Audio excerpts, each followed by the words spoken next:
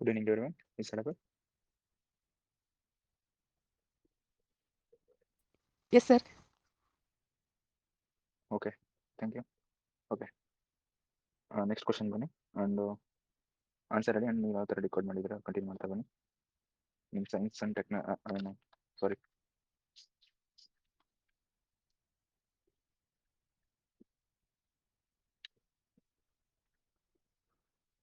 Panchayat elections ಇದಾವಲ್ವಾ, election requirements ಬಗ್ಗೆ. ಈ ಎಲೆಕ್ಷನ್ ರಿಕ್ವೈರ್ಮೆಂಟ್ಸ್ ಬಗ್ಗೆ ಆಲ್ರೆಡಿ ನಾವು ಡಿಸ್ಕಸ್ ಮಾಡಿಕೊಂಡಿದ್ವಿ. Central elections and central elections ಯಾರು ಕಂಡಕ್ಟ್ ಮಾಡ್ತಾರೆ, ಟೆನ್ಯೂರ್ ಏನು, ಯಾರು ಇಂಪೀಚ್ಮೆಂಟ್ ಮಾಡ್ತಾರೆ, ಎಷ್ಟು ವರ್ಷ ಇರ್ತದೆ, ಸ್ಟೇಟ್ ಒಳಗೆ ಯಾರು ಯಾರು ಎಲೆಕ್ಷನ್ ಕಂಡಕ್ಟ್ ಮಾಡ್ತಾರೆ, ಅದು ಏನು ಟೆನ್ಯೂರ್. ಒಂದು ಸೆಕೆಂಡ್, ನೀವು ಆಲ್ರೆಡಿ ನೋಟ್ಸ್ ಮಾಡ್ಕೊಂಡಿರ್ತೀರಲ್ವಾ, ರಿಪೀಟ್ ಮಾಡಿ. Central state election commission and state election commission and central ಅಲ್ಲಿ ಚೇರ್ಮನ್ ಅಟ್ ಪ್ರೆಸೆಂಟ್ ಆದ ಯಾರಿದ್ದಾರೆ ಅಂಡ್ ಟೆನ್ಯೂರ್ ಎಲ್ಲ ಇನ್ ಡೀಟೇಲ್ಸ್ ಆಗಿ ಹೇಳಿ ಸರ್.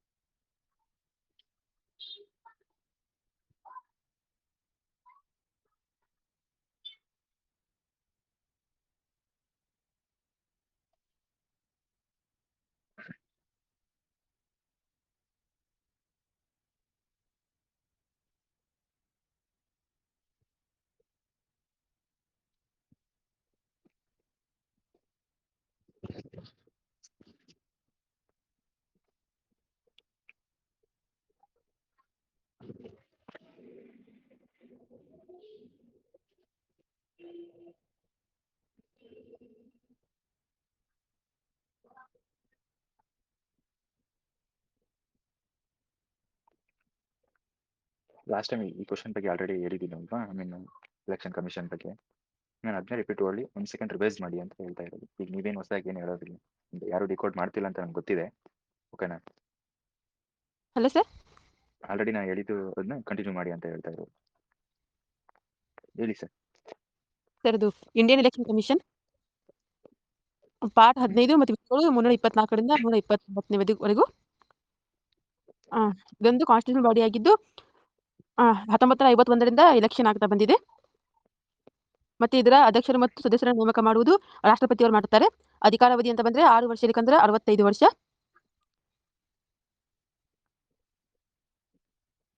ಮತ್ತೆ ಇವ್ರನ್ನ ತೆಗೆದು ಹಾಕ್ಬೇಕಂದ್ರೂ ರಾಷ್ಟ್ರಪತಿಯವರೇ ಇವ್ರನ್ನ ತೆಗೆದು ಹಾಕ್ತಾರೆ, ಇಂಪ್ಲಿಮೆಂಟ್ ಮಾಡಿ. ಮತ್ತೆ ಇವ್ರ ಸ್ಯಾಲ್ರಿ ಅಂತ ಬಂದ್ರೆ ಸುಪ್ರೀಂ ಕೋರ್ಟ್ ಈಗ ಜಡ್ಜ್ ಎಷ್ಟು ಇರ್ತಿದ್ಲೋ ಅಷ್ಟೇ ಇವರಿಗೂ ಸ್ಯಾಲ್ರಿ ಇರ್ತದೆ ಸರ್.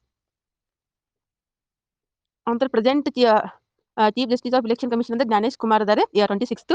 ಮತ್ತೆ 1+2 3 ಟೋಟಲ್ 3 ಮೆಂಬರ್ಸ್ ಇರ್ತಾರೆ. ಅದರಲ್ಲಿ ಇಬ್ಬರು ಅಂದ್ರೆ ಸುಖಬೇಂದ್ರ ಸಿಂಗ್ ಸಂಧು ಮತ್ತು ವಿವೇಕ್ ಜೋಶಿ ಈಗ ಪ್ರೆಸೆಂಟ್ ಇದ್ದಾರೆ sir. Okay. State election commission ಅದು ಸ್ಥಾಪನೆ ಆಗಿದ್ದು 1993 ಮೇ 26. ರಾಜ್ಯ ಚುನಾವಣಾ ಆಯುಕ್ತರನ್ನು ಆಯ್ಕೆ ಮಾಡುವುದು ರಾಜ್ಯಪಾಲರು ಮಾಡ್ತಾರೆ. ಮತ್ತೆ ರಾಜೀನಾಮೆ ಪ್ರಮಾಣ ವಚನ ರಾಜ್ಯಪಾಲನೆ ಮಾಡ್ತಾರೆ. ಇಲ್ಲಿ ಇವರ ವೇತನ ಹೈಕೋರ್ಟ್ ನ್ಯಾಯಾಧೀಶ ಎಷ್ಟಿರುತ್ತೆ ಅಷ್ಟು ಇರ್ತದೆ, 1,25,000. ಅಧಿಕಾರಾವಧಿ ಬಂದ್ರೆ 5 ವರ್ಷ, ಇಲ್ಲಕಂದ್ರೆ 65 ವರ್ಷ. ಇದು ಸ್ಥಳೀಯ ಸಂಸ್ಥೆಗಳು, ಪಂಚಾಯತ್ಗಳಿಗೆ, ಮುನ್ಸಿಪಾಲಿಟಿಗೆ ಇದಕ್ಕೆಲ್ಲ ಚುನಾವಣೆ ನಡೆಸುತ್ತದೆ. ಮತ್ತೆ ಈಗ ಇವರನ್ನು ತೆಗೆದು ಹಾಕ್ಬೇಕಂದ್ರೆ ಹೈಕೋರ್ಟ್ ಜಡ್ಜ್ ಅವ್ರು ತೆಗೆದು ಹಾಕ್ತಾರೆ, ಅದೇ ರೀತಿ ಇವರನ್ನು ಕೂಡ ತೆಗೆದು ಹಾಕಲಾಗುತ್ತದೆ.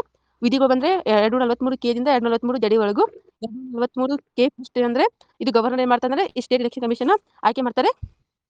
ನಂತರ ಈಗ ಪ್ರೆಸೆಂಟ್ ರಾಜ್ಯ ಚುನಾವಣಾ ಆಯುಕ್ತ ಕರ್ನಾಟಕದಲ್ಲಿ ಅಂದ್ರೆ ಸಿಂಗರೇಸಿ ಅವರಿದ್ದಾರೆ ಸರ್. Okay, thank you. ಗೊತ್ತಾಗ್ತಿದೆ ಅಲ್ವಾ ಕ್ವಶನ್ ಏನ್ ಕೇಳ್ತಿದ್ದಾರೆ ಅಂತ.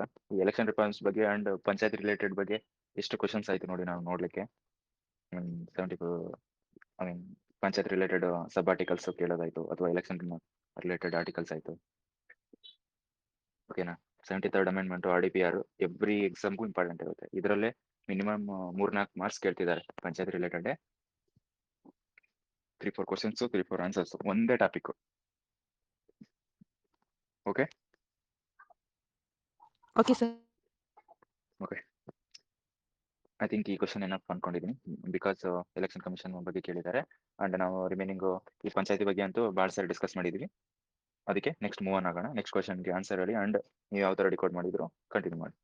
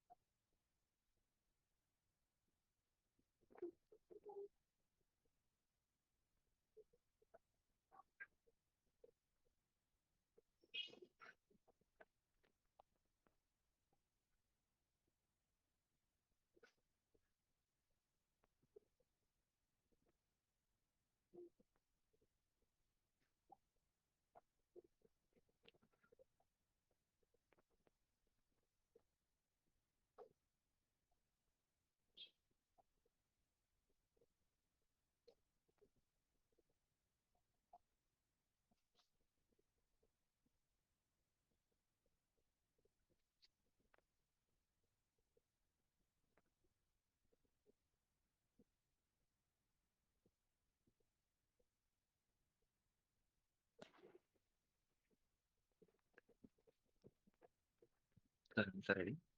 ಅಂಡ್ ನೀವು ಯಾವ ಥರ ರೆಕಾರ್ಡ್ ಮಾಡಿದ್ರೋ ಹೇಳಿ.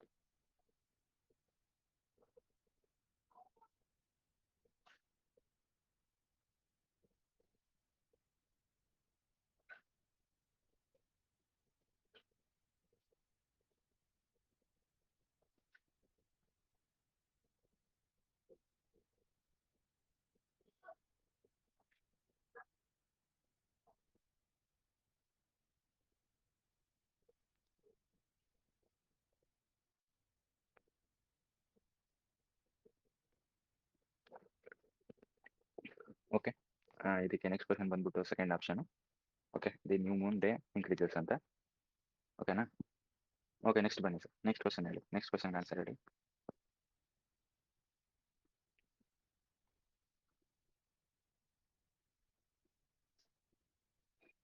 ಈ ಕ್ವಶನ್ ಎಲ್ಲಿ ಅಂತಂದರೆ 2022 ಅಲ್ಲಿ SSC COP ಎಕ್ಸಾಮ್ಸ್ ಅಂತ ಆಗ್ತವೆ. 22 ಅಲ್ಲಿ SSC ಎಕ್ಸಾಮ್ನ ಕಾಪಿ ಪೇಸ್ಟ್ ಮಾಡಿರೋದು. ಸ್ಟೇಟ್ ಎಲೆಕ್ಷನ್ ಬಗ್ಗೆ ಅಂತೂ ಭಾಳ ಕಡೆ ಕೇಳಿದ್ದಾರೆ ಕೂಡ ಆಲ್ರೆಡಿ. ನಮ್ಗೆ ಬೇಕಾಗಿರೋದು ಗೊತ್ತಾಯ್ತಲ್ಲ. ನೆಕ್ಸ್ಟ್ ಕ್ವಶನ್ ಬನ್ನಿ. ಆ್ಯಂಡ್ ಅದಕ್ಕೆ ಆನ್ಸರ್ ಹೇಳಿ. ಕ್ರೊನಾಲಜಿಕಲ್ ಆರ್ಡರ್ ಅಂತ ಹೇಳಿದ್ನಲ್ವ ನಾನು, ಹಿಸ್ಟ್ರಿ ಓದ್ಬೇಕಾದ್ರೆ ಯಾವ ಥರ ಕೇಳ್ತಾರೆ ಅಂತ. KE ಡಿಪಾರ್ಟ್ಮೆಂಟ್ ಅವರು ಇಯರ್ಗಿಂತ ಜಾಸ್ತಿ ಕ್ರೊನಾಲಜಿಕಲ್ ಆರ್ಡರ್, ಡಿಕ್ರೀಸಿಂಗು, ಇನ್ಕ್ರೀಸಿಂಗ್ ಆರ್ಡರ್ ಇದ್ರ ಮೇಲೆ ಜಾಸ್ತಿ ಫೋಕಸ್ ಮಾಡ್ತಾರೆ. ಬಟ್ ಬೇರೆ ಕಡೆ ಬೇರೆ ಎಕ್ಸಾಮ್ಸ್ ಎಲ್ಲ ಏನು ಮಾಡ್ತಾರೆ ಅಂತಂದ್ರೆ KPSC ಅಂದರೆ ಇದು ಮಾಡ್ತಾರೆ, ಇಯರ್ ಕೇಳ್ತಾರೆ.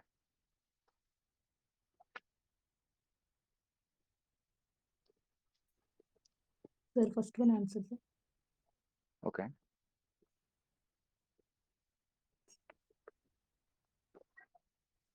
ಹೇಳಿ ಸರ್ ಇದು ಲಾರ್ಡ್ ಹರ್ಸ್ಟ್ ಅವರು ಇದ್ದಾರೆ ಸರ್. ಅವರು 1823-28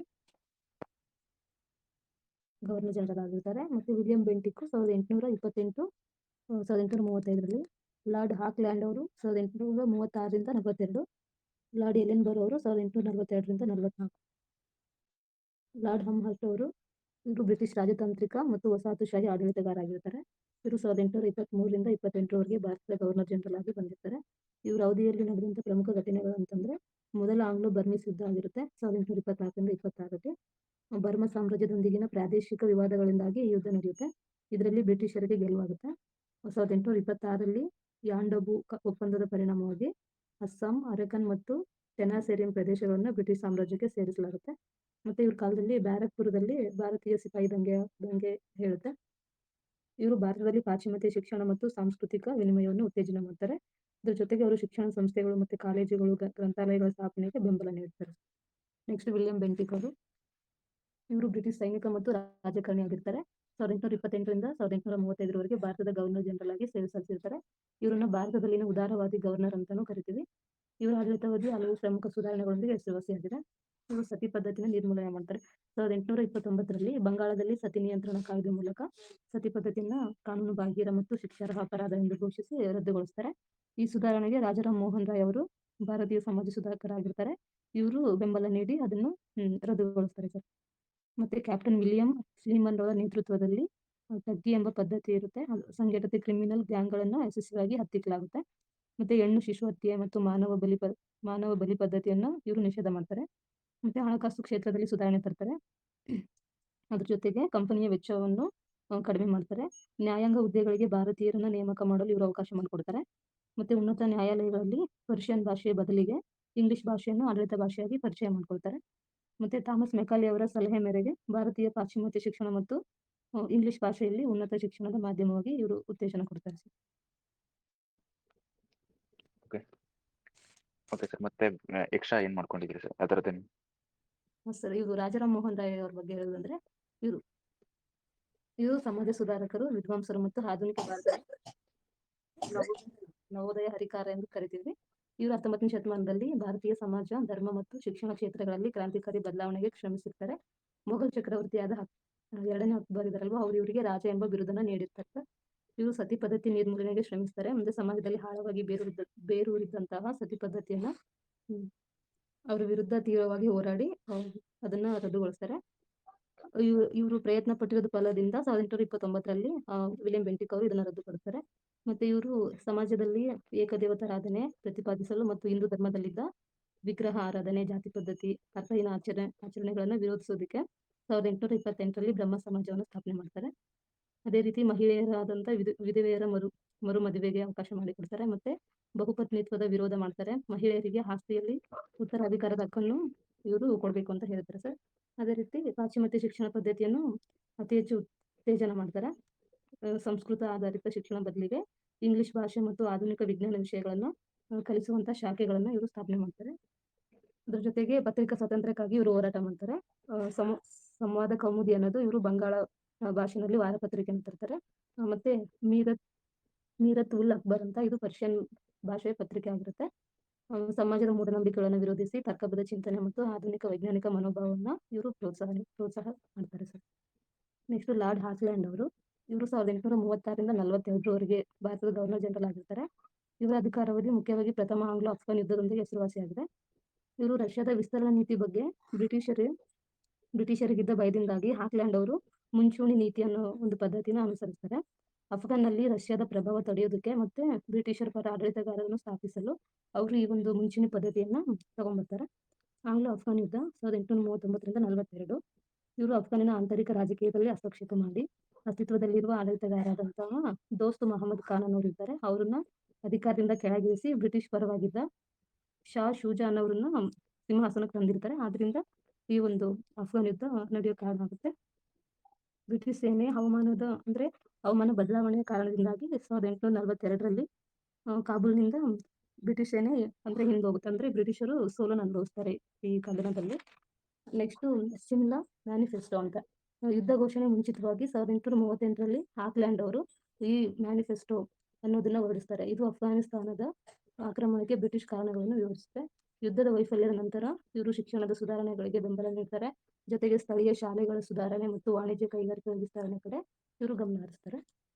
ನೆಕ್ಸ್ಟ್ ಲಾರ್ಡ್ ಎಲೆನ್ ಬರೋ ಇವರು 1842ರಿಂದ 44ರವರೆಗೆ ಭಾರತದ ಗವರ್ನರ್ ಜನರಲ್ ಆಗಿ ಸೇವೆ ಸಲ್ಲಿಸಿರ್ತಾರೆ. ಇವರು ಹಾಕ್ಲ್ಯಾಂಡ್ ಆರಂಭಿಸಿದಂತಹ ಒಂದು ಮೊದಲ ಆಂಗ್ಲೋ ಅಫ್ಘಾನ್ ಯುದ್ಧ ಏನಿರುತ್ತೆ ಅದನ್ನ ಇವರು ಕೊನೆಗೊಳಿಸ್ತಾರೆ. ಇವರು ಬ್ರಿಟಿಷ್ ಸೈನ್ಯವನ್ನು ಕಾಬೂಲ್ನಿಂದ ಹಿಂತೆಗೆದುಕೊಂಡು ಯುದ್ಧವನ್ನು ಮುಕ್ತಾಯಗೊಳಿಸ್ತಾರೆ.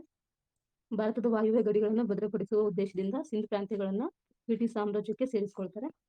ಅದೇ ರೀತಿ ಗ್ವಾಲಿಯರ್ನೊಂದಿಗೆ ಯುದ್ಧ ಮಾಡ್ತಾರೆ 1843ರಲ್ಲಿ. ಮರಾಠ ರಾಜ್ಯವಾದ ಗ್ವಾಲಿಯರ್ನಲ್ಲಿ ಉಂಟಾದ ಉತ್ತರಾಧಿಕಾರದ ಬಿಕ್ಕಟ್ಟಿನಲ್ಲಿ ಬ್ರಿಟಿಷರು ಹಸ್ತಕ್ಷೇಪ ಮಾಡ್ತಾರೆ. ಇದು ಗ್ವಾಲಿಯರ್ ಯುದ್ಧಕ್ಕೆ ಕಾರಣ ಆಗುತ್ತೆ. ಇವರು ಗುಲಾಮಗಿರಿ ಪದ್ಧತಿಯನ್ನು ರದ್ದುಗೊಳಿಸ್ತಾರೆ. ಮತ್ತೆ ಪೊಲೀಸ್ ಆಡಳಿತದ ಸುಧಾರಣೆಯ ನೀತಿಯಲ್ಲಿ ಡೆಪ್ಯೂಟಿ ಮ್ಯಾಜಿಸ್ಟ್ರೇಟ್ ಎಂಬ ಹೊಸ ಹುದ್ದೆಯನ್ನ ಇವರು ಸೃಷ್ಟಿ ಮಾಡ್ತಾರೆ. ಇಷ್ಟೇ. Okay, thank you.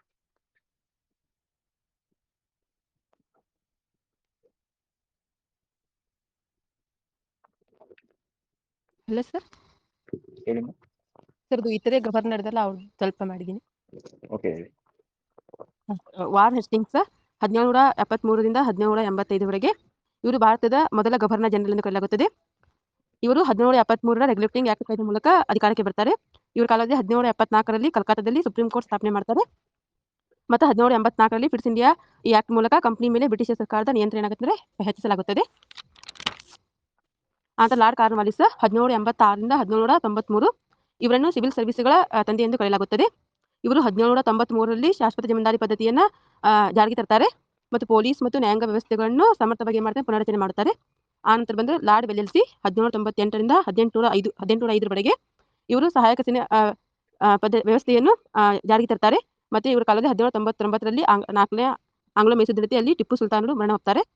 ನಂತರ ಲಾರ್ಡ್ ಹೇಸ್ಟಿಂಗ್ಸ್ 1813ರಿಂದ 1823 ಇವ್ರು ಏನ್ ಮಾಡ್ತಾರೆ, ಮರಾಠರ ಅಂತಿಮ ಯುದ್ಧವನ್ನ 1817ರಿಂದ 1818ರವರೆಗೆ ನಡೆಸಿ ಮರಾಠರ ಪ್ರಾಬಲ್ಯವನ್ನು ಮಾಡ್ತಾರೆ, ಅಂತ್ಯಗೊಳಿಸ್ತಾರೆ. ಮತ್ತು ಬ್ರಿಟಿಷರ ಭೌಗೋಳಿಕ ವಿಸ್ತರಣೆಗೆ ಪ್ರಮುಖ ಪಾತ್ರ ವಹಿಸಿದರು. ನಂತರ ಲಾರ್ಡ್ ಡಾಲ್ಹೌಸಿ 1848ರಿಂದ 1856ರವರೆಗೆ ಇವರು ಡಾಕ್ಟರ್ ಆಫ್ ಲಾಸ್ ಎಂಬ ಸಿದ್ಧಾಂತವನ್ನು ಜಾರಿಗೆ ತರ್ತಾರೆ.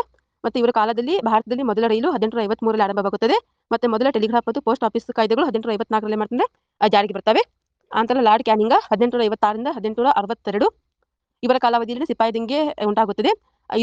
ಇದರ ನಂತರ ಈಸ್ಟ್ ಇಂಡಿಯಾ ಕಂಪನಿ ಆಡಳಿತ ಕೊನೆಗೊಂಡು ಇಲ್ಲಿ ಏನಾಗುತ್ತದೆ, ಡೈರೆಕ್ಟ್ ಬ್ರಿಟಿಷ್ ರಾಣಿಯ ಕೈಗೆ ಆಡಳಿತವನ್ನು ವರ್ಗಾವಣೆ ಮಾಡಲಾಗುತ್ತದೆ. ಇವರು ಭಾರತದ ಮೊದಲ ವೈಸರಾಯ್ ಅಂದರೆ ಲಾರ್ಡ್ ಕ್ಯಾನಿಂಗ್. ನಂತರ ಲಾರ್ಡ್ ಮಯೋ 1869ರಿಂದ 1872 ಇವರು ಏನ್ ಮಾಡ್ತಾರೆ, ಸ್ಟ್ಯಾಟಿಸ್ಟಿಕಲ್ ಸರ್ವೆ ಆಫ್ ಇಂಡಿಯಾವನ್ನು ಆರಂಭಿಸ್ತಾರೆ ಮತ್ತು ಮೇಯೋ ಕಾಲೇಜನ್ನು ಸ್ಥಾಪನೆ ಮಾಡ್ತಾರೆ. ಇವರು ಭಾರತದ ಪ್ರವಾಸದ ವೇಳೆ ಹತ್ಯೆಯಾದ ಏಕೈಕ ವೈಸರಾಯ್ ಅಂದರೆ ಲಾರ್ಡ್ ಮಯೋ 1872ರಲ್ಲಿ. ನಂತರ ಲಾರ್ಡ್ ಲಿಟ್ಟನ್ ಬರ್ತಾರೆ 1876ರಿಂದ 1880. ಇವರ ಅವಧಿಯಲ್ಲಿ ದೆಹಲಿ ದರ್ಬಾರ್ 1877ರಲ್ಲಿ ಆಯೋಜನೆ ಮಾಡಲಾಗುತ್ತದೆ. ಇವರು 1878ರಲ್ಲಿ ವರ್ನಾಕುಲರ್ ಪ್ರೆಸ್ ಆಕ್ಟ್ ಅನ್ನು ಜಾರಿಗೆ ತರ್ತಾರೆ ಮತ್ತು ಆರ್ಮ್ಸ್ ಆಕ್ಟ್ ಅನ್ನು 1878ರಲ್ಲಿ ಜಾರಿಗೆ ಬರ್ತದೆ. ನಂತರ ಲಾರ್ಡ್ ರಿಪ್ಪನ್ನ 1880ರಿಂದ 1884ರವರೆಗೆ ಇವರು ಏನ್ ಮಾಡ್ತಾರೆ, ಈ ಲಾರ್ಡ್ ಲಿಟ್ಟನ್ ಜಾರಿಗೆ ತಂದಂತಹ ವರ್ನಾಕುಲರ್ ಪ್ರೆಸ್ ಆಕ್ಟ್ ಅನ್ನು ಏನ್ ಮಾಡ್ತಾರೆ, ರದ್ದು ಮಾಡ್ತಾರೆ ಮತ್ತು ಸ್ಥಳೀಯ ಸ್ವರಾಜ್ಯಕ್ಕೆ ಹೆಚ್ಚಿನ ಉತ್ತೇಜನ ನೀಡ್ತಾರೆ. 1883ರಲ್ಲಿ ಗಿಲ್ಬರ್ಟ್ ಬಿಲ್ ಅನ್ನು ಮಂಡನೆ ಮಾಡ್ತಾರೆ ಮತ್ತು ಭಾರತೀಯರಿಗೆ ಅತ್ಯಂತ ಸ್ನೇಹಪರ ಆಡಳಿತಗಾರರಲ್ಲಿ ಒಬ್ಬರೆಂದು ಇವರನ್ನು ಕರೆಯಲಾಗುತ್ತದೆ. ಇವರನ್ನ father of self government in India ಎಂದು ಕೂಡ ಕರೆಯಲಾಗುತ್ತದೆ. ನಂತರ ಲಾರ್ಡ್ ಡಫ್ರಿನ್ 1884ರಿಂದ 1888ರವರೆಗೆ ಇವರ ಕಾಲಾವಧಿಯಿಂದ 1885ರಲ್ಲಿ ಏನಾಗುತ್ತದೆ, ಭಾರತೀಯ ರಾಷ್ಟ್ರೀಯ ಕಾಂಗ್ರೆಸ್ ಸ್ಥಾಪನೆಯಾಗುತ್ತದೆ. ಇದು ಭಾರತದ ಒಂದು ರಾಷ್ಟ್ರೀಯ ಚಳವಳಿಗೆ ಮೂಲವಾಗಿತ್ತು. ಇವರ ಆಡಳಿತವನ್ನು ಆಧುನಿಕ ಭಾರತೀಯ ರಾಷ್ಟ್ರೀಯ ಚಳವಳಿಯ ಆರಂಭಿಕ ಹಂತ ಎಂದು ಕೂಡ ಕರೆಯಲಾಗುತ್ತದೆ. ನಂತರ ಲಾರ್ಡ್ ಕರ್ಜನ್ 1899ರಿಂದ 1905ರವರೆಗೆ ಇವರು ವಿಶ್ವವಿದ್ಯಾಲಯ ಹಾಗೂ ಪುರಾತತ್ವ ಇಲಾಖೆಗಳಲ್ಲಿ ಮಾಡ್ತಾರೆ ಪ್ರಮುಖ ಸುಧಾರಣೆಗಳನ್ನು ಮಾಡ್ತಾರೆ. 1905ರಲ್ಲಿ ಬಂಗಾಳ ವಿಭಜನೆ ಮಾಡ್ತಾರೆ. ಈ ನೀತಿ ವಿರುದ್ಧ ಮಾಡ್ತಾರೆ ಸ್ವದೇಶಿ ಬಹಿಷ್ಕಾರ ಚಳವಳಿ ಪ್ರಾರಂಭವಾಗುತ್ತದೆ. ಲಾರ್ಡ್ ಹಾರ್ಡಿಂಜ್ 1910ರಿಂದ 1916 1911ರಲ್ಲಿ ರಾಜಧಾನಿಯನ್ನು ಕಲ್ಕತ್ತಾದಿಂದ ದೆಹಲಿಗೆ ಸ್ಥಳಾಂತರ ಮಾಡಲಾಗುತ್ತದೆ ಮತ್ತು ಇವರು ಬಂಗಾಳ ವಿಭಜನೆ ರದ್ದು ಮಾಡ್ತಾರೆ ಮತ್ತು ದೆಹಲಿಯ ದರ್ಬಾರ್ ನಡೆದಂತ 1911ರಲ್ಲಿ ಇವರ ನೇತೃತ್ವದಲ್ಲಿನೇ ಈ ದರ್ಬಾರ್ ಜರುಗುತ್ತದೆ. ನಂತರ ಲಾರ್ಡ್ ಚೆಮ್ಸ್ಫರ್ಡ್ 1916ರಿಂದ 1921 1919ರ ಈ ರೌಲತ್ ಕಾಯ್ದೆ ಜಾರಿಗೊಳ್ಳುತ್ತದೆ ಮತ್ತು ಇವರ ಕಾಲಾವಧಿಯಲ್ಲಿ ಜಲಿಯನ್ ವಾಲಾಬಾಗ್ ಹತ್ಯಾಕಾಂಡ ಏಪ್ರಿಲ್ 13, 1919 ನಡೆಯುತ್ತದೆ ಮತ್ತು ಮ್ಯಾಂಟಗೋ ಚೆಸ್ಟ್ನಟ್ ಸುಧಾರಣೆಗಳು ಸಹ ಜಾರಿಗೆ ಬರ್ತವೆ. ನಂತರ ಲಾರ್ಡ್ ಇರ್ವಿನ್ 1926ರಿಂದ 1931 ಇವರ ಅವಧಿಯಲ್ಲಿ ಏನಾಗುತ್ತೆ, ಸೈಮನ್ ಆಯೋಗ ಭಾರತಕ್ಕೆ ಬಂದಿರುತ್ತದೆ. ಅಂದರೆ 1928ರಲ್ಲಿ ಸೈಮನ್ ಆಯೋಗ ಭಾರತಕ್ಕೆ ಬಂದಿತ್ತು. 1931ರಲ್ಲಿ ಗಾಂಧಿ ಇರ್ವಿನ್ ಒಪ್ಪಂದವಾಗುತ್ತದೆ. ನಂತರ ಲಾರ್ಡ್ ಲೀನ್ ಲಿತ್ಗೋ 1936ರಿಂದ 1943 ಇವರು ಭಾರತೀಯರ ಅನುಮತಿ ಇಲ್ಲದೆ ಏನ್ ಮಾಡ್ತಾರೆ, ಭಾರತವನ್ನು ದ್ವಿತೀಯ ವಿಶ್ವಯುದ್ಧಕ್ಕೆ ಅಂತ 1939ರಲ್ಲಿ ಒಳಪಡಿಸುತ್ತಾರೆ. ಇದರಿಂದ ಏನಾಗುತ್ತೆ, ದೇಶವ್ಯಾಪಿ ಅಸಮಾಧಾನ ಮತ್ತು ಪ್ರತಿಭಟನೆಗಳು ಸಂಭವಿಸುತ್ತವೆ. ಮತ್ತು ಇವರ ಕಾಲಾವಧಿಯಲ್ಲಿ 1947ರಲ್ಲಿ ಕ್ವಿಟ್ ಇಂಡಿಯಾ ಮೂವ್ಮೆಂಟ್ ಮತ್ತು ಕ್ರಿಪ್ಸ್ ಮಿಷನ್ ಬಂದಿರುತ್ತೆ. ಅಂದರೆ ಕ್ವಿಟ್ ಇಂಡಿಯಾ ಮೂವ್ಮೆಂಟ್ ಆಗುತ್ತದೆ ಮತ್ತು ಕ್ರಿಪ್ಸ್ ಮಿಷನ್ ಭಾರತಕ್ಕೆ ಬಂದಿರುತ್ತದೆ. ನಂತರ ಲಾರ್ಡ್ ಮೌಂಟ್ ಬ್ಯಾಟನ್ 1947-48 ಇವರು ಭಾರತದ ಕೊನೆಯ ವೈಸರಾಯ ಹಾಗೂ ಸ್ವತಂತ್ರ ಭಾರತದ ಮೊದಲ ಗವರ್ನರ್ ಜನರಲ್ ಆಗಿದ್ದರು. ಇವರ ಮೌಂಟ್ ಬ್ಯಾಟನ್ ಯೋಜನೆಯಡಿ 1947ರಲ್ಲಿ ಭಾರತ ಮತ್ತು ಪಾಕಿಸ್ತಾನ ವಿಭಜನೆ ಆಗುತ್ತದೆ. ಸರ್ ಆಯ್ತು. Okay, thank you sir. ಈ ಜನರಲ್ಸ್ ಗವರ್ನರ್ ಇನ್ ಬೆಂಗಾಲ್ ಇದೆಲ್ಲ ಬಹಳ ಇಂಪಾರ್ಟೆಂಟ್ ಚಾಪ್ಟರ್. ನೀವು ಪೊಲಿಟಿಯಲ್ಲಿ ಓದಿರ್ತೀರಾ ಅಂಡ್ ಹಿಸ್ಟ್ರಿಯಲ್ಲಿ ಓದ್ತೀರಾ, ಮಾಡರ್ನ್ ಹಿಸ್ಟ್ರಿಯಲ್ಲಿ. ಓಕೆನಾ? ಅಂಡ್ ಇವತ್ತು ಟಾರ್ಗೆಟ್ ಅಲ್ಲಿ ಕೂಡ ಇತ್ತು ಅನ್ಕೊಂಡಿದ್ದೀನಿ ಇದು.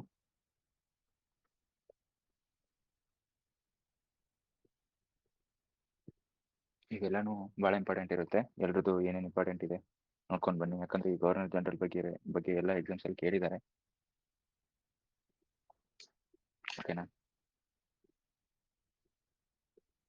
ಸರ್? Okay, thank you. ಈ ಕ್ವಶನ್ ಕ್ಲಿಯರ್ ಇತ್ತು ಅಂದ್ರೆ, ಅಂಡ್ ಈ ಕ್ವಶನ್ ರಿಲೇಟೆಡ್ ಇದು ಕೊಟ್ಟಿದ್ದೀನಿ, ಒಂದು PDF ನೋಡ್ಕೊಳ್ಳಿ. ಒಂದು ಸೆಕೆಂಡ್ ಬಂತೀನಿ ಎಕ್ಸ್ಟ್ರಾ. ನೆಕ್ಸ್ಟ್ ಕ್ವಶನ್ ಬನ್ನಿ. ನೆಕ್ಸ್ಟ್ ಕ್ವಶನ್ ಆನ್ಸರ್ ಹೇಳಿ. ನೀವು ಯಾವ ಥರ ರಿಕಾರ್ಡ್ ಮಾಡಿದ್ರು ಕಂಟಿನ್ಯೂ ಮಾಡಿ.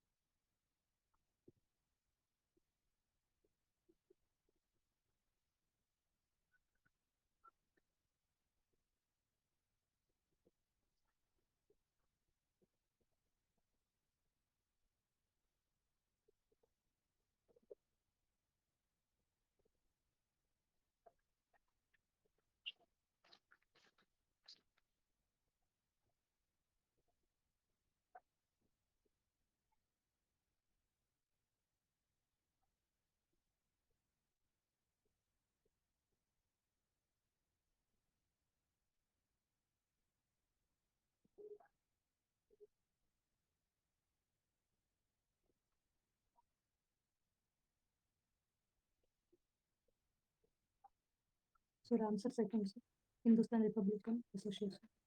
ಓಕೆ. ಇದು ಒಂದು ಕ್ರಾಂತಿಕಾರಿ ಸಂಘಟನೆ ಆಗಿರುತ್ತೆ.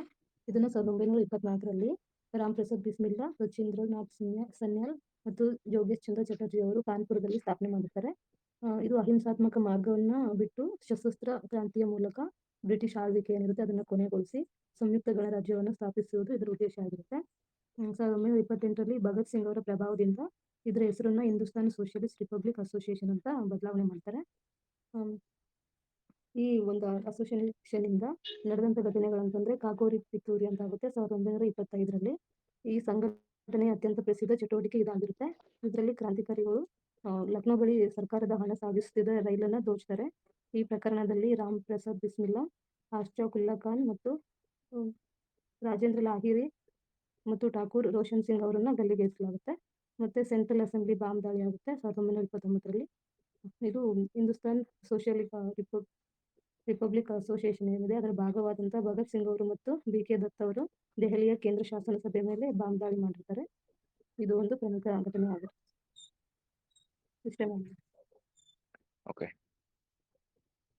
ಏನಿದು ಫಸ್ಟ್ ಹಿಂದೂಸ್ತಾನ್ ರಿಪಬ್ಲಿಕ್ ಅಸೋಸಿಯೇಷನ್ ಇರುತ್ತೆ, ಭಗತ್ ಸಿಂಗ್ ಅವರಿಂದ ಹಿಂದೂಸ್ತಾನ್ ಸೋಷಿಯಲಿಸ್ಟಿಕ್ ರಿಪಬ್ಲಿಕನ್ ಅಸೋಸಿಯೇಷನ್ ಅಂತ ಆಗುತ್ತೆ. ಇಯರ್ ನೆನ್ಪಿಟ್ಕೊಂಡಿರಿ. ಅಂಡ್ ಈ KE ಡಿಪಾರ್ಟ್ಮೆಂಟ್ ಅಲ್ಲಿ ಇಯರ್ಸ್ ಅಷ್ಟು ಫೋಕಸ್ ಮಾಡಲ್ಲ, ಬಟ್ ಬೇರೆ ಎಕ್ಸಾಮ್ಸ್ಗೆ ನಿಮಗೆ ಏನಾದರೂ HRA ಯಾವಾಗ ಸ್ಥಾಪನೆ ಆಯಿತು ಅಂತ ಅಂಡ್ ಕಾಕೋರಿ ಇನ್ಸಿಡೆಂಟ್ಸ್ ಏನಕ್ಕೆ ಆಯ್ತು ಅಂತ ಕ್ವಶನ್ ಕೇಳಿದ್ದಾರೆ ಅದರದ್ದು ಸೆಂಟ್ರಲ್ ಎಕ್ಸಾಮ್ಸ್. ಮತ್ತೆ ಈ ಕೇಂದ್ರ ವಿಧಾನಸಭಾ ಬಾಂಬ್ ದಾಳಿ ಪ್ರಕರಣ ಅಂತ ಆಗುತ್ತೆ, ಅದೆಷ್ಟರಲ್ಲಿ?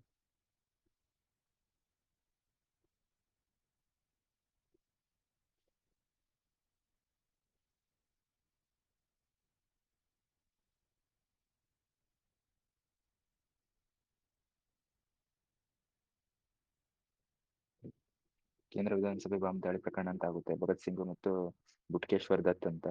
ಏನಕ್ಕಾಗುತ್ತೆ ಅಂತಂದ್ರೆ 1929 ಏಪ್ರಿಲ್ 8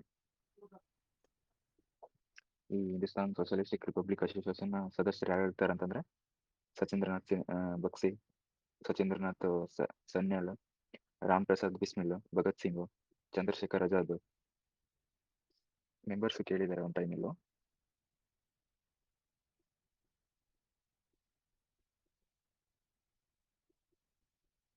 ಮಾಡರ್ನ್ ಹಿಸ್ಟ್ರಿ ಗೊತ್ತಿರಲ್ವಾ? ಗೊತ್ತಾಗುತ್ತಿದ್ದು ಈ ಇಯರ್ ನೆನ್ಪಿಟ್ಕೊಂಡಿರಿ. HRA ಇದ್ದಿದ್ದು HSRA ಆಗುತ್ತೆ. I mean Hindustan republic socialist association ಅಂತ, sorry Hindustan socialistic republic association ಅಂತ. ಅಂಡ್ ಮೆಂಬರ್ಸು ಯಾವಾಗ ಇಯರ್ ಆಯಿತು, ಪರ್ಪಸ್ ಏನು ಅಷ್ಟು ಗೊತ್ತಿರಲಿಲ್ಲ ನಿಮಗೆ. ಈ ಕಾಕೋರಿ ಪಿತೂರಿ ಬಗ್ಗೆನೂ ಕೇಳಿದ್ದಾರೆ.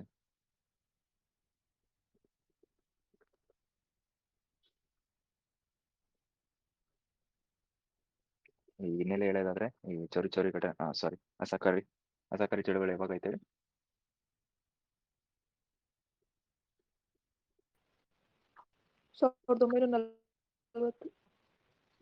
ಅಸಹಕಾರ ಚಳವಳಿ 1920 ಮಹಾತ್ಮ ಗಾಂಧಿ ಅವರಿಂದ ಆಗುತ್ತೆ. ಅಹಿಂಸಾತ್ಮಕ ಪ್ರತಿಪಾದನೆ ಮತ್ತು ಭಾರತದಲ್ಲಿ ಬ್ರಿಟಿಷ್ ಚಟುವಟಿಕೆಗಳನ್ನು ಹಿಂತೆಗೆದು ಐ ಮೀನ್ ಬಹಿರಂಗ ಮಾಡ್ಬೇಕಂತ ಮಾಡ್ತಾರೆ. ಅಸಹಕಾರಿ ಚಳವಳಿಯಿಂದನೇ ಚೋರಿ ಘಟನೆ ನಡೀತದೆ 1992. ಇಲ್ಲೇನು ಅಲ್ಲೇ ಅಸಹಕಾರಿ ಚಳವಳಿಯಲ್ಲಿ ಹಿಂಸಾಚಾರ ಪ್ರತಿಭಟನೆ ಗಲಾಟೆ ಆಗಿರುತ್ತಲ್ವಾ, ಅದಕ್ಕೋಸ್ಕರ ಗಾಂಧೀಜಿಯವರು ಅಸಹಕಾರ ಚಳವಳಿನ ಚೋರಿ ಘಟನೆ ಮೂಲಕ ಎಂಡ್ ಮಾಡ್ತಾರೆ. ಇದು ಅಸಹಕಾರಿ ಚಳವಳಿಗೂ ಒಂದು ಚೋರಿ ಘಟನೆ 1920ಯಲ್ಲಿ ಅಸಹಕಾರ ಚಳವಳಿ, ಚೋರಿ ಘಟನೆ 1922. ಈ ಅಸಹಕಾರ ಚಳವಳಿನ ನಿಲ್ಲಿಸುವ ನಿರ್ಧಾರ ಆಗಿರುತ್ತೆ ಮೇನ್ ಈ ಪ್ರತಿಷ್ಠಾನ ಅಂತ ಬರುತ್ತಲ್ವಾ, HRA ಅದು ಹಿಂದೂಸ್ತಾನ್ ರಿಪಬ್ಲಿಕ್ ಅಸೋಸಿಯೇಷನ್ ಅಸಹಕಾರ ಚಳವಳಿ ನಿಲ್ಲಿಸುವುದು ನಿರ್ಧರಿಸ್ತಾರೆ ಇದರಲ್ಲಿ. ಐ ಮೀನ್ ನೆಕ್ಸ್ಟ್ HRA ಸ್ಥಾಪಿಸ್ಬೇಕನ್ನೋದು ಒಂದು ಪ್ರೇರಣೆ ಮಾಡ್ಕೊಂತಾರೆ. ಯಾರು? ಚಂದ್ರಶೇಖರ್ ಆಜಾದ್ ಮತ್ತು ಭಗತ್ ಸಿಂಗ್.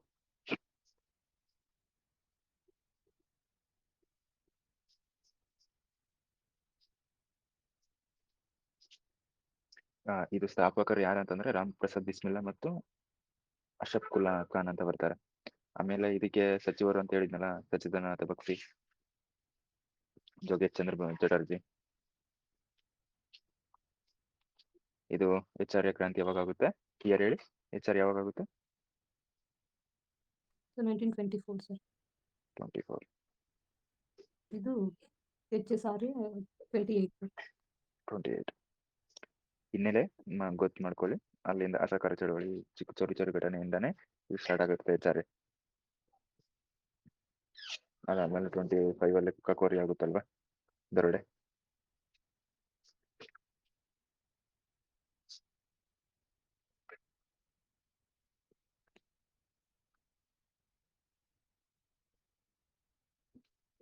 ಓಕೆ, ಈ ಕ್ವಶನ್ ಕ್ಲಿಯರ್ ಆಯ್ತಾ?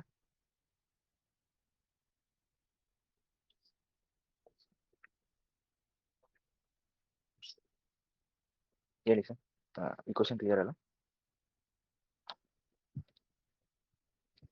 Yes sir, clear. Okay, next question ಹೇಳಿ ಸರ್. ನೆಕ್ಸ್ಟ್ ಕ್ವಶನ್ ಆನ್ಸರ್ ಹೇಳಿ.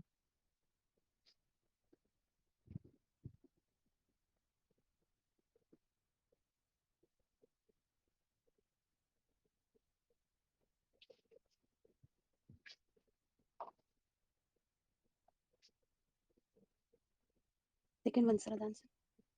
ಓಕೆ,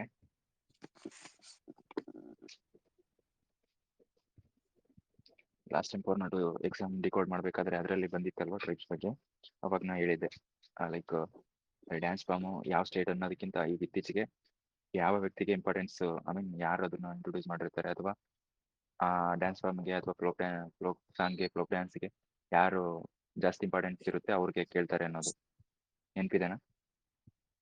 ಹಾಂ ಸರ್. Yes sir. ಅಬ್ಸರ್ವ್ ಮಾಡಿ. ನಾನು ಮುಂದೆ ಈ ಥರ ಪ್ರಿಡಿಕ್ಟ್ ಮಾಡೋಕ್ಕಂತ ಹೇಳಿರ್ತೀನಲ್ವಾ, ಈ ಥರ ಬರುತ್ತೆ ಅಂತ, ಲೈಕ್ ನೋಡಿ ಒಂದ್ಸರಿ ಅಬ್ಸರ್ವ್ ಮಾಡಿ. ನಾನು ಹೇಳ್ತಾ ಇರತಕ್ಕಂಥದ್ದು ಯಾವುದು ಮಿಸ್ ಆಗಿಲ್ಲ ಅನ್ಕೊಂಡಿದ್ದೀನಿ. Yes sir, no sir? Yes sir. Yes sir. I think ಇನ್ನೂ ಮಟ್ಟ ಒಂದು ನಾವು ಮಿಸ್ ಮಾಡಿಲ್ಲ, ಆ ಥರ ಫೇಕ್ ಆಗಿ ಯಾವುದು ಎಕ್ಸ್ಪೆಕ್ಟೇಷನ್ ಮಾಡಿಲ್ಲ. ಈ ಥರ ಬರುತ್ತೆ ಅಂದ್ರೆ 100% ಬಂದಿರುತ್ತೆ. ಹೌದಾ? ಹಾಂ ಸರ್. ಓಕೆ, ಈ ಕ್ವಶನ್ಗೆ ಆನ್ಸರ್ ಹೇಳಿ. ಆನ್ಸರ್ ಹೇಳಿದ್ರಲ್ವಾ, ನೆಕ್ಸ್ಟ್ ಕಂಟಿನ್ಯೂ ಮಾಡಿ. ಹಾಂ ಸರ್. ಅದು ಭರತನಾಟ್ಯ ಬಂದು ಭರತ ಮುನಿಯರವರ ನಾಟ್ಯಶಾಸ್ತ್ರ ರಚಿಸಿರುವ ಮೂಲಕ ಇದನ್ನು ಸೃಷ್ಟಿಸಿದ್ದಾರೆ. ಇದರಲ್ಲಿ ಬರುವಂಥ ಇಂಪಾರ್ಟೆಂಟ್ ಪರ್ಸನ್ ರುಕ್ಮಿಣಿ ದೇವಿ, ಅರುಣ್ ಡೇಲ್, ಪದ್ಮ ಸುಬ್ರಹ್ಮಣ್ಯ ಮತ್ತೆ ವೈಜಯಂತಿಮಾಲಾ. ನೆಕ್ಸ್ಟ್ ಕಥಕಲ್ಲಿ ಬರೋರು ಬ್ರಿಜ್ ಮಹಾರಾಜನ್, ನಹೀದ್ ಸಿದ್ದಿಕ್ ಮತ್ತೆ ಗೋಪಿ ಕೃಷ್ಣ.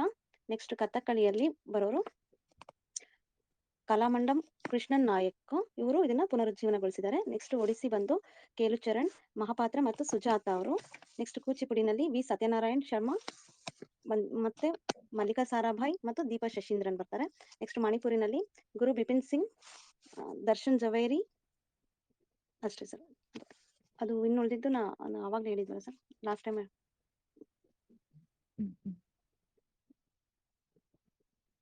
ಈ father of modern Indian dancers ಅಂತ ಯಾರನ್ನು ಕರೀತಾರೆ? ಗೊತ್ತಿಲ್ಲ ಸರ್ ನನಗೆ. ಐ ಮೀನ್ ನಿಮಗಷ್ಟೇ ಕೇಳ್ತಾ ಇಲ್ಲ.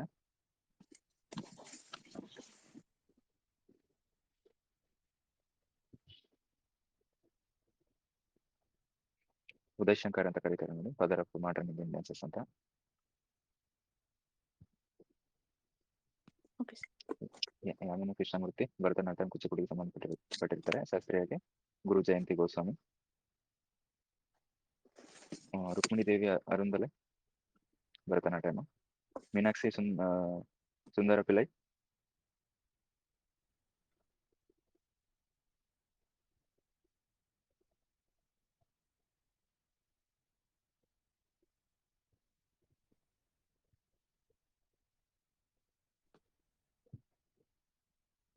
ಇವರು ಕೂಡ ಭರತನಾಟ್ಯ. ಲಾಸ್ಟ್ ಟೈಮ್ ನಾನು ನಿಮಗೆ ಒಂದಿಷ್ಟು ಇದ್ರ ಬಗ್ಗೆ ನೋಟ್ಸು ಕೊಟ್ಟಿದ್ದೀನಲ್ವಾ, ನಾನು ಗ್ರೂಪಲ್ಲಿ ಇರ್ಬೇಕು ಅನ್ಕೊಂಡಿದ್ದೀನಿ. ಅದು ಯಾರ್ಯಾರು ಪರ್ಸನ್ ಯಾವ್ದು ಹೇಳಿ. ಟೈಪ್ಸ್ ಅಷ್ಟೇ ಕೊಟ್ಟಿದ್ರಿ ಸರ್, ಅವ್ರು ಯಾರ್ಯಾರು ಅಂತ ನೋಟ್ಸ್ ಕೊಟ್ಟಿರಲಿಲ್ಲ. ಹೌದಾ?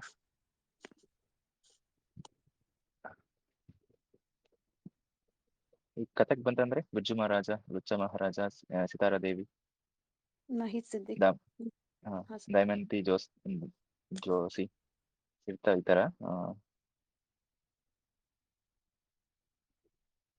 ಐ ಮೀನ್ ಈ ಕ್ವಶನ್ಸ್ ಎಲ್ಲ ಯಾವುದೇ ಸಿಲೆಬಸ್ ಅಲ್ಲೂ ಇಲ್ಲ ಅಂಡ್ ಎಲ್ಲೂ ಮೆನ್ಷನ್ ಇಲ್ಲ. ನೋಡಿದ್ರಾ ಎಲ್ಲಾದ್ರೂ ಈ ಸಿಲೆಬಸ್?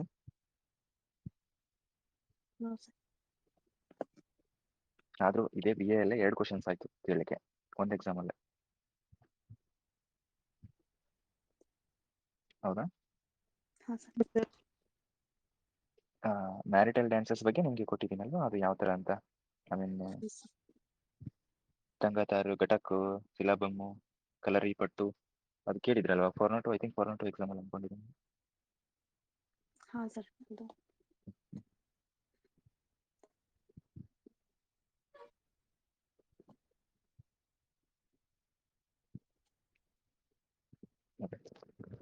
ಓಕೆ, ಈ ಕ್ವಶನ್ ಅರ್ಥ ಆಯ್ತಾ ನಿಮಗೆ?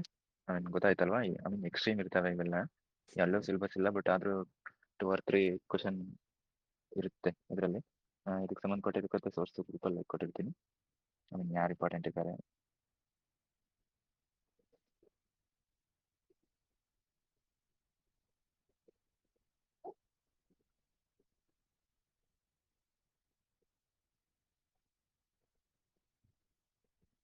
ಗ್ರೂಪಲ್ಲಿ ಕಳಿಸಿದ್ದೀನಿ, ಅದು ಒಂದು ಸೆಕೆಂಡ್ ಅಬ್ಸರ್ವ್ ಮಾಡಿ ನೋಡ್ಕೊಳ್ಳಿ.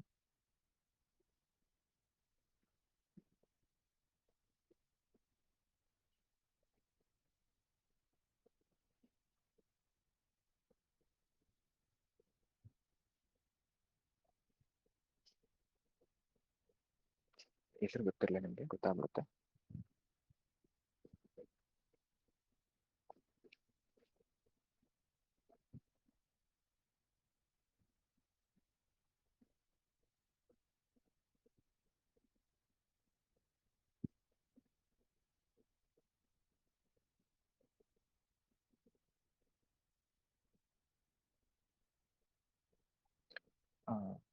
ಈ ಫ್ಲೋಕ್ ಡ್ಯಾನ್ಸಸ್ ಕೂಡ ಬರುತ್ತೆ. ಫ್ಲೋಕ್ ಡ್ಯಾನ್ಸಸ್ ಮೇಲೂ ಕ್ವಶನ್ ಕೇಳಿದ್ದಾರೆ.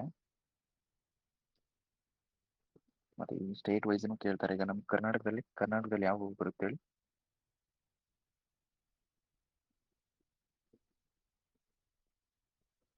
Classical dance. ಐ ಮೀನ್ ನಮ್ಮ ಕರ್ನಾಟಕ ಫ್ಲೋಕ್ ಡ್ಯಾನ್ಸಸ್ ಕೇಳ್ತಾ ಇದ್ದೀನಿ. ಈಗ ಲೈಕ್ ಯಾವ ಥರ ಅಂತಂದರೆ ಯಕ್ಷಗಾನ, ಉತ್ತರಿ, ಸುಗ್ಗಿ, ಕುಂತ, ಕರಗ ಈ ಥರ ಬರ್ತವೆ ಈ ಫ್ಲೋಕ್ ಡ್ಯಾನ್ಸಸ್ ಕರ್ನಾಟಕದಲ್ಲಿ.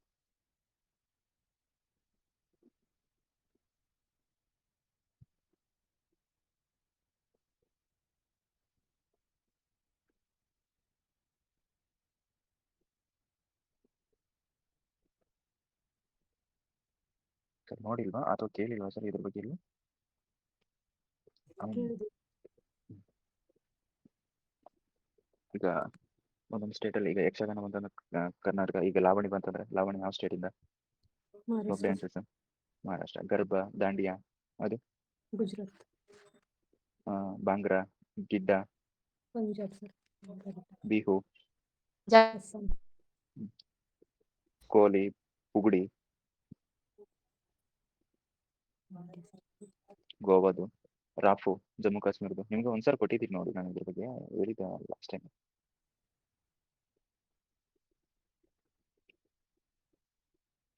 ಮತ್ತೆ ಈ question, I mean exactly question ಏನಕ್ಕೆ, I mean personalities associated with Sattriya, Mohiniyattam ಹಿಂಗೆ ಕೇಳ್ತಾರಲ್ವಾ?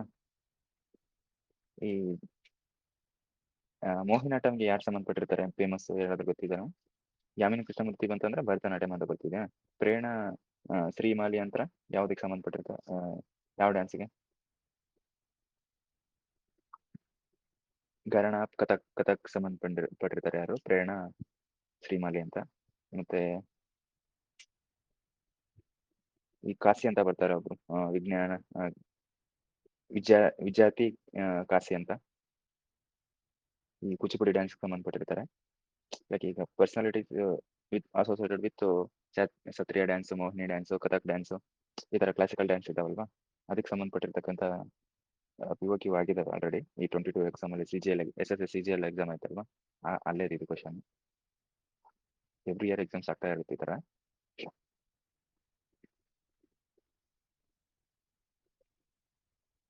ಈ ಮೋಹಿನಿಯಾಟ್ಟಂಗೆ ಯಾರು ಹೇಳಿಲ್ವಲ್ಲ ನೀವು? ಮೋಹಿನಿಯಾಟ್ಟಂಗೆ ಯಾರು ವ್ಯಕ್ತಿ, ಯಾರಾದ್ರೂ ಒಬ್ರು ಹೇಳ್ಬೋದು? ಜಯಪ್ರದ ಮೇನನ್ ಅಂತ, ಇವ್ರು ಮೋಹಿನಿಯಾಟ್ಟಂ ಕೇರಳ ಇದೆ ಅಲ್ವಾ, ಅಲ್ಲಿ ಸಂಬಂಧಪಟ್ಟಿರ್ತಾರೆ. ಇವ್ರ ಗುರು ಬರ್ತಂದ್ರೆ ಭರತಿ ಶಿವಾಜಿ ಅಂತ, ಈ Indian classical dance form of Kerala ಅಂತ ಕರೀತಾರೆ.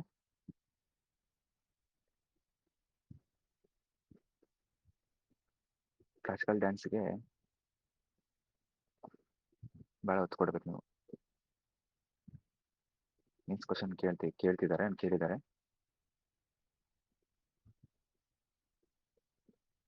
ಈ ಪದ್ಮ ಸುಬ್ರಹ್ಮಣ್ಯಂ ಅನ್ನೋರು ಯಾವ ಬಗ್ಗೆ ಸಂಬಂಧಪಟ್ಟಿದ್ದಾರೆ ಹೇಳಿ?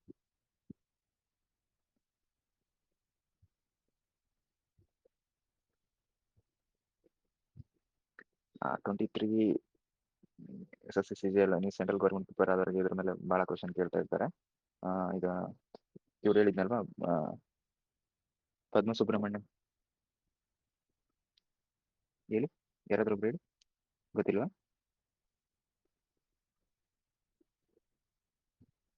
ಓಕೆ, ಈ ಪದ್ಮ ಸುಬ್ರಹ್ಮಣ್ಯಂ ಹೇಳಿ ಸರ್.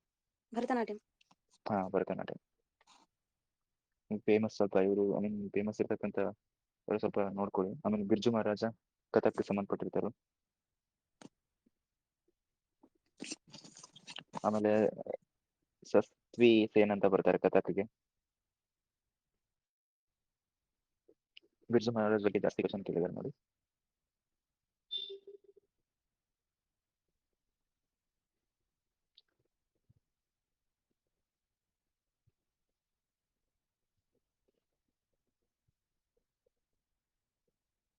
ಓಕೆ, ಈ ಕ್ವಶನ್ ಕ್ಲಿಯರ್ ಆಯ್ತಾ?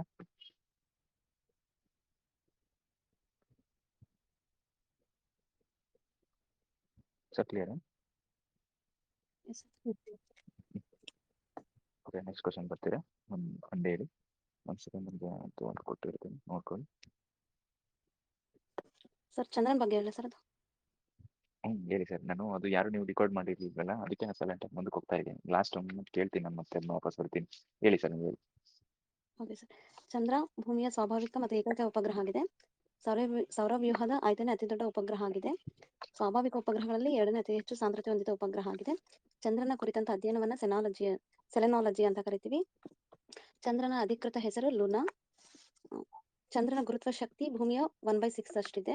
ಅಂದ್ರೆ ಭೂಮಿಯ ಮೇಲೆ 6 kg ತೂಗುವ ವಸ್ತು ಚಂದ್ರನ ಮೇಲೆ 1 kg ತೂಗುತ್ತೆ. ಚಂದ್ರ ಸೂರ್ಯನಿಂದ ಪಡೆದ ಬೆಳಕನ್ನು ರಾತ್ರಿ ವೇಳೆ ಭೂಮಿಗೆ 7% ಬೆಳಕನ್ನು ಪ್ರತಿಫಲಿಸುತ್ತೆ. ಇದನ್ನೇ ಬೆಳದಿಂಗಳು ಅಥವಾ ಆಲ್ಬಿಡೋ ಅಂತ ಕರಿತೀವಿ. ಚಂದ್ರನು ಗಾತ್ರದಲ್ಲಿ ಭೂಮಿಯ 1/4 ಅಷ್ಟಿದೆ. ದೈನಂದಿನ ಚಲನೆ 27 ದಿನ 7 ಗಂಟೆ 43 ನಿಮಿಷ ಚಂದ್ರನದು. ಇಲ್ಲಿ ಕೆಲವೊಂದು ಟರ್ಮ್ಸ್ ಬರುತ್ತೆ. ಚಂದ್ರಮಾಸ ಅಂತಂದ್ರೆ ಚಂದ್ರ ಭೂಮಿಯನ್ನು ಒಂದು ಸುತ್ತಲು 29 ದಿನ 12 ಗಂಟೆ 44 ನಿಮಿಷ 11 ಸೆಕೆಂಡ್ ತೆಗೆದುಕೊಳ್ಳುತ್ತೆ. ಇದನ್ನೇ ಚಂದ್ರಮಾಸ ಅಂತ ಕರಿತೀವಿ. ಅಂದ್ರೆ ಚಂದ್ರಮಾಸ ಅಂತಂದ್ರೆ ಅಮಾವಾಸ್ಯೆಯಿಂದ ಮತ್ತೊಂದು ಅಮಾವಾಸ್ಯೆವರೆಗಿನ ಇರೋ ಅವಧಿಯನ್ನು ಚಂದ್ರಮಾಸ ಅಂತ ಕರಿತೀವಿ. ಚಂದ್ರ ಭೂಮಿಯಿಂದ ದೂರ ಇದ್ದಾಗ ಅಪೋಜಿ ಅಂತ ಕರಿತೀವಿ, ಉಚ್ಚ ಸ್ಥಾನ ಅಂತ ಕರಿತೀವಿ. ಚಂದ್ರ ಮತ್ತು ಭೂಮಿಯ ನಡುವೆ ದೂರ ಸಮೀಪ ಇದ್ದಾಗ ಅದನ್ನ ಪೆರೆಜಿ ಅಥವಾ ನೀಚ ಸ್ಥಾನ ಅಂತ ಕರಿತೀವಿ. ಅದರಲ್ಲಿ ಶುಕ್ಲ ಪಕ್ಷ ಅಂತಂದ್ರೆ ಅಮಾವಾಸ್ಯೆಯಿಂದ ಹುಣ್ಣಿಮೆವರೆಗಿನ ಚಂದ್ರನ ಬೆಳಕಿನ ಭಾಗ ಕ್ರಮವಾಗಿ ಹೆಚ್ಚುತ್ತದೆ. ಇದನ್ನ ನಾವು ಶುಕ್ಲ ಪಕ್ಷ ಅಂತ ಕರಿತೀವಿ. ಈ ಸಂದರ್ಭದಲ್ಲಿ ಚಂದ್ರ ಬಾಗಿದಂತೆ ಕಾಣಿಸುತ್ತೆ. ಇದನ್ನ ನಾವು ಕ್ರೆಸೆಂಟ್ ಮೂನ್ ಅಂತ ಕರಿತೀವಿ. ನೆಕ್ಸ್ಟ್ ಕೃಷ್ಣ ಪಕ್ಷ. ಹುಣ್ಣಿಮೆಯಿಂದ ಅಮಾವಾಸ್ಯೆವರೆಗೆ ಚಂದ್ರನು ತನ್ನ ಆಕೃತಿಯಲ್ಲಿ ಕ್ಷೀಣಿಸ್ತಾ ಹೋಗುತ್ತೆ. ಇದನ್ನ ಕೃಷ್ಣ ಪಕ್ಷ ಅಂತ ಕರಿತೀವಿ. ನೆಕ್ಸ್ಟ್ ಸರ್, ಇದರಲ್ಲಿ ಚಂದ್ರಯಾನ 1 ಇದು 2008ರಲ್ಲಿ ಲಾಂಚ್ ಆಗಿದೆ, October 22. PSLV sir. ಅದೇ ಡೇಟ್ ಹೇಳಿ ಅಂತ ಹೇಳಪ್ಪ ಹೊಟ್ಟೆ ಹೇಳ್ತಾ ಇದ್ರು, ಹೇಳಿ. Okay sir. 2008 October 22. ಇದು ಲಾಂಚಿಂಗ್ ವೆಹಿಕಲ್ ಬಂದು PSLV C11. ಇದು ಶ್ರೀಹರಿಕೋಟದ ಇದು ಉಡಾವಣಾ ಕೇಂದ್ರ ಬಂದು ಶ್ರೀಹರಿಕೋಟ. ಚಂದ್ರನ ತಲುಪಿದ್ದು November 8. ಇದಕ್ಕೆ ಏನಂತ ಕರಿತೀವಿ, ಜವಾಹರ್ ಪಾಯಿಂಟ್ ಅಂತ ಕರಿತೀವಿ ಇದಕ್ಕೆ. ನೆಕ್ಸ್ಟ್ ಚಂದ್ರಯಾನ 2 ಉಡಾವಣಾ ವಾಹನ GSLV LV ಮಾಡೆಲ್. ಇದು M1 ರಾಕೆಟ್ ಉಡಾವಣಾ ವಾಹನ ಯೂಸ್ ಮಾಡಿರೋದು. M1 2019 July 22 ಅಂದು ಶ್ರೀಹರಿಕೋಟದಿಂದ ಉಡಾವಣೆ ಆಗಿದೆ. ಇದು 2019 August 20 ಲ್ಯಾಂಡಿಂಗ್ ಆಗಿದೆ. ಇದು ದಕ್ಷಿಣ ಧ್ರುವದಲ್ಲಿ ಇಳಿದಿದೆ. ಅದನ್ನು ನಾವು ವಿಕ್ರಮ್ ಲ್ಯಾಂಡರ್ ಅಂತ ಕರಿತೀವಿ. ಈ ಜಾಗಕ್ಕೆ ನಾವು ತಿರಂಗ ಪಾಯಿಂಟ್ ಅಂತ ಕರಿತೀವಿ. ನೆಕ್ಸ್ಟ್ ಚಂದ್ರಯಾನ 3 2023 July 14 ರಂದು ಇದು ಉಡಾವಣೆ ಆಗಿದೆ. ಉಡಾವಣಾ ವಾಹನ ಬಂದು LVM-3 M4. ಇದು ಭೂಮಿಯ ಕಕ್ಷೆಯ ಮೊದಲ ಸುತ್ತಿ ನಂತರ ಚಂದ್ರನ ಕಕ್ಷೆಗೆ ಹೋಗಿದೆ. ಇದು 2023 August 23 ರಂದು ವಿಕ್ರಮ್ ಲ್ಯಾಂಡರ್ ಚಂದ್ರನ ದಕ್ಷಿಣ ಧ್ರುವದ ನಿಗದಿತ ಅಂಗಳವಾದ ಶಿವಶಕ್ತಿ ಎಂಬಲ್ಲಿ ಯಶಸ್ವಿಯಾಗಿ ಲ್ಯಾಂಡ್ ಆಗಿದೆ ಸರ್, ಸಾಫ್ಟ್ ಲ್ಯಾಂಡಿಂಗ್ ಆಗಿದೆ. 3 ಹೆಸರಿದಾವೆ ಮೇಡಮ್ ಅಲ್ಲಿ ಸರ್. ಐ ಮೀನ್ ಫಸ್ಟ್ ಚಂದ್ರಯಾನಕ್ಕೂ ಸೆಕೆಂಡ್ ಚಂದ್ರಯಾನ ಥರ್ಡ್ ಚಂದ್ರಯಾನಕ್ಕೆ ಹೆಸರಿಟ್ಟಿದ್ದಾರೆ. ಐ ಮೀನ್ ಲ್ಯಾಂಡಿಂಗು ಈಗ ಸಾಫ್ಟ್ ಲ್ಯಾಂಡಿಂಗ್ ಆಗಿದೆ ಅಲ್ವಾ? 4th ಕಂಟ್ರಿ ನಮ್ದು. ಹಾಂ ಸರ್. USA, Russia, China. ಹಾಂ ಸರ್, ಅದನ್ನ ಮರ್ತ್ಬಿಟ್ಟಿದ್ದೀನಿ, ನಾನು ಬರ್ಕೊಂಡಿಲ್ಲ. ಈಗ ರೀಸೆಂಟ್ ಆಗಿರ್ತಕ್ಕಂಥದ್ದು ಥರ್ಡ್ ಒಂದು ಜವಾಹರ್ ಪಾಯಿಂಟ್ ಅನ್ಕೊಂಡಿದ್ದೀನಿ. ಐ ಥಿಂಕ್ ಇನ್ನು ಶಿವಶಕ್ತಿ, ಐ ಥಿಂಕ್ ಈಗಿಂದು ಚಂದ್ರಯಾನ 3 ಶಿವಶಕ್ತಿ ಅನ್ಕೊಂಡಿದ್ದೀನಿ. ಫಸ್ಟ್ ಒಂದು Jawahar point, second one something ಏನೋ ಇದೆ ಹೆಸರು. Second one Vikram. ತಿರಂಗ ಅಂತ. Oh Tiranga sorry sir, Tiranga Tiranga point. Tiranga point ಈ ಹೆಸರು ಕೂಡ ಇಟ್ಟಿದ್ದಾರೆ. ಅಂಡ್ ಮತ್ತೆ ಈಗ ಯಾವ ಡೇಟ್ ಅನ್ನು ಐ ಮೀನ್ ಇದು ಸ್ಪೇಸ್ ಡೇ ಅನ್ನೋ ಕರೀತಾರಲ್ವಾ? ಈಗ ರೀಸೆಂಟ್ ಆಗಿ ಒಂದು ಇದಾಯ್ತಲ್ವಾ? ಐ ಮೀನ್ ಇದೆ ಚಂದ್ರಯಾನ ಸಕ್ಸಸ್ 3ಗೆ ಐ ಮೀನ್ July 23 ಅನ್ಕೊಂಡಿದ್ದೀನಿ. ಮೇ ಬಿ ಸಾರಿ, ಈ ಲಾಂಚಿಂಗ್ ಯಾವಾಗ? August 23, ಸಾರಿ July 14 ಸ್ಟಾರ್ಟ್ ಆಗಿರುತ್ತಲ್ವಾ? ಹಾಂ ಸರ್. August 23ನ international space day, I think space day ಅನ್ಕೊಂಡಿದ್ದೀನಿ. ಸರ್, ಅದು August landing date. First time ಮಾಡಿದ್ದಾರೆ. ಐ ಮೀನ್ ಈಗ second year. Okay sir, national space day. National space ಡೇನಾ? ಹಾಂ ಸರ್. ಅದು August 23 may be I think. ಹಾಂ sir, August 23. Okay, ಈ question clear ಆಯ್ತಲ್ವಾ?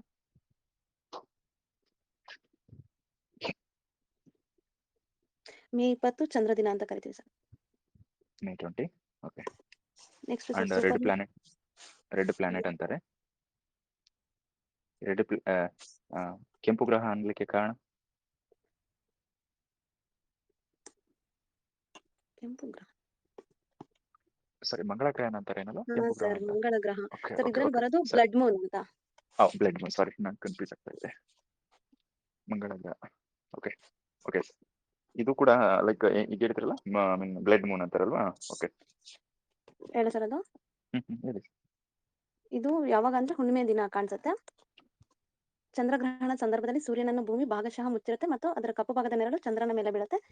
ಇದನ್ನೇ ಭಾಗಶಃ ಚಂದ್ರಗ್ರಹಣ ಅಂತ ಕರೆಯೋದು. ಅವಾಗ ಬ್ಲಡ್ ಮೂನ್ ಆಗೋದು ಸರ್. ಚಂದ್ರನ ಉಳಿದ ಭಾಗಕ್ಕೆ ಸೂರ್ಯನ ಬೆಳಕಿನ ಕಿರಣಗಳು ಬಿದ್ದಾಗ ಚಂದ್ರನು ರೆಡ್ ಕಲರ್ ಕಾಣುತ್ತೆ, ಅದಕ್ಕೆ ಅದನ್ನ ಬ್ಲಡ್ ಮೂನ್ ಅಂತ ಕರಿತೀವಿ ಸರ್. ಒಂದ್ ಸೆಕೆಂಡ್, ಅದು ಗ್ರೂಪ್ ಅಲ್ಲಿ ಇರ್ತಕ್ಕಂಥದ್ದು ಒಂದು ಫೋಟೋ ಅಬ್ಸರ್ವ್ ಮಾಡಿ ಗೊತ್ತಾಗುತ್ತೆ. ಫುಲ್ ಮೂನು ನ್ಯೂ ಮೂನು ಎಲ್ಲಿ ಬರುತ್ತೆ ಅದು ಗೊತ್ತಾಗುತ್ತಲ್ಲ. ಇನ್ನೊಂದು okay blue sir. Moon sir. ಹೇಳಿ. ಒಂದೇ ತಿಂಗಳಲ್ಲಿ 2 ಸರಿ ಹುಣ್ಣಿಮೆ ಬಂದ್ರೆ ಅದನ್ನ ನಾವು ಬ್ಲೂ ಮೂನ್ ಅಂತ ಕರಿತೀವಿ. ಅಂದ್ರೆ 2ನೇ ದಿನ ಹುಣ್ಣಿಮೆ ಬಂದ್ರೆ ಅದನ್ನ ನಾವು ಬ್ಲೂ ಮೂನ್ ಅಂತ ಕರಿತೀವಿ ಸರ್. ಅದು ನೆಕ್ಸ್ಟ್ ಪಿಂಕ್ ಮೂನ್. ಪ್ರತಿ ವರ್ಷ ಏಪ್ರಿಲ್ ತಿಂಗಳ ಹುಣ್ಣಿಮೆಯನ್ನ ಪಿಂಕ್ ಮೂನ್ ಅಂತ ಕರಿತೀವಿ ಸರ್. ಸೂರ್ಯನ ನೇರವಾದ ಕಿರಣಗಳು ಉತ್ತರಗಳನ್ನು ಪ್ರವೇಶಿಸಿದ ಮೇಲೆ ಕಂಡುಬರುವ ಮೊದಲ ಹುಣ್ಣಿಮೆಯನ್ನ ನಾವು ಪಿಂಕ್ ಮೂನ್ ಅಂತ ಕರಿತೀವಿ ಸರ್.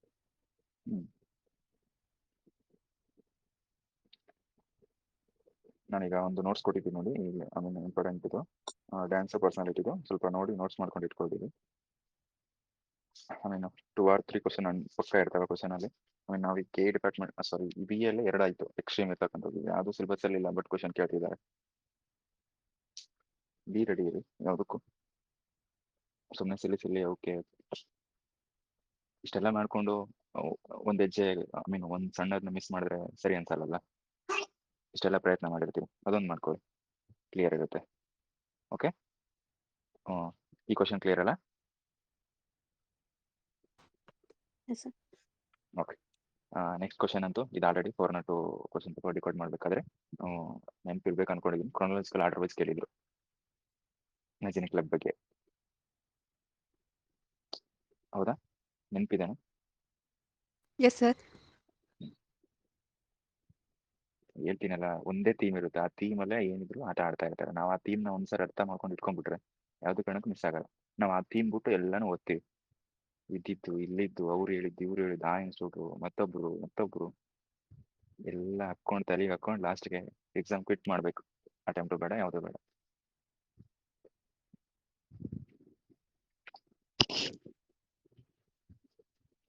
ಹಂಗೆ ಆಗ್ತಿದೆಯಲ್ಲ ಸರ್ ಈಗ? ಆ ಥರ ನಿಮ್ಗೆ ಆಗಿಲ್ಲ ಅಂತಂದ್ರೆ ಉತ್ತಮ, ಬಟ್ ನಮ್ಗಂತೂ ಆಗ್ತಾ ಇತ್ತು ಅವಾಗ. ಈಗಲೂ ಇರುತ್ತೆ ಅನ್ಕೊಂಡಿದ್ದೀನಿ.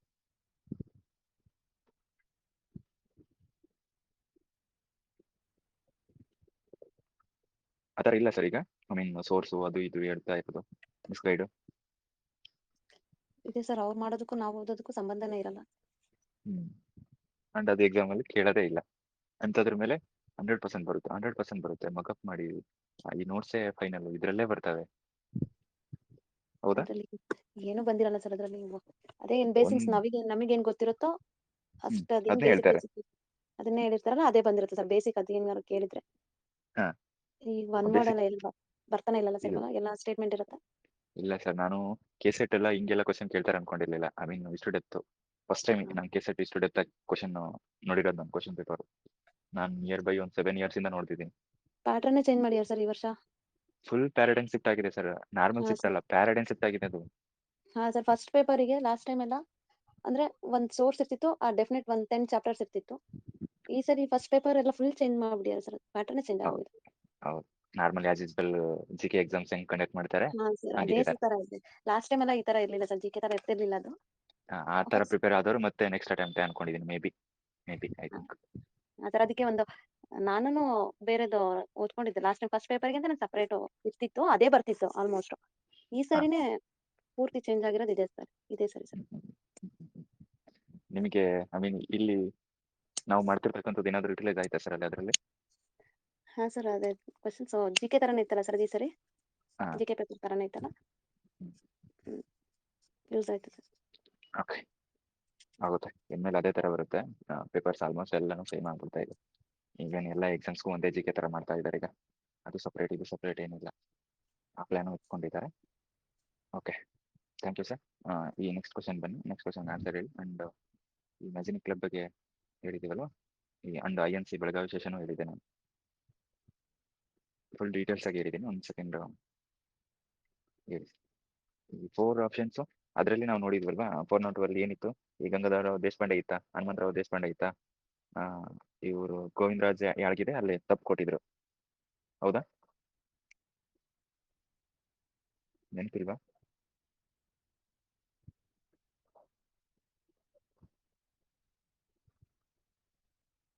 ಫೋರ್ ಎಕ್ಸಾಮ್ ಪೇಪರ್ ರಿಕಾರ್ಡ್ ಮಾಡಬೇಕಾದ್ರೆ ಇತ್ತು ನೋಡಿ ಸರ್, ಅದ್ರಾಗ INC Belagavi session full details ಹೇಳ್ಬೇಕಾದ್ರೆ ಅದೊಂದು ಸೆಕೆಂಡ್ ರಿಪೀಟ್ ಮಾಡಿ ಸರ್, ಫುಲ್ ಡೀಟೇಲ್ಸ್ ಆಗಿ ನಾನು ಏನು ಹೇಳಿದ್ದೀನಿ ಅದು ಆಗುತ್ತೆ, ಗೊತ್ತಾಗುತ್ತೆ, ರಿವೈಸ್ ಆಗುತ್ತೆ ಒಂದು ಟೈಮ್.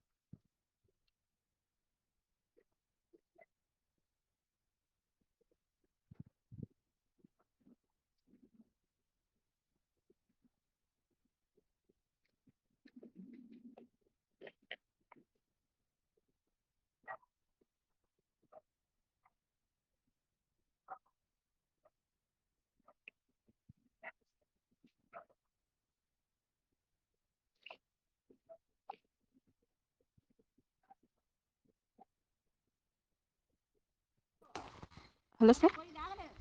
ಹೇಳಿ ಸರ್. ಸರ್, ಇದು ಆನ್ಸರ್ ಬಂದ್ಬಿಟ್ಟು 3 ಗೋವಿಂದರಾವ್ ಯಾಳಗಿ ಮತ್ತು ಹನುಮಂತರಾವ್ ದೇಶಪಾಂಡೆ ಬೆಳಗಾವಿಯಲ್ಲಿ ಮ್ಯಾಜಿನಿ ಕ್ಲಬ್ ಸ್ಥಾಪನೆ ಮಾಡ್ತಾರೆ. Okay. ಅಂದರೆ ಮ್ಯಾಜಿನಿ ಅಂತಕ್ಕಂಥ ದೇಶದವರು ಇದು ಮ್ಯಾಜಿನಿ ಅಂತಕ್ಕಂಥ ದೇಶದವರಾಗಿದ್ದು, ಇವರು ಇಟಲೀಕರಣಕ್ಕಾಗಿ ಯಂಗ್ ಇಟಲಿ ಎಂಬ ರಹಸ್ಯ ಕ್ರಾಂತಿಗಳನ್ನು ಸ್ಥಾಪನೆ ಮಾಡ್ತಾರೆ. ಮತ್ತು ಇದು ಭಾರತದಲ್ಲಿ ಬ್ರಿಟಿಷರ ವಿರುದ್ಧ ಹೋರಾಡಿದ ಅನೇಕ ಕ್ರಾಂತಿಕಾರಕ ಸ್ಫೂರ್ತಿಯಾಗುತ್ತದೆ. ಯಂಗ್ ಇಟಲಿಯನ್ನು ಮ್ಯಾಜಿನಿಯವರು 1831ರಲ್ಲಿ ಸ್ಥಾಪನೆ ಮಾಡ್ತಾರೆ. ಇದ್ರ ಉದ್ದೇಶ ಅಂದರೆ ಸ್ವತಂತ್ರ ಮತ್ತು ಏಕೀಕೃತ ಇಟಲಿಯನ್ನು ಗಣರಾಜ್ಯವನ್ನಾಗಿ ಮಾಡಬೇಕಂತ. ಇದರಿಂದ ಭಾರತ ಸ್ವತಂತ್ರ ಹೋರಾಟಕ್ಕೆ ಪ್ರೇರಣೆಗೊಂಡು 1907ರಲ್ಲಿ ಹನುಮಂತರಾವ್ ದೇಶಪಾಂಡೆ ಮಾಡ್ತಾರೆ, ಮ್ಯಾಜಿನಿ ಕ್ಲಬ್ನ ಸ್ಥಾಪನೆ ಮಾಡ್ತಾರೆ. ಇದು ಕೂಡ ಒಂದು ರಹಸ್ಯ ಕ್ರಾಂತಿಕಾರಿಕ ಸಂಘಟನೆಯಾಗಿದ್ದು, ಬ್ರಿಟಿಷರ ಆಳ್ವಿಕೆ ವಿರುದ್ಧ ಸ್ವತಂತ್ರ ಹೋರಾಟದಲ್ಲಿ ಯುವಕರನ್ನು ಪ್ರೇರಣೆ ಮಾಡ್ತದೆ. ಇದಕ್ಕೆ ಮ್ಯಾಜಿನಿ ಅವರ ಹೆಸರನ್ನು ನೀಡಲಾಗುತ್ತದೆ. ಮತ್ತು ಗೋವಿಂದರಾವ್ ಯಾಳಗಿ ಇವರು ಇದಕ್ಕೆ ನಾಯಕರಾಗಿರ್ತಾರೆ. ಮತ್ತು ಇದಕ್ಕೆ ಗಂಗಾಧರ ದೇಶಪಾಂಡೆ ಅವರ ಬೆಂಬಲವನ್ನು ಪಡೆಯಲಾಗುತ್ತದೆ. ಅಂತ ಚರಕ ಸಂಘ ಬಂದರೆ 1922. ಕರ್ನಾಟಕದಲ್ಲಿ ಇದನ್ನು ಗಂಗಾಧರ ದೇಶಪಾಂಡೆ ಅವರು 1922ರಲ್ಲಿ ಸ್ಥಾಪನೆ ಮಾಡ್ತಾರೆ. ಇದು ಖಾದಿ ಉಡುಪುಗಳನ್ನು ಉತ್ತೇಜಿಸುವ ಮೂಲಕ ಸ್ವಾವಲಂಬನೆ ಮತ್ತು ಆರ್ಥಿಕ ಸಬಲೀಕರಣ ಉತ್ತೇಜಿಸುವ ಉದ್ದೇಶದಿಂದ ಜಾರಿಗೆ ತರುತ್ತಾರೆ. ಇದು ಮಹಾತ್ಮ ಗಾಂಧೀಜಿಯವರ ಒಂದು ಸ್ವರಾಜ್ಯ ಸ್ವಾವಲಂಬನೆ ಮತ್ತು ಖಾದಿ ಉದ್ಯಮದ ಬ್ರಿಟಿಷ್ ಸರ್ಕಾರವನ್ನು ವಿರುದ್ಧ ಮಾಡುವ ತತ್ವದ ಮೇಲೆ ಆಧಾರವಾಗಿರುತ್ತದೆ. ಮತ್ತು ಭಾರತ ಸ್ವತಂತ್ರ ಚಳವಳಿಯ ಸಂಕೇತವಾಗಿದ್ದು, ಸ್ವಾವಲಂಬನೆ ಮತ್ತು ಖಾದಿ ಉದ್ಯಮಕ್ಕೆ ಮಾಡ್ತಾನೆ ಉತ್ತೇಜನವಾಗುತ್ತದೆ. ಗಂಗಾಧರ ದೇಶಪಾಂಡೆ ಅಂತ ಬಂದರೆ ಅವರು ಕರ್ನಾಟಕದ ಪ್ರಮುಖ ಸ್ವತಂತ್ರ ಹೋರಾಟಗಾರರಾಗಿದ್ದು, ಅವರನ್ನ ಕರ್ನಾಟಕದ ಸಿಂಹ ಅಥವಾ ಕರ್ನಾಟಕದ ಖಾದಿ ಭಂಡಾರಕ ಭಗೀರಥ ಎಂದು ಕರೆಯಲಾಗುತ್ತದೆ. ಇವರು ಏನ್ ಮಾಡ್ತಾರೆ ಅಂದ್ರೆ ಖಾದಿ ವಿಚಾರ ಮಾಡುತ್ತಾರೆ ಮತ್ತು ಗಾಂಧಿಯವರಿಂದ ಪ್ರಭಾವಿತರಾಗಿ ಈ ಖಾದಿ ಅಂತಕ್ಕಂಥ ಚಳವಳಿಯನ್ನು ಕರ್ನಾಟಕದಲ್ಲಿ ಯಶಸ್ವಿಯಾಗಿ ಮುನ್ನಡೆಸುತ್ತಾರೆ. ಮತ್ತು ಖಾದಿ ಉತ್ಪಾದನೆಗೆ ಉತ್ತೇಜನ ನೀಡುತ್ತಾರೆ ಮತ್ತು ರೈತರ ಹೋರಾಟದಲ್ಲಿ ಅವರ ಸಮಸ್ಯೆಗಳನ್ನು ಬಗೆಹರಿಸುತ್ತಾರೆ. ಇವರ ನೆನಪಿಗಾಗಿನೇ 2020ರಲ್ಲಿ ಬೆಳಗಾವಿ ವಿಲಿಯಂ ಸ್ಮಾರಕ ಭವನವನ್ನ ನಿರ್ಮಿಸುತ್ತಾರೆ. ಕಾರಣ ಅಂದ್ರೆ ಬೆಳಗಾವಿ ಕಾಂಗ್ರೆಸ್ ಅಧಿವೇಶನಕ್ಕೆ ಅಂದ್ರೆ 100 ವರ್ಷ ಕಂಪ್ಲೀಟ್ ಆಗಿದೆ, ಸಲುವಾಗಿ ನಿರ್ಮಾಣ ಮಾಡ್ತಿದ್ದಾರೆ.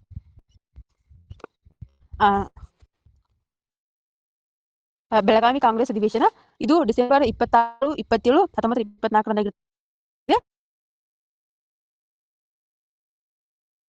Hello sir. ಕೇಳಿಸ್ತಿದೆ ಹೇಳಿ ಸರ್. ಸ್ಲೋ ಆಗಿ ಕೇಳಿಸ್ತಾ ಇದೆ. ಹಾ ಸ್ಲೋ ಸರ್. ಹೇಳಿ. ಓಕೆ. ಬೆಳಗಾವಿ ಕಾಂಗ್ರೆಸ್ ಅಧಿವೇಶನ ಡಿಸೆಂಬರ್ 26, 27, 19, 24 ನಡೆಯುತ್ತದೆ. ಇದು ಕಾಂಗ್ರೆಸ್ ಅಧಿವೇಶನದ 39ನೇ ಅಧಿವೇಶನವಾಗಿರುತ್ತದೆ. ಭಾರತದಲ್ಲಿ ಮೊದಲ ಬಾರಿಗೆ ಗಾಂಧೀಜಿಯವರು ಅಧ್ಯಕ್ಷತೆಯನ್ನು ವಹಿಸಿಕೊಳ್ಳುತ್ತಾರೆ. ಈ ಅಧಿವೇಶನ ನಡೆದ ಸ್ಥಳಕ್ಕೆ ವಿಜಯನಗರ ಎಂದು ಹೆಸರಿಡಲಾಗುತ್ತದೆ. ಇಲ್ಲಿಯ ಪ್ರವೇಶ ದ್ವಾರವನ್ನು ಹಂಪಿಯ ವಿರೂಪಾಕ್ಷ ದ್ವಾರ ಗೋಪುರದಂತೆ ನಿರ್ಮಿಸಲಾಗುತ್ತದೆ. ಆನಂತರ ಕುಡಿಯುವ ನೀರಿನ ಬಾವಿಯನ್ನು ಪಂಪಾಸಾಗರ ಎಂದು ಹೆಸರಿಟ್ಟಿರುತ್ತಾರೆ. ಇಲ್ಲಿ ಸ್ವಾಗತ ಸಮಿತಿಯ ಅಧ್ಯಕ್ಷರಾಗಿ ಗಂಗಾಧರ ದೇಶಪಾಂಡೆ ಅವರಾಗಿರುತ್ತಾರೆ. ಮತ್ತೆ ಸ್ವಾಗತ ಗೀತೆಯನ್ನು ಗಂಗೂಬಾಯಿ ಹಾನಗಲ್ ಅವರು ಹಾಡಿರುತ್ತಾರೆ. ಉಯಿಲುಕು ನಾರಾಯಣ ಅವರು ಉದಯವಾಗಲಿ ನಮ್ಮ ಚೆಲುವು ಕನ್ನನಾಡು ಎಂಬ ಹಾಡ ಇದು ಮಾಡ್ತಾರೆ. ಈ ಅಧಿವೇಶನವನ್ನ ಯುನಿಟಿ ಕಾಂಗ್ರೆಸ್ ಎಂದು ಕರೆಯಲಾಗುತ್ತದೆ. ಈ ಅಧಿವೇಶನದಲ್ಲಿ ಅಖಿಲ ಭಾರತ ಖಿಲಾಫತ್ ಸಮ್ಮೇಳನ, ಅಖಿಲ ಭಾರತ ಹಿಂದೂ ಮಹಾಸಭೆ, ಅಖಿಲ ಭಾರತ ಬ್ರಾಹ್ಮಣೇತರ ಸಮ್ಮೇಳನ, ಅಖಿಲ ಭಾರತ ಸಾಮಾಜಿಕ ಸಮ್ಮೇಳನ ಇವು ಆರಂಭ ಆಗುತ್ತವೆ. ಆನಂತರ ಇಲ್ಲಿ ಗಾಂಧೀಜಿಯವರಿಗೆ ಅಧಿವೇಶನಕ್ಕೆ ಬರಲು ಆಹ್ವಾನ ನೀಡಿದ್ರು ಅಂದ್ರೆ ಗಂಗಾಧರ ದೇಶಪಾಂಡೆ ಅವರು 1914 ಮಾಡ್ತಾರೆ ಅಂದ್ರೆ ಗಾಂಧಿ ಆಹ್ವಾನ ನೀಡಿರುತ್ತಾರೆ. ಸರ್ ಆಯ್ತು ಇದು ಬೆಳಗಾವಿ ಕಾಂಗ್ರೆಸ್ ಅಧಿವೇಶನ. ಇಂಡಿಯನ್ ಹೋಮ್ ರೂಲ್ ಲೀಗ್ ಸಹಿತ ಬೆಳಗಾವಿ ಬೇರೆ ಸರ್ ಅಷ್ಟೇ ಇದಿತ್ತು ಮೊದಲು. ಹೇಳಿ ಸರ್, ಅದು ಲಾಸ್ಟ್ ವರ್ಡ್ ಕಂಟಿನ್ಯೂ ಮಾಡಿ. ಅಂದ್ರೆ ಇಂಡಿಯನ್ ಹೋಮ್ ರೂಲ್ ಲೀಗ್ ಬೆಳಗಾವಿಯಲ್ಲಿ ಬಾಲಗಂಗಾಧರ ತಿಲಕ್ ಅವರು ಆರಂಭ ಮಾಡಿರ್ತಾರೆ. ಹೌದು. ಅದು ಮುಂದೆ ಗಾಂಧೀಜಿಯವರ ಬಗ್ಗೆ ಸರ್ ಅದು ಇದೆ.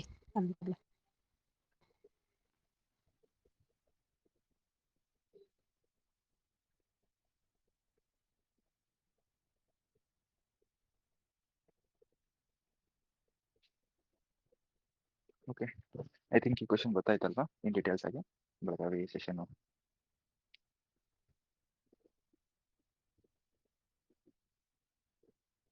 ಓಕೆ ಸರಿ, ಗೊತ್ತಾಯ್ತಾ? ಸರ್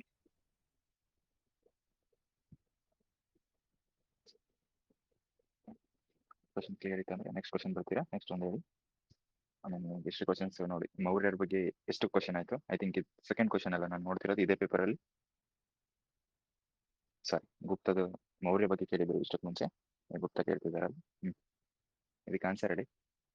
ಅಂಡ್ ನೀವೇನು ಡಿಕೋಡ್ ಮಾಡಿದ್ರು ಕಂಟಿನ್ಯೂ ಮಾಡಿ.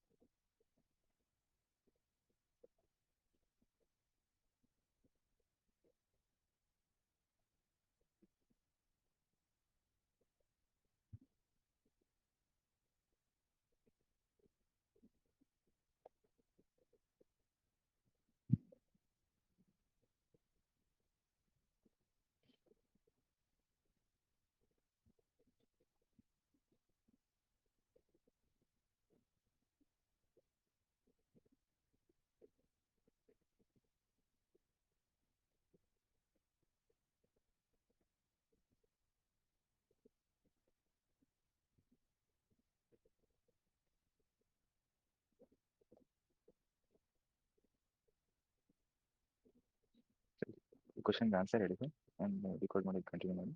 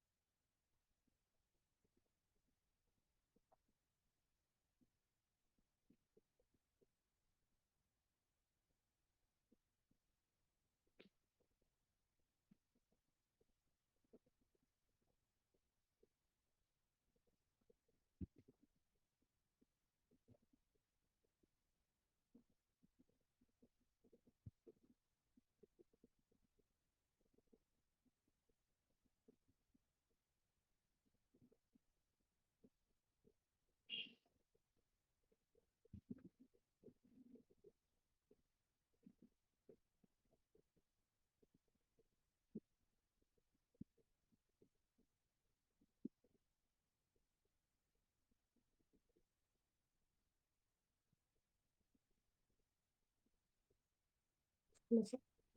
ಹೇಳಿ ಸರ್. ಸರ್ ಸೆಕೆಂಡ್ ಒನ್ ತಪ್ಪಿದೆ ಸರ್ ಅದರಲ್ಲಿ. Exactly second one. ಸರ್ ಗುಪ್ತ ಸಾಮ್ರಾಜ್ಯದ ಬಗ್ಗೆ ಅಂತಂದರೆ ಗುಪ್ತ ಸಾಮ್ರಾಜ್ಯದ ಸ್ಥಾಪಕ ಶ್ರೀಗುಪ್ತ, ಇವರ ಲಾಂಛನ ಗರುಡ, ರಾಜಧಾನಿ ಪಾಟಲಿಪುತ್ರ. ಶ್ರೀಗುಪ್ತ ನಂತರ ಅಧಿಕಾರಕ್ಕೆ ಬಂದರು ಘಟೋತ್ಕಚ ಆಗಿರ್ತಾರೆ. ಒಂದನೇ ಚಂದ್ರಗುಪ್ತನ ಬಗ್ಗೆ ಅಂದರೆ ಇವರು ಕ್ರಿಸ್ತಶಕ 320 ಫೆಬ್ರವರಿ 26ರಂದು ಪಟ್ಟಾಭಿಷೇಕ ಮಾಡಿಕೊಳ್ತಾರೆ. ಅದರ ಸವಿನೆನಪಿಗಾಗಿ ಕ್ರಿಸ್ತಶಕ 320ರಲ್ಲಿ ವಲ್ಲಭಿಷೇಕ ಅಥವಾ ಗುಪ್ತಶಕೆಯನ್ನು ಆರಂಭಿಸ್ತಾರೆ. ಇವರು ಮಹಾರಾಜಾಧಿರಾಜ ಎಂಬ ಬಿರುದು ಧರಿಸಿದ ಮೊದಲ ಭಾರತೀಯ ಅರಸ ಆಗಿರ್ತಾರೆ. ಮತ್ತೆ ಲಿಚ್ಚಾವಿಯ ಮನೆತನದ ಕುಮಾರದೇವಿಯನ್ನ ವಿವಾಹ ಆಗ್ತಾರೆ. ಮತ್ತೆ ತನ್ನ ನಾಣ್ಯದ ಮೇಲೆ ಲಿಚ್ಚಾವಿ ಅಂತ ಮುದ್ರಿಸ್ತಾರೆ. ನೆಕ್ಸ್ಟ್ ಸಮುದ್ರಗುಪ್ತ, ಇವರ ಮೂಲ ಹೆಸರು ಕಚಗುಪ್ತ ಅಂತ. ವಿ.ಎಸ್. ಸ್ಮಿತ್ ಅವರು ಸಮುದ್ರಗುಪ್ತನನ್ನು ಭಾರತದ ನೆಪೋಲಿಯನ್ ಅಂತ ಕರೀತಾರೆ. ಮತ್ತು ಇವರನ್ನ 100 ಕದನಗಳ ಸಿಂಹ ಅಂತಾನು ಕರಿತೀವಿ. ಇವರು ಆರ್ಯವರ್ತದ ದಂಡಯಾತ್ರೆ ಅಂತಂದ್ರೆ ಉತ್ತರ ಭಾರತದ ದಂಡಯಾತ್ರೆ, ಅಡವಿ ರಾಜ್ಯಗಳ ಮೇಲೆ ದಂಡಯಾತ್ರೆ ಮಾಡ್ತಾರೆ, ಗಡಿನಾಡ ರಾಜ್ಯಗಳ ಮೇಲೆ ದಂಡಯಾತ್ರೆ ಮಾಡ್ತಾರೆ. ಅದೇ ರೀತಿ ದಕ್ಷಿಣ ಭಾರತದ ಮೇಲೆ ದಾಳಿ ಮಾಡಿ 12 ರಾಜರನ್ನು ಸೋಲಿಸ್ತಾರೆ. ಆದ್ರಿಂದ ಇವರಿಗೆ 100 ಕದನಗಳ ಸಿಂಹ ಅಂತ ಕರಿತೀವಿ. ಅಲಹಾಬಾದ್ ಸ್ತಂಭ ಶಾಸನ ಬರುತ್ತೆ. ಅದನ್ನ 1834ರಲ್ಲಿ ಬ್ರಿಟನ್ನಿನ ಕ್ಯಾಪ್ಟನ್ ಡ್ರಾಯರ್ ಇದನ್ನ ಪತ್ತೆ ಹಚ್ತಾರೆ. ಪ್ರಥಮ ಬಾರಿಗೆ ಈ ಶಾಸನನ ಓದಿದವರು ಜೇಮ್ಸ್ ಪ್ರಿನ್ಸೆಪ್ ಅವರು 1837ರಲ್ಲಿ. ಈ ಶಾಸನದ ಸಂಪೂರ್ಣ ವಿವರಣೆ ನೀಡಿದವರು 1888ರಲ್ಲಿ ಡಾಕ್ಟರ್ ಕ್ಲಿಂಟನ್ ಅವರು. ಈ ಶಾಸನ ಮೊದಲಿಗೆ ಕೌಸಂಬಿಯಲ್ಲಿರುತ್ತೆ. ಇದನ್ನ ಫಿರೋಜ್ ಶಾ ತುಘಲಕ್ ಅವರು ಅಲಹಾಬಾದ್ಗೆ ವರ್ಗಾವಣೆ ಮಾಡ್ತಾರೆ. ಇದನ್ನ ರಚಿಸಿದವರು ಅಂತಂದ್ರೆ ಸಮುದ್ರಗುಪ್ತನ ಆಸ್ಥಾನದ ಕವಿ ಮತ್ತು ದಂಡನಾಯಕನಾದಂಥ ಹರಿಶೇಣ ಅವರು. ಇದು ಸಮುದ್ರಗುಪ್ತನ ಜೀವನ ಮತ್ತು ಸಾಧನೆಗಳ ಕುರಿತಾದ ಮಾಹಿತಿ ನೀಡುತ್ತೆ. 33 ಸಾಲುಗಳಿಂದ ಕೂಡಿದೆ ಮತ್ತು ಇದು ಒಂದೇ ವಾಕ್ಯದಿಂದ ಕೂಡಿರುತ್ತೆ. ಇದು ಸಂಸ್ಕೃತ ಭಾಷೆಯಲ್ಲಿದೆ ಮತ್ತು ಚಂಪು ಶೈಲಿಯಲ್ಲಿದೆ. ಇದರಲ್ಲಿ ರಾಜನನ್ನು ದೇವರಿಗೆ ಹೋಲಿಸಲಾಗಿದೆ ಸರ್. ನೆಕ್ಸ್ಟ್ ಎರಡನೇ ಚಂದ್ರಗುಪ್ತ, ಎರಡನೇ ರಾಜಧಾನಿಯನ್ನಾಗಿ ಉಜ್ಜಯಿನಿಯನ್ನು ಆಯ್ಕೆ ಮಾಡಿಕೊಳ್ತಾರೆ. ಇವರ ಬಿರುದುಗಳಂತಂದ್ರೆ ಪರಮ ಭಾಗವತ, ವಿಕ್ರಮಾದಿತ್ಯ, ನರೇಂದ್ರ ಚಂದ್ರ ಸಾಹಸಾಂಕ, ದೇವಗುಪ್ತ, ದೇವರಾಜ ಅನ್ನೋದು ಇವರ ಬಿರುದುಗಳಾಗಿರ್ತವೆ. ಎರಡನೇ ಚಂದ್ರಗುಪ್ತ ಶಕರ ಅರಸ 3ನೇ ರುದ್ರದಾಮನನ್ನು ಸೋಲಿಸಿ ಶಕಾರ್ ಎಂಬ ಬಿರುದನ್ನು ಪಡಿತಾರೆ. ಮತ್ತೆ ಮೆಹರೌಲಿ ಕಬ್ಬಿಣ ಸ್ತಂಭ ಶಾಸನ ಬರುತ್ತೆ.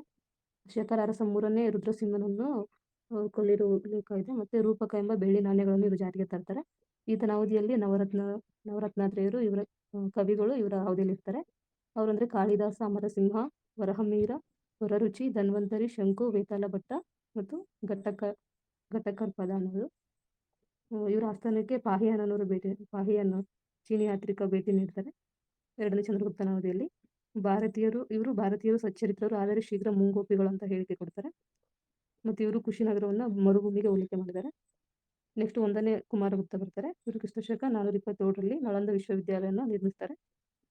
ಬೆಳ್ಳಿಯ ನಾಣ್ಯಗಳ ಮೇಲೆ ಪ್ರಥಮ ಬಾರಿಗೆ ನವಿಲನ್ನು ಮುದ್ರಿಸುತ್ತಾರೆ ಇವರು. ಇವರ ಬಿರುದು ಪರಮ ಭಾಗವತ ಮತ್ತು ವ್ಯಾಘ್ರಬಲ ಅಂತ. ಕೊನೆಯದಾಗಿ ಸ್ಕಂದಗುಪ್ತ, ಇವರು ಹೂಣರ ದಾಳಿಯನ್ನು ಹಿಮ್ಮೆಟ್ಟಿಸ್ತಾರೆ. ಇದನ್ನ ಬಿತರೈ ಶಾಸನದಲ್ಲಿ ಉಲ್ಲೇಖ ಮಾಡಲಾಗಿದೆ. ಇವರು ಗುಪ್ತರ ಕೊನೆಯ ಅರಸ ಅಂದ್ರೆ ವಿಷ್ಣುಗುಪ್ತ ಬರ್ತಾರೆ. ಇಷ್ಟೇ. ಓಕೆ, ಗುಪ್ತ ಡೈನಾಸ್ಟಿ ಬಗ್ಗೆ ಬೇಸಿಕ್ ಎಲ್ಲ ಕ್ಲಿಯರ್ ಆಯಿತು ಅನ್ಕೊಂಡಿದ್ದೀನಿ. ಒಂದು ಟೈಮಲ್ಲಿ ಒಂದೊಂದು ಡೈನಾಸ್ಟಿ ಬಗ್ಗೆ ಕ್ಲಿಯರ್ ಮಾಡ್ಕೊಂಡು ಹೋದ್ರೂ ಎಲ್ಲಾನು ಕವರ್ ಆಗುತ್ತೆ POQ ಆ್ಯಂಗಲಲ್ಲಿ. ಹೌದಾ? Yes sir.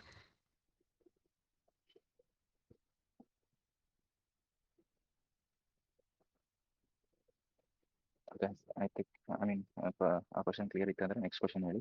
And current affairs ಸಿಕ್ತಾಗೋಣ.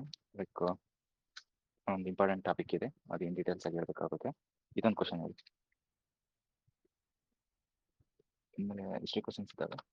Next science question ಬರ್ತವೆ.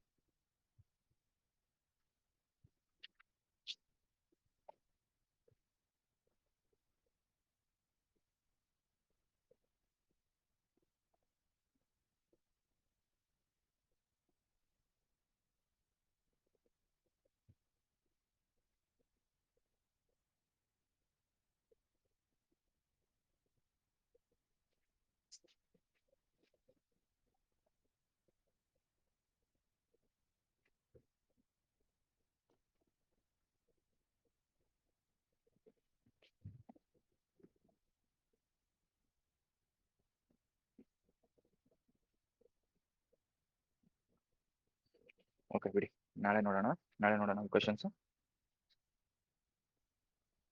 ಸರ್ ಇವತ್ತಿಗೆ ಸಾಕಲ್ಲ? Okay sir. Okay. COP summits ಆಗ್ತಾವಲ್ವಾ, ಈ I mean conference of parties, ಈಗ ಕೋಪ್ 30 ನಡೀತಾ ಇದೆ, ಐ ಮೀನ್ ಕ್ಲೋಸ್ ಆಗಿದೆ ಕೋಪ್ 30. ಕೋಪ್ 30ಯಲ್ಲಿ ನಮ್ಮ ಇಂಡಿಯಾ ರೆಪ್ರೆಸೆಂಟೇಷನ್ ಏನಿದೆ, ಯಾವ ಥರ ಏನು, ಕೋಪ್ 30 ಬಗ್ಗೆ ಹೇಳಿ. ಆ್ಯಂಡ್ ನೀವು ಹೇಳಿ, ಬ್ರೀಫ್ಲಿ ಹೇಳಿ ಸರ್ ಕೋಪ್ 30 ಬಗ್ಗೆ. ಆ್ಯಂಡ್ ಕೋಪ್ ಸಮಿಟ್ ಏನಕ್ಕೆ ನಡೀತಿದೆ, ಪರ್ಪಸ್ ಏನು, ಎಲ್ಲಿಂದ ಸ್ಟಾರ್ಟ್ ಆಯಿತು, ಯಾವ ಥರ, ಇದೊಂದು ಹೇಳ್ಬಿಡಿ ಕ್ಲೋಸ್ ಮಾಡೋಣ.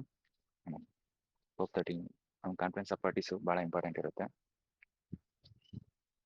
ಲೈಕ್ ನಿನ್ನೆ ಸಂಡೇ ಟೆಸ್ಟ್ ಇತ್ತಲ್ವಾ, ಪಿ ಎಸ್ ಐ ಸ್ಟೂಡೆಂಟ್ ಬರ್ದಿದ್ದೀವಿ, ನೀವು ಗ್ಲೋಬಲ್ ವಾರ್ಮಿಂಗ್ ಬಗ್ಗೆ ನಿನ್ನೆ ಎಸ್ಸೆ ಬರ್ತಿದ್ರಲ್ವಾ. ಕೋಪ್ 30 ಫುಲ್ ಡೀಟೇಲ್ಸ್ ಏನಾದರೂ ಹಾಕ್ಬೋದಿತ್ತು, ಯಾರೂ ಹಾಕಿರಲಿಲ್ಲ. ಬಟ್ ಆ ಥರ ಹೆಲ್ಪ್ ಆಗುತ್ತೆ ಫರ್ದರ್ ಸ್ಟಡೀಸ್ಗೂ, ಕ್ಲೈಮೇಟ್ ಚೇಂಜ್ ರಿಲೇಟೆಡ್ ಇರ್ತದಲ್ಲ. ಹೇಳಿ ಸರ್ ಕೋಪ್ 30 ಬಗ್ಗೆ.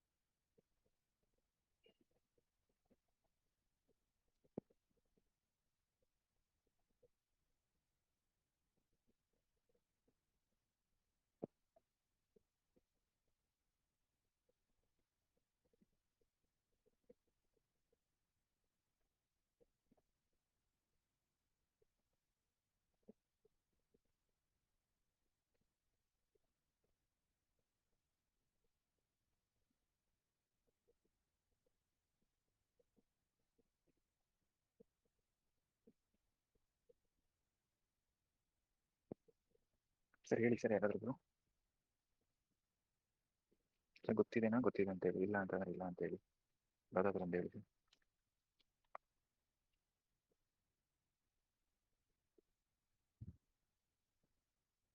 I think is audible. Yes sir. COP 30 ಬಗ್ಗೆ ಹೇಳಿ ಸರ್, ಯಾರಾದ್ರೂ ಬೇಕಾ, ಟೈಮ್ ಆಗುತ್ತೆ.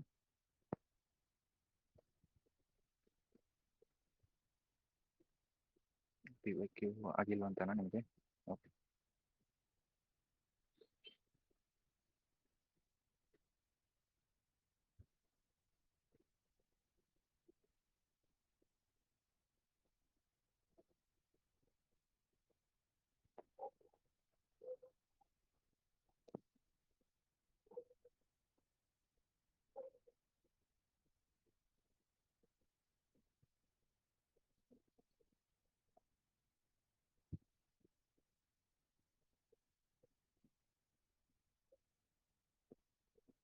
ಸರ್ ಕ್ವಶನ್ ನೋಡಿ, ಗ್ರೂಪಲ್ಲಿ ಕ್ವಶನ್ ಹಾಕಿದ್ದೀನಿ.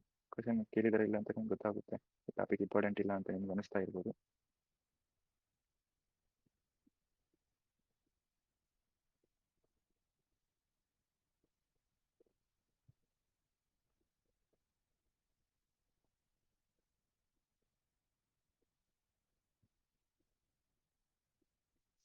ಬಿಡಿ ಸರ್, ನಾವು ಎಕ್ಸಾಮ್ಸ್ ಎಲ್ಲ ಬರೆಯಲ್ಲ, ನಮ್ಗೆ ಏನಕ್ಕೆ ಅಂತೀರಿ.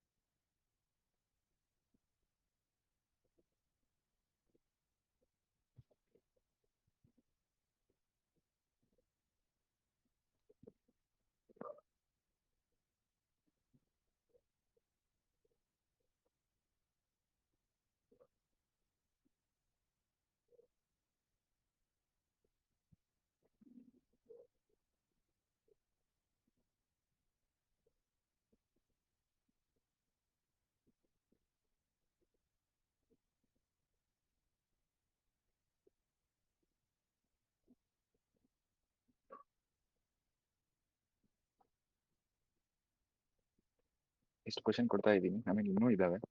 ಇದ್ರ ಮೇಲೂ ನೀವು ಈ ಟಾಪಿಕ್ ನೆಸೆಸಿಟಿ ಇಲ್ಲ ಅಂತಂದರೆ ಓಕೆ, ಬೇರೆದು ನೋಡೋಣ.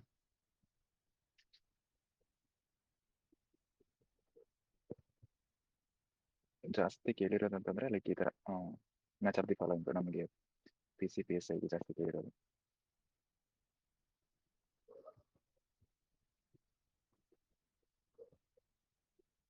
ಕಳಿಸಿದ್ದೀನಿ ನೋಡಿ ಗ್ರೂಪಲ್ಲಿ ಈ ಥರ ಕಳಿಸಿದ್ದೀನಿ. ಈ ಥರ ಮ್ಯಾಚ್ ಆಫ್ ದಿ ಫಾಲೋಯಿಂಗ್ ಭಾಳ ಕೇಳಿದ್ದಾರೆ. ಇನ್ನೂ ಭಾಳ ಇದೆ ಸರ್, ಕ್ವಶನ್ಸ್ ಭಾಳ ಇದಾವೆ ಈ ಕೋಪ್ ಸಮಿಟ್ ಮೇಲೆ, ಭಾಳ ಕೇಳ್ತಾರೆ. ನೋಡಿ ನೀವು ಯಾವ ಥರ ಡಿಸೈಡ್ ಆಗ್ತೀರೋ.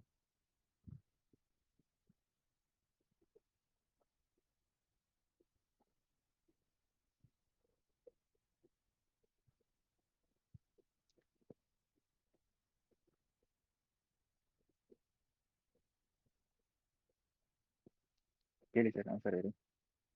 ಸಾರಿ ಆನ್ಸರ್ ಅಂತೀನಿ, ಕೋಪ್ ಸಮಿಟ್ ಬಗ್ಗೆ ಹೇಳಿ.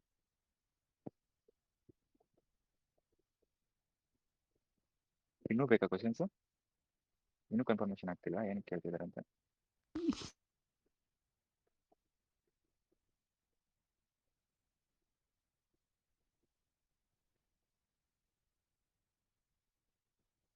ನಾನು ರೀಸೆಂಟ್ ಎಕ್ಸಾಮ್ಸ್ ಅಷ್ಟೇ ಕೊಡ್ತಾ ಇದ್ದೀನಿ, ಇದಕ್ಕೂ ಮುಂಚೆ ಭಾಳ ಆಗಿದ್ದಾವೆ ಇವೆಲ್ಲ. ಭಾಳ ಎಕ್ಸಾಮ್ ಆಗಿದೆ, ಪ್ರೀವಿಯಸ್ ಎಲ್ಲ ಭಾಳ ಆಗಿದೆ. ಆಮೇಲೆ ಕೋಪ್ ಸಮಿಟ್ ಫಸ್ಟಿಂದ ಹಿಡ್ಕೊಂಡು ಎಲ್ಲಾನು ಕೇಳಿದ್ದಾರೆ.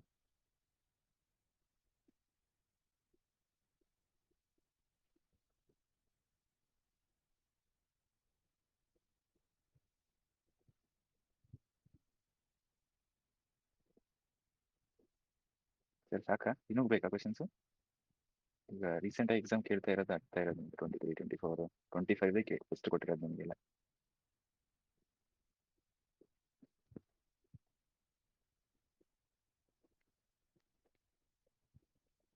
ಈ ಎಕ್ಸಾಮ್ಗೆ ಪ್ರಿಪೇರ್ ಆಗಲ್ಲ ನಿಮ್ಗೆ ಬೇಡ ಅಂತೀರಾ? ಯಾವುದೋ ಒಂದು ನಿರ್ಧಾರ ಮಾಡಿ ಸರ್ ಬೇಗ, ಟೈಮ್ ಆಗುತ್ತೆ ಆಲ್ರೆಡಿ 10.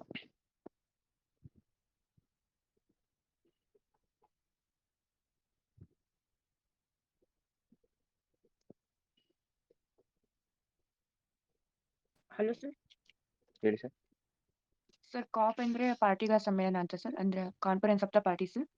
ಇದು Okay. United Nations framework convention on climate change ಅಂದ್ರೆ UNFCCC ಅತ್ಯುನ್ನತ ನಿರ್ಧಾರ ತೆಗೆದುಕೊಳ್ಳುವ ಸಂಸ್ಥೆ ಇದೆ ಸರ್. ಇದು ಹವಾಮಾನ ಇಲಾಖೆ ಬಗ್ಗೆ.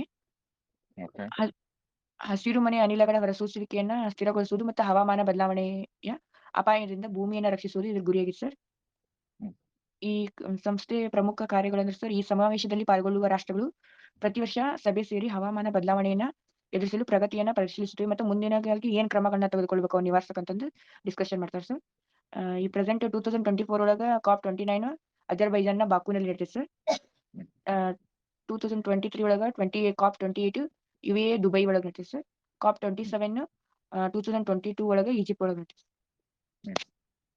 Sharm el Sheikh Egypt. Sharm el Sheikh ಅಂತ ಪ್ಲೇಸ್ ಅಲ್ಲಿ ನಡೆದಿರುತ್ತೆ ಈಜಿಪ್ಟ್ ಅಲ್ಲಿ. ನಾವು ಲಾಸ್ಟ್ ಟೈಮ್ ಒಂದ್ಸರಿ ಇದ್ರೆಲ್ಲ ಗ್ರೂಪ್ ಎಲ್ಲ ಕೊಟ್ಟಿರ್ಬೇಕು ಅನ್ಕೊಂಡು COP summits match of the following type. Yes sir.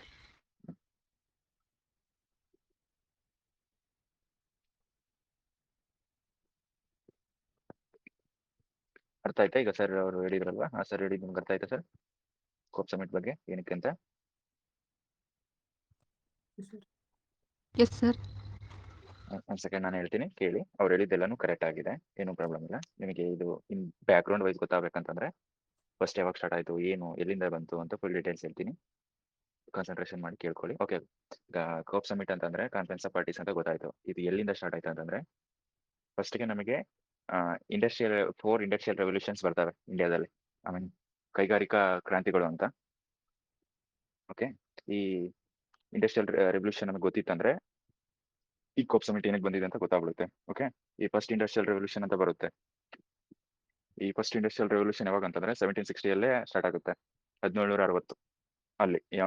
ಅಲ್ಲಿ ಎಲ್ಲಿ ಸ್ಟಾರ್ಟ್ ಆಗುತ್ತೆ ಅಂತಂದ್ರೆ USA, UK, ಯುರೋಪಿಯನ್ ಕಂಟ್ರೀಸ್ ಇದಾವಲ್ವಾ, UK ಅಲ್ಲಿ ಸ್ಟಾರ್ಟ್ ಆಗುತ್ತೆ ಫಸ್ಟ್ ಇಂಡಸ್ಟ್ರಿಯಲ್ ರೆವಲ್ಯೂಷನ್. ಈ ಫಸ್ಟ್ ಇಂಡಸ್ಟ್ರಿಯಲ್ ರೆವಲ್ಯೂಷನ್ ಅಲ್ಲಿ steam engine, like steam engine ಅಂತ ಗೊತ್ತಾಗುತ್ತಲ್ವ ನಿಮಗೆ? ಯಾಂಡಿಂದ ಐ ಮೀನ್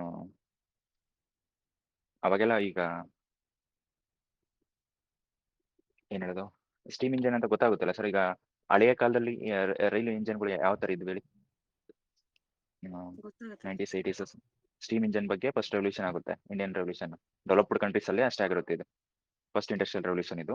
ಅದೇ ತರ ಬಂತಂದ್ರೆ second industrial eleven I mean industrial revolution, second industrial revolution ಏನಕ್ಕೆ ಸಂಬಂಧಪಟ್ಟಿದೆ ಅಂತಂದ್ರೆ ಅಸೆಂಬ್ಲಿ ಲೈನ್ ಯೂನಿಟ್ ಅಂತ. ಹಿಂಗ್ ಅಂತಂದ್ರೆ ಏನಂತಂದ್ರೆ ಅಸೆಂಬ್ಲಿ ಲೈನ್ ಯೂನಿಟ್ ಅಂತಂದ್ರೆ ಫಾರ್ ಈಗ ಎಕ್ಸಾಂಪಲ್ ನಾವೊಂದು ಕಾರು ಅಥವಾ ಒಂದು ಮೊಬೈಲ್ ಫಾರ್ ಎಕ್ಸಾಂಪಲ್ ಈಗ ನಾವು ಒಂದು ಫೋನ್ ತಗೊಳ್ಳಿ ಸರ್. ಈಗ ಬೆಸ್ಟ್ ಕಾರ್ ತಗೊಳ್ಳಿ, ಮಾರುತಿ ಸುಜುಕಿ ಕಾರ್ ಪ್ರಿಪೇರ್ ಮಾಡ್ಬೇಕಂತಂದ್ರೆ ನಾವು ನಮ್ಮ ಇಂಡಿಯಾದಲ್ಲಿ ಬೇರೆ ಬೇರೆ ಕಂಟ್ರೀಸ್ ಇಂದ ಪಾರ್ಟ್ ತಗೋಬೇಕು. ಈಗ ಜಪಾನಿಂದ ಒಂದಿಷ್ಟು ಪಾರ್ಟ್ಸ್, ಅಥವಾ ಚೀನಾದಿಂದ ಈಗ ಲಿಥಿಯಂ ಬ್ಯಾಟ್ರಿನ ಇಂಪೋರ್ಟ್ ಮಾಡ್ಕೊಳೋದು, ಅಥವಾ USA ಅಥವಾ ಜರ್ಮನಿಯಿಂದ ಸೇಫ್ಟಿ ಟೆಸ್ಟ್ಗೆ. I mean assembly line unit. ಇನ್ನು ಬೆಸ್ಟ್ ಎಕ್ಸಾಂಪಲ್ ಹೇಳ್ಬೇಕಂದ್ರೆ ನಮ್ಮ ಇಂಡಿಯಾದಲ್ಲಿ ಮೊಬೈಲ್ ಮ್ಯಾನುಫ್ಯಾಕ್ಚರಿಂಗ್ ಯೂನಿಟ್ಸ್ ಇದಾವೆ, ಬಟ್ ಒಂದೊಂದ್ ಕಡೆಯಿಂದ ಬೇರೆ ಬೇರೆ ಕಂಟ್ರೀಸ್ ಇಂದ ಒಂದೊಂದು ಬರುತ್ತೆ. ಈಗ ಚೀನಾದಿಂದ ಬ್ಯಾಕ್ ಕವರ್ಸ್, ಅಥವಾ USA ದಿಂದ ಈಗ ಐಫೋನ್ ಮಾಡ್ತಿದೀವಿ ಅಂತಂದ್ರೆ ಇಲ್ಲಿ ನಾವು ಮಾಡ್ತಿದೀವಿ, ಬಟ್ ಈ ರಾ ಮೆಟೀರಿಯಲ್ಸ್ ಎಲ್ಲ ಬೇರೆ ಕಡೆಯಿಂದ ಇಂಪೋರ್ಟ್ ಮಾಡ್ಕೊಂಡು ನಾವು ಕಚ್ಚಾ ವಸ್ತುವನ್ನ ಸಿದ್ಧ ವಸ್ತು ಮಾಡೋದು. ಬೆಸ್ಟ್ ಎಕ್ಸಾಂಪಲ್ ಹೇಳೋದಂತಂದ್ರೆ assembly line unit industrial revolution second ಅಂತ ಹೇಳ್ತಾರೆ ಇದನ್ನ. ಅಂಡ್ ಮೂರನೇದು ಬರುತ್ತೆ IoT means information of technology. Okay, ಇದು ಮೂರನೇ ಇಂಡಸ್ಟ್ರಿಯಲ್ ರೆವಲ್ಯೂಷನ್. ನಾಲ್ಕನೇದು ಅಂತಂದ್ರೆ ಸ್ಮಾರ್ಟ್ ಇನ್ಫಾರ್ಮೇಶನ್. ಲೈಕ್ ಯಾವ ತರ ಅಂತಂದ್ರೆ second industrial revolution and third industrial revolution merge ಮಾಡಿದ್ರೆ ಸ್ಮಾರ್ಟ್ ಅಂತ ಬರುತ್ತೆ. ಇದ್ರಲ್ಲಿ ಏನಿರುತ್ತೆ ಅಂತಂದ್ರೆ ಈಗ ನಾವು ಇರ್ತಕ್ಕಂಥ ಪ್ರೆಸೆಂಟ್ ಇದೆ ಅಲ್ವಾ, ಇಂಡಸ್ಟ್ರಿಯಲ್ ರೆವಲ್ಯೂಷನ್ ಇದೆ ನಾವು ಇರ್ತಕ್ಕಂಥದ್ದು. ಫಾರ್ ಎಕ್ಸಾಂಪಲ್ ನಮ್ ಕೈಯಲ್ಲಿ ಇಟ್ಕೊಂಡ್ ಇರ್ತಕ್ಕಂಥ ರಿಮೋಟ್ ಇಂದ ನಾವು ಫ್ಯಾನ್ ಆಫ್ ಮಾಡ್ಕೊಳೋದು, ಅಥವಾ ಟಿವಿ ಆನ್ ಮಾಡ್ಕೊಳೋದು, ಅಥವಾ ನಮ್ಮ AC ಆನ್ ಮಾಡ್ಕೊಳೋದು, ಅಥವಾ ಇನ್ನೂ ಬೆಸ್ಟ್ ಎಕ್ಸಾಂಪಲ್ ಈ ಆಪಲ್ದು ಗೂಗಲ್ ಸಿರಿ ಅಥವಾ ಅಲೆಕ್ಸಾ, ಇದರಿಂದ ನಮ್ಮ ವರ್ಕ್ ನಾವು ಕಂಟ್ರೋಲ್ ಮಾಡ್ಕೊಂತಿರೋದು. ಇದು ಸ್ಮಾರ್ಟ್ ಅನ್ನೋದು. ಈ 4 ಇಂಡಸ್ಟ್ರಿಯಲ್ ರೆವಲ್ಯೂಷನ್.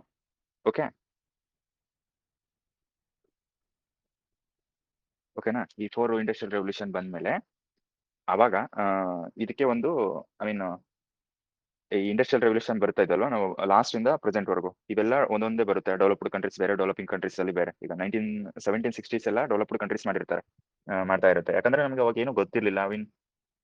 ಇಷ್ಟು ಡೆವಲಪ್ಡ್ ನೇಷನ್ ಏನೂ ಇರಲಿಲ್ಲ. ಇನ್ನೂ ಇವಾಗೂ ಡೆವಲಪಿಂಗ್ ಇದೆ ಅಲ್ವಾ. ಇವಾಗ ಬಂತಂದ್ರೆ ನಮಗೆ ಈ 1962 ಅಲ್ಲಿ ಒಬ್ರು ಬುಕ್ ಬರೀತಾರೆ, ಯಾರು ರಚಲ್ ಕರ್ಸನ್ ಅಂತ. ಇವ್ರು ಏನಂತ ಬರೀತಾರೆ, ಸೈಲೆಂಟ್ ಸ್ಪ್ರಿಂಗ್ ಅಂತ ಬರೀತಾರೆ. ಸೈಲೆಂಟ್ ಸ್ಪ್ರಿಂಗ್ ಬುಕ್ ಅಂತ ಯಾರು ಬರೀತಾರೆ? ರಚಲ್ ಕರ್ಸನ್ ಅಂತ ಬರೀತಾರೆ. ಇದು ಏನ್ ಹೇಳುತ್ತೆ ಅಂತಂದ್ರೆ, ಈಗ ನೀವು ಇಂಡಸ್ಟ್ರಿಯಲ್ ರೆವಲ್ಯೂಷನ್ ಅಂತೂ ಮಾಡಿದೀರಾ, okay, developed countries developing countries, but day by day ನಿಮಗೆ ಸೈಲೆಂಟ್ ಆಗಿ ಗ್ಲೋಬಲ್ ವಾರ್ಮಿಂಗು ಜಾಸ್ತಿ ಆಗ್ತಾ ಇದೆ. ನೀವು ಇಂಡಸ್ಟ್ರಿಗೆ ಮಾಡ್ಕೊಂಡು ಡೆವಲಪ್ಡ್ ಆದ್ರಿ, ಬಟ್ ಅದರಿಂದ ಎಷ್ಟು ಥ್ರೆಟ್ ಆಗುತ್ತೆ ಅನ್ನೋದು ಡೀಟೇಲ್ಸ್ ಆಗಿ ಗ್ಲೋಬಲ್ ವಾರ್ಮಿಂಗ್, ಕ್ಲೈಮೇಟ್ ಚೇಂಜ್ ಬಗ್ಗೆ ಫುಲ್ ಡೀಟೇಲ್ಸ್ ಆಗಿ ಈ ಸೈಲೆಂಟ್ ಸ್ಪ್ರಿಂಗ್ ಅನ್ನೋ ಬುಕ್ ಅಲ್ಲಿ ರಿಚಲ್ ಕರ್ಸನ್ ಅನ್ನೋ ಬುಕ್ ಅಲ್ಲಿ ಬರ್ದಿರ್ತಾರೆ. ಯಾವಾಗ 1962 ನಮ್ಗೆ ಇಂಡಸ್ಟ್ರಿಯಲ್ ರೆವಲ್ಯೂಷನ್ ಸ್ಟಾರ್ಟ್ ಆಗಿದೆ ಯಾವಾಗ 1760ರಲ್ಲಿ. ಇಷ್ಟು ವರ್ಷ ಬೇಕಾಗಿದೆ ನಮ್ಗೆ ಗ್ಲೋಬಲ್ ವಾರ್ಮಿಂಗ್ ಆಗ್ತಿದೆ ಅನ್ನೋದು ಕಂಡ್ಕೊಳಕ್ಕೆ. ಅದಾದ್ಮೇಲೆ 1972 ಅಲ್ಲಿ ಈ ಸ್ಟಾಕ್ಹೋಮ್ ಕಾನ್ಫರೆನ್ಸ್ ಅಂತ ಆಗುತ್ತೆ 1972.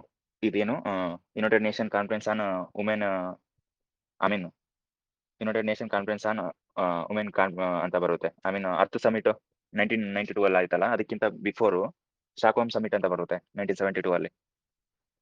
ಆವಾಗ ಈ ಸ್ಟಾಕ್ಹೋಮ್ ಕನ್ವೆನ್ಷನ್ ಮೂಲಕನೇ ಈಗ ನಾವು ವರ್ಲ್ಡ್ ಎನ್ವೈರ್ಮೆಂಟ್ ಡೇ ಮಾಡ್ತೀವಲ್ವಾ. ಯಾವಾಗ ಹೇಳಿ? World environment day June 5. World environment ಡೇನ ಮಾಡ್ತಿರೋದು ಎಲ್ಲಿಂದ ನಾವು ನಿರ್ಧಾರ ಮಾಡಿರ್ತೀವಿ ಅಂತಂದ್ರೆ ಸ್ಟಾಕ್ಹೋಮ್ ಸಮಿಟ್ ಇಂದ 1972 ಅದು. ಓಕೆ, ಈ ಸ್ಟಾಕ್ಹೋಮ್ ಸಮಿಟ್ ಇಂದ ವರ್ಲ್ಡ್ ಎನ್ವೈರ್ಮೆಂಟ್ ಡೇ June 5 ಇಂದ ಅಲ್ಲಿಂದ ಪ್ರೇರೇಪಿತ ಆಗುತ್ತೆ. ಅವಾಗ ಇದೇ ಟೈಮಲ್ಲಿ 1972 ಅಲ್ಲಿ ಇಂದಿರಾ ಗಾಂಧಿ ಅವರು ಐ ಮೀನ್ PM ಇರ್ತಾರಲ್ವಾ, ಆ ಟೈಮಲ್ಲಿ ಇನ್ನೊಂದು ಆಕ್ಟ್ ನ ತರ್ತಾರೆ. ಯಾವುದು? ವೈಲ್ಡ್ ಲೈಫ್ ಪ್ರೊಟೆಕ್ಷನ್ ಆಕ್ಟ್ ಅಂತ 1972. ವೈಲ್ಡ್ ಲೈಫ್ ಪ್ರೊಟೆಕ್ಷನ್ ಆಕ್ಟ್ ಅಂತ ತರ್ತಾರೆ ಇದೇ ಸ್ಟಾಕ್ಹೋಮ್ ಸಮಿಟ್ ನಡಿಬೇಕಾದ್ರೆ. ಅದಾದ್ಮೇಲೆ ನೆಕ್ಸ್ಟ್ 20 ಇಯರ್ಸ್ಗೆ ಅರ್ತ್ ಸಮಿಟ್ ಅಂತ ಮಾಡ್ತಾರೆ 1922. ಈ earth summit means Rio de ಜೆನೇರೋದಲ್ಲಿ ನಡೀತದೆ ಅರ್ತ್ ಸಮಿಟ್. ಈ ಅರ್ತ್ ಸಮಿಟ್ ಅಲ್ಲಿ ಎಷ್ಟು ಕಂಟ್ರೀಸ್ ಇರ್ತಾವೆ ಅಂತಂದ್ರೆ 193 ಕಂಟ್ರೀಸ್ ಇರ್ತವೆ. ನೀವು ಅರ್ತ್ ಸಮಿಟ್ ಬಗ್ಗೆ ಕೇಳಿರ್ತೀರ ಅನ್ಕೊಂಡಿದ್ದೀನಿ. ಎವ್ರಿ ಮಾರ್ಚ್ ಥರ್ಡ್ ಸಾಟರ್ಡೆ ಅಥವಾ ಫೋರ್ತ್ ಸಾಟರ್ಡೆ ಅರ್ತ್ ಸಮಿಟ್ ಅಲ್ಲಿ half an hour I think 1 hour ಏನೋ ಫುಲ್ಲಿ ವರ್ಲ್ಡ್ ಅಲ್ಲೆಲ್ಲ ಕರೆಂಟ್ ಕ್ಲೋಸ್ ಮಾಡ್ತಾರೆ ನೋಡಿ. ಫುಲ್ ಎಲ್ಲ ಕ್ಲೋಸ್ ಮಾಡಿರ್ತಾರೆ. ವರ್ಲ್ಡ್ ಎಲ್ಲ ಫುಲ್ ಏನು ಯಾವುದೇ ತರ ಕರೆಂಟ್ ಯೂಸ್ ಮಾಡಲ್ಲ ಅವತ್ತು. ಎಲೆಕ್ಟ್ರಿಸಿಟಿ ಫುಲ್ ಡೇ ಅಲ್ಲಲ್ಲ, 1 hour ಹಾಫ್ ಅನ್ ಅವರ್ ಮಾಡ್ತಾರೆ ಈ ತರ.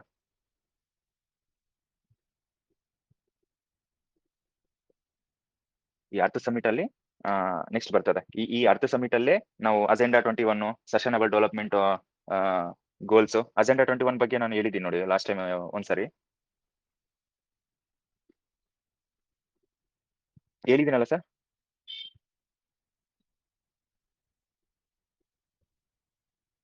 ಹೇಳಿದ್ದೀರಾ ಸರ್? ಈ ಬ್ರೆಜಿಲ್ ಅಲ್ಲಿ ರಿಯೋ ಡಿ ಜನರ್ ಅಂತ ಬರುತ್ತೆ, ಅಲ್ಲಿ ಎರ್ತ್ ಸಮಿಟ್ ಅಂತ ಆಗುತ್ತೆ.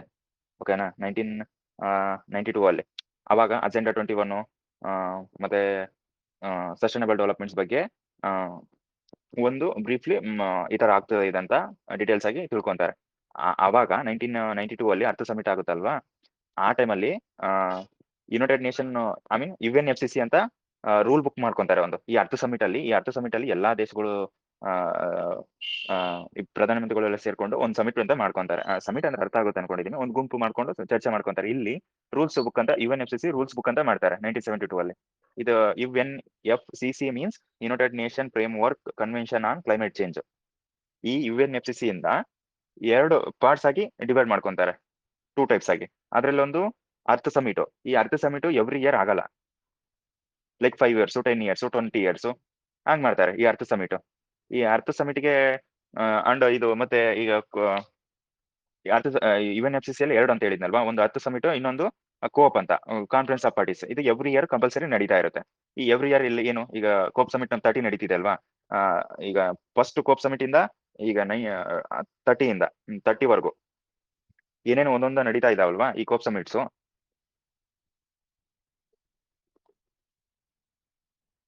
ಫಸ್ಟ್ ಸಮಿಟ್ ಅಲ್ಲಿ ಯಾವಾಗ ಆಯ್ತು ಹೇಳಿ? ಕೋಪ್ ಸಮಿಟ್ 1995 ಅಲ್ಲಿ ಫಸ್ಟ್ ಸಮಿಟ್ ಆಗುತ್ತೆ. ಎಲ್ಲಿ ಅಂತಂದ್ರೆ ಬರ್ಲಿನ್ ಅಲ್ಲಿ ಅನ್ನೋದು, ಬರ್ಲಿನ್ ಅಂತ ಪ್ಲೇಸ್ ಅಲ್ಲಿ 1995 ಅಲ್ಲಿ ಫಸ್ಟ್ ಸಮಿಟ್ ಆಗಿರುತ್ತೆ. Every year conference of party ಆಗುತ್ತೆ. ನಿಮ್ಗೆ ಇದನ್ನ ಬೆಸ್ಟ್ ಎಕ್ಸಾಂಪಲ್ ಹೇಳ್ಬೇಕಂತಂದ್ರೆ ಈಗ ಆಸ್ ಎ ಕಾಲೇಜ್ ಸ್ಟೂಡೆಂಟ್ ಅಥವಾ ಈಗ ಸ್ಕೂಲ್ ಸ್ಟೂಡೆಂಟ್ ಆದ್ರೆ ನಿಮ್ಗೆ ಎವ್ರಿ ಇಯರ್ ಎಂಡ್ ಅಲ್ಲಿ ಎಕ್ಸಾಮ್ ನಡೆಸ್ತಾರೆ. ಓಕೆ, ಎಕ್ಸಾಮ್ ನಡಿಬೇಕಂದ್ರೆ ಅದಕ್ಕಿಂತ ಬಿಫೋರ್ ಮುಂಚೆ weekly test, monthly test, quarterly test conduct ಮಾಡ್ತಾರಲ್ವಾ ನಿಮ್ಗೆ. ಕಂಡಕ್ಟ್ ಮಾಡಿದ್ಮೇಲೆ ಫೈನಲ್ ಟೆಸ್ಟ್ ಮಾಡ್ತಾರೆ. ಅದೇ ತರ ನಮಗೆ ಈಗ ಅರ್ತ್ ಸಮಿಟ್ ನಡಿಬೇಕಂತಂದ್ರೆ ಎವ್ರಿ ಇಯರ್ ಕಂಪಲ್ಸರಿ ಆಗಿ ಕೋಪ್ ಸಮಿಟ್ ನಡೀತಾವೆ. ಇದ್ರ ಬೇಸ್ ಮೇಲೆ ಏನೇನ್ ಆಗ್ತಿದೆ, ಈ ಲಾಸ್ಟ್ ಪ್ರೀವಿಯಸ್ ಇಯರ್ ಏನೇನೋ ರೂಲ್ಸ್ ತಗೊಂಡಿದೀವೋ ಅದನ್ನ ಈ ವರ್ಷ ಕಂಪ್ಲೀಟ್ ಮಾಡ್ಕೊಂಡಿದೀವ, ಅಥವಾ ಈಗ ಇರ್ತಕ್ಕಂಥದ್ದು ಕಂಪ್ಲೀಟ್ ಮಾಡ್ಕೊಂಡು ಮುಂದೆ ನೆಕ್ಸ್ಟ್ ಇಯರ್ಗೆ ಇನ್ನೂ ಸ್ವಲ್ಪ ವ್ಯಾಲ್ಯೂಡೇಷನ್ ಮಾಡ್ಕೊಂಡು ಆ ರೂಲ್ಸ್ ನ ಕಂಪ್ಲೀಟ್ ಮಾಡ್ಬೇಕಾ ಅನ್ನೋದು ಕೋಪ್ ಸಮಿಟ್ ಅಲ್ಲಿ ಡಿಸೈಡ್ ಆಗ್ತಾರೆ. ಇದೊಂದು ರೂಲ್ಸ್ ಬುಕ್ ಅಂತ ಫಸ್ಟ್ ಹೇಳಿದ್ದೀನಲ್ವಾ, ಡಿಸೈಡ್ ಆಗ್ತಾರೆ. ಓಕೆ, ಇನ್ನೂ ಬೆಸ್ಟ್ ಎಕ್ಸಾಂಪಲ್ ಇತ್ತಂದ್ರೆ ಈಗ ನಿಮಗೆ ಇಲ್ಲಿ ನೀವೆಲ್ಲಾದ್ರೂ ಹಾಸ್ಟೆಲ್ ಅಲ್ಲಿ ಓದ್ಬೇಕಾದ್ರೆ, ಸ್ಕೂಲಲ್ಲಿ ಅಥವಾ ಡಿಗ್ರಿಯಲ್ಲಿ ಎಲ್ಲೇ ಇರಲಿ, ಹಾಸ್ಟೆಲ್ ಅಲ್ಲಿ ಇರ್ಬೇಕಾದ್ರೆ ನಮಗೆ ವೀಕ್ಲಿ ಅಥವಾ ಮಂತ್ಲಿ ಒನ್ಸ್ ಪೇರೆಂಟ್ಸ್ ಬರ್ತಾ ಇರ್ತಾರೆ, ನೋಡ್ಕೊಂಡು ಹೋಗ್ತಿರ್ತಾರೆ. ಅದೇ ತರ ಎವ್ರಿ ಇಯರ್ ಈ ಕೋಪ್ ಸಮಿಟ್ ನಡೀತಾ ಇರುತ್ತೆ. ಇದಾದ್ಮೇಲೆ ರಿಯೋ ಸಮಿಟ್ಸ್ ಅಂತ 5 yearsಗೆ 10 years. ರಿಯೋ ಸಮಿಟ್ ಮೀನ್ಸ್ ಅರ್ತ್ ಸಮಿಟ್ ನೇ ರಿಯೋ ಡಿ ಜನರ್ ಅನ್ನೋ ಪ್ಲೇಸ್ ಅಲ್ಲಿ ಬ್ರೆಜಿಲ್ ಅಲ್ಲಿ ನಡೆದಿದೆ ಅಂತ ಹೇಳ್ತೀನಲ್ಲ, ಅದೇ ಶಾರ್ಟ್ ಫಾರ್ಮ್ ಅಲ್ಲಿ ರಿಯೋ ಸಮಿಟ್ಸ್ ಅಂತ ನಡೀತು ಅಂತ ಹೇಳಿದ್ನೆ ನಾನು. ಅದು 5 years 10 years ಆ ತರ. ಈ ತರ 1972 ಅಲ್ಲಿ 1977ರಲ್ಲಿ ನ್ಯೂಯಾರ್ಕ್ ಅಲ್ಲಿ ನಡೆಯುತ್ತೆ ರಿಯೋ ಸಮಿಟ್ 5 years ಅನ್ಸು. ಯಾಕಂದ್ರೆ 1992 ಅಲ್ಲಿ ಅರ್ತ್ ಸಮಿಟ್ ಆಗಿರುತ್ತಲ್ಲ, ಆ ತರ 5 yearsಗೆ 10 yearsಗೆ 20 yearsಗೆ 20 years ಯಾವಾಗ ನಡೀತೆ ಅಂತಂದ್ರೆ ರಿಯೋ ಡಿ ಜನರ್ ಬ್ರೆಜಿಲದಲ್ಲಿ 2012ರಲ್ಲಿ ನಡೆಯುತ್ತೆ. ಆಮೇಲೆ ಇದು ಅರ್ತ್ ಸಮಿಟ್ 30 ಕೂಡ ಮೇ ಬಿ 2030 ಅಥವಾ 32 ಅಲ್ಲಿ ನಡೀಬಹುದು. ಇನ್ನು ಪ್ರಿಡಿಕ್ಟ್ ಮಾಡಿಲ್ಲ ಎಷ್ಟೆಲ್ಲ ಆಗುತ್ತೆ ಅಂತ, ಕಂಪಲ್ಸರಿ ಇಲ್ಲ, ಬಟ್ ಮಾಡ್ತಿದ್ದಾರೆ. ಇದೆಲ್ಲ ಆದ್ಮೇಲೆ 97 ಅಲ್ಲಿ ಆದ್ಮೇಲೆ ಫಸ್ಟ್ ಸಮಿಟ್ 1995 ಎಲ್ಲ ಸ್ಟಾರ್ಟ್ ಆಗಿರುತ್ತಲ್ವಾ, ಅದಾದ್ಮೇಲೆ UNFCC 1992 ಎವ್ರಿ ಇಯರ್ ಸಮಿಟ್ ಯಾರು ಮಾಡ್ತಾರೆ? UNFCC ಮಾಡ್ತಾರೆ. ಫಸ್ಟ್ ಸಮಿಟ್ ಬಂತಂದ್ರೆ 95 ಬ್ರೆಜಿಲ್ ಜರ್ಮನಿ ಕೋಪ್ ಸಮಿಟ್ ಅಲ್ಲಿ, ಸಾರಿ ಬರ್ಲಿನ್ ಅಂತ ಹೇಳಿದ್ನಲ್ವಾ, ಜರ್ಮನಿ ದೇಶದ ಬರ್ಲಿನ್ ಅಲ್ಲಿ ಫಸ್ಟ್ ಕೋಪ್ ಸಮಿಟ್ ನಡೀತದೆ. ಓಕೆನಾ, ಅದಾದ್ಮೇಲೆ 1997 ಅಲ್ಲಿ ಅರ್ತ್ ಸಮಿಟ್ ಆಗುತ್ತಲ್ವಾ 5 yearsಗೆ, ಅಲ್ಲಿ ಕ್ಯೂಟೋ ಪ್ರೋಟೋಕಾಲ್ ಅಂತ ತರ್ತಾರೆ. ಈ ಕ್ಯೂಟೋ ಪ್ರೋಟೋಕಾಲ್ ಅಂತಂದ್ರೆ ಏನ್ ಹೇಳಿ? ಕ್ಯೂಟೋ ಪ್ರೋಟೋಕಾಲ್ ಅಂತಂದ್ರೆ ಏನ್ ಹೇಳಿ?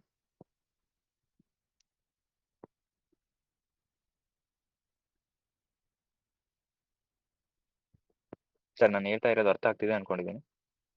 ಸರ್ ಇದು ಓಜೋನ್ ಪದರಗಳಿಗೆ ಒಂದು ಸಬ್ಮಿಟ್ ಮಾಡ್ತಾರೆ ಸರ್, ಯಾವ ತರ ಇದು ಆಗ್ತದೆ ಹಸಿರುಮನೆ ಪರಿಣಾಮಗೋಸ್ಕರ.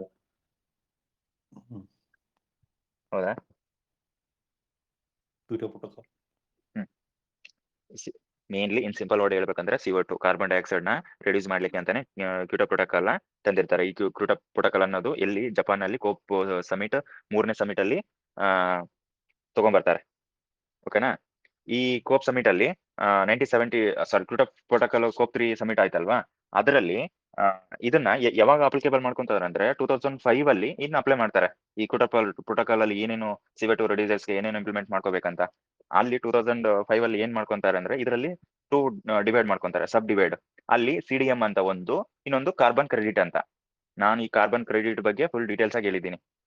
ನಾವು 402 ಎಕ್ಸಾಮ್ ಬಗ್ಗೆ ಮತ್ತೆ ಇಂಡಸ್ಟ್ರಿಯಲ್ ಎಕ್ಸ್ಟೆನ್ಷನ್ ಬಗ್ಗೆ ಕಂಪ್ಲೀಟ್ ಮಾಡ್ಕೋಬೇಕಾದ್ರೆ ಕಾರ್ಬನ್ ಕ್ರೆಡಿಟ್ ಅಂತಂದ್ರೆ ಏನು, ಒಂದು ಕ್ರೆಡಿಟ್ಗೆ ಎಷ್ಟು ಕ್ರೈಟೇರಿಯಾ ಇರಬೇಕು, ಗ್ರೀನ್ ಕಾರ್ಬನ್ ಕ್ರೆಡಿಟ್ ಹೇಳ್ಬೇಕಾದ್ರೆ ಹೇಳಿದ್ನಲ್ವಾ ಸರ್ ನಿಮಗೆ, ರಿಕಾಲ್ ಇದೆನಾ, ನೆನಪಿದೆನಾ? Yes sir. ಇಲ್ಲಿ 2005 ಅಲ್ಲಿ 1972 ಕ್ಯೂಟೋ ಪ್ರೋಟೋಕಾಲ್ ಇಂದ ಸಬ್ ಡಿವೈಡ್ ಆಗಿ ಎರಡ್ ಮಾಡ್ಕೊಂತಾರೆ, ಒಂದು CDM ಇನ್ನೊಂದು carbon credit. CDM means clean development mechanism ಅಂತ. ಇದು ಕ್ಲೀನ್ ಡೆವಲಪ್ಮೆಂಟ್ ಮೆಕಾನಿಸಮ್ ಅನ್ನು ಯಾವ ತರ ಅರ್ಥ ಮಾಡ್ಕೋಬೇಕಂತಂದ್ರೆ, ಈಗ ಡೆವಲಪ್ಡ್ ಕಂಟ್ರೀಸು ಡೆವಲಪಿಂಗ್ ಕಂಟ್ರೀಸ್ಗೆ ಫಂಡ್ ಕೊಡೋದು. ಬೆಸ್ಟ್ ಎಕ್ಸಾಂಪಲ್, ಈಗ ಡೆವಲಪ್ಡ್ ಕಂಟ್ರೀಸ್ ಯಾವಿದಾವೆ, USA, UK, ಯುರೋಪಿಯನ್ ಕಂಟ್ರೀಸ್ ಎಲ್ಲ ಇದಾವಲ್ವಾ. ಇವರು ಏನು ಇಂಡಸ್ಟ್ರಿಯಲ್ ರೆವಲ್ಯೂಷನ್ಸ್ ಎಲ್ಲ ಮಾಡ್ಕೊಂಡು ಅವರೆಲ್ಲ ಫುಲ್ ಡೆವಲಪ್ ಆಗ್ಬಿಟ್ಟಿದ್ದಾರೆ. ಈಗ ನಾವು ಇನ್ನೂ ಡೆವಲಪ್ ಇದೀವಿ. ನಾವು ಡೆವಲಪಿಂಗ್ ಕಂಟ್ರೀಸ್ ಯಾವ ಬರ್ತವೆ, ಚೀನಾ, ಇಂಡಿಯಾ ಅಥವಾ ಆಸ್ಟ್ರೇಲಿಯಾ, ಈ ಸೌತ್ ಆಫ್ರಿಕಾ, ಇಂಥ ಕಂಟ್ರಿ ಡೆವಲಪಿಂಗ್ ಕಂಟ್ರೀಸ್ಗೆ ಇವ್ರು ಫಂಡ್ ಕೊಡಬೇಕು. ಯಾಕಂದ್ರೆ ನೀವು ಡೆವಲಪ್ಡ್ ಕಂಟ್ರೀಸ್ ಫಸ್ಟ್ ಇಂದ ಇಂಡಸ್ಟ್ರಿಯಲ್ ರೆವಲ್ಯೂಷನ್ ಮಾಡ್ಕೊಂಡು ಎಲ್ಲ ಡೆವಲಪ್ಡ್ ಆಗ್ಬಿಟ್ಟಿದ್ದೀರಾ. ಈಗ ನಿಮಗೆ ಅಷ್ಟೇ ಗ್ಲೋಬಲ್ ವಾರ್ಮಿಂಗ್ ಆಗ್ತಾ ಇಲ್ಲ. ಯಾಸ್ ಕಂಪೇರ್ ನಿಮ್ಮ ಹತ್ರ ದುಡ್ಡು ಇದೆ, ಮಾಡರ್ನ್ ಟೆಕ್ನಾಲಜಿ ಸೋರ್ಸು ಇದೆ, ಅದನ್ನ ರಿಡ್ಯೂಸ್ ಮಾಡ್ಕೊಂತೀರಿ. ಈಗ ನಮ್ಮ ಹತ್ರ ಸೋರ್ಸು ಇಲ್ಲ, ಫಂಡಿಂಗು ಇಲ್ಲ.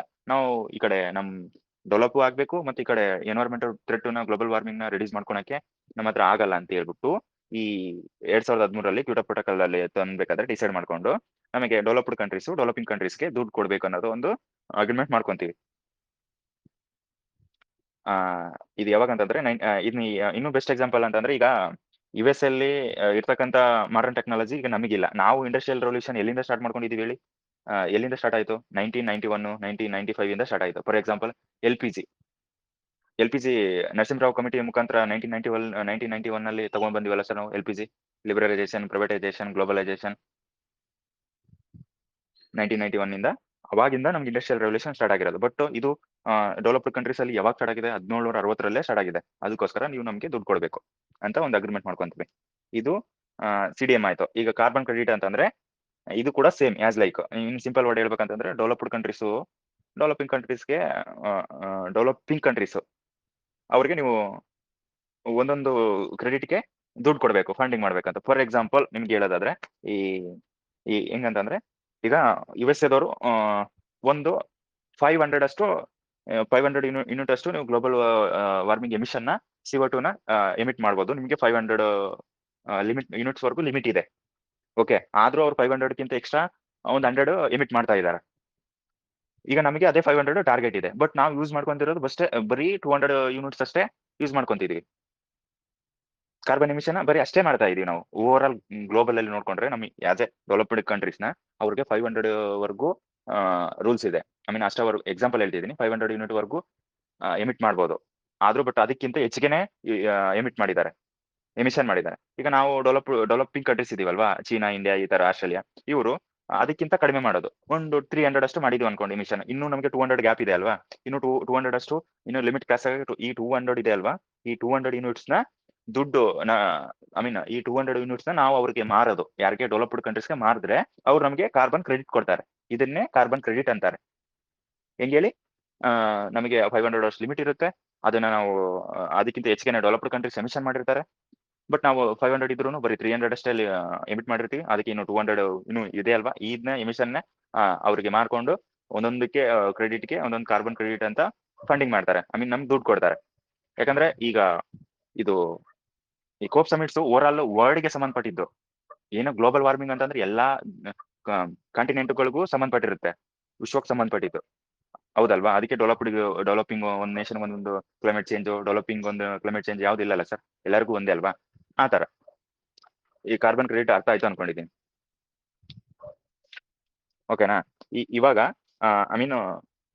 UNFCCC ಅಂತಂದ್ರೆ ಏನು, ಕೋಪ್ ಸಮಿಟ್ಸ್ ಅಂತಂದ್ರೆ ಏನು, ಬೇರೆ ಬೇರೆ ಕೋಪ್ ಸಮಿಟ್ಸ್ ಎಲ್ಲ ಆಗ್ತಾ ಇರುತ್ತೆ. ಓಕೆ, ಈಗ ಅರ್ಥ ಆಯ್ತು ಅನ್ಕೊಂಡಿದ್ದೀನಿ. ಸ್ವಲ್ಪ ಆದ್ರೂ ಬೇಸಿಕ್ಸ್ ಆದ್ರೂ ಗೊತ್ತಾಯ್ತು ಅನ್ಕೊಂಡಿದ್ದೀನಿ.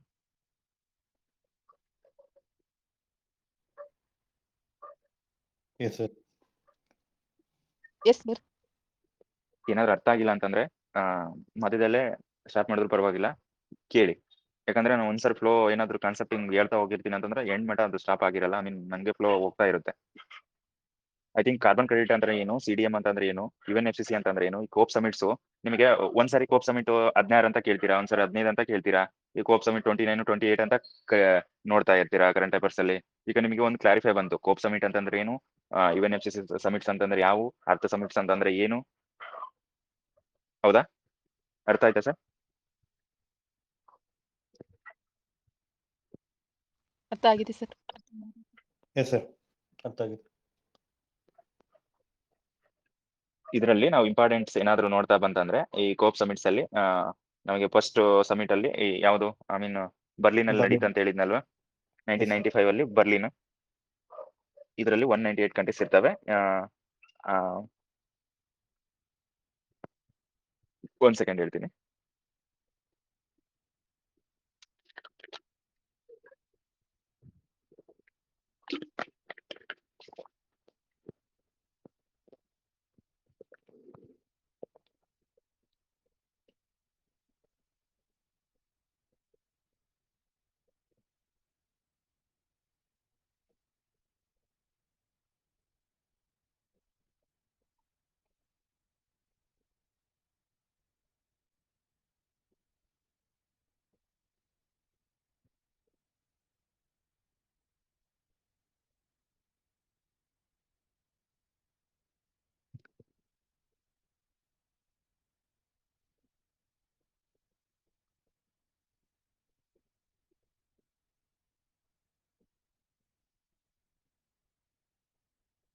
ಗ್ರೂಪ್ ಅಲ್ಲಿ ಒಂದಿಷ್ಟು ಸೋರ್ಸ್ ಕಳಿಸಿದೀನಿ ನೋಡಿ, ಕೋಪ್ ಸಮಿಟ್ ಇದು.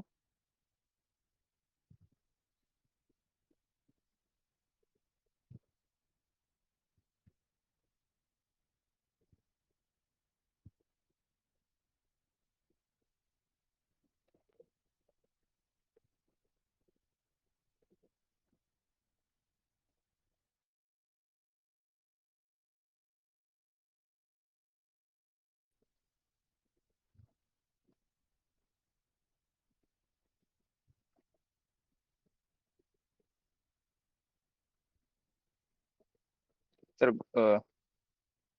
ಗ್ರೂಪ್ ಅಲ್ಲಿ ನಾನು ಕಳಿಸಿರೋದು ಬಂದಿದ್ದೇನೆ ನಿಮಗೆ? ಐ ಮೀನ್ ನೆಟ್ವರ್ಕ್ ಇಶ್ಯೂ ಆಗತ್ತೆ. ಎಸ್ ಸರ್, ಬಂದಿದೆ. ಬಂದಿದ್ದೇನಾ? Okay sir. Second time single tick ತೋರಿಸ್ತಾ ಇದೆ ನನಗೆ, ಸೊ ನೆಟ್ವರ್ಕ್ ಇಶ್ಯೂ ಆಗುತ್ತೆ ಏನಂತ ಕನ್ಫರ್ಮೇಶನ್ ಕೇಳಿದೆ. ಬಂದಿದೆ ಅಲ್ವಾ? ಇದರಲ್ಲಿ ಕೋಪ್ ಸಮಿಟ್ ಫಸ್ಟ್ ಮಂತ್ ಎಲ್ಲಿ ನಡೀತಾ ಇದೆ, ರೀಸೆಂಟ್ ಆಗಿ ಎಲ್ಲಿ ನಡೀತಾ ಇದಾವೆ?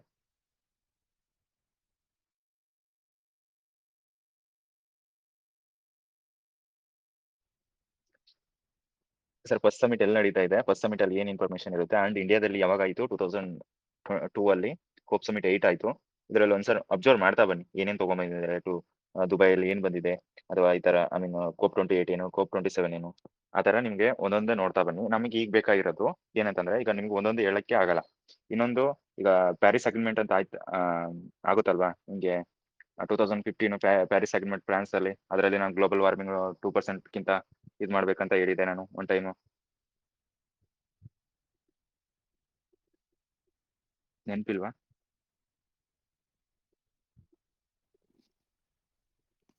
ಎಸ್ ಸರ್, ಎಸ್ ಸರ್, ಹೇಳಿದ್ದೀರಿ ಸರ್.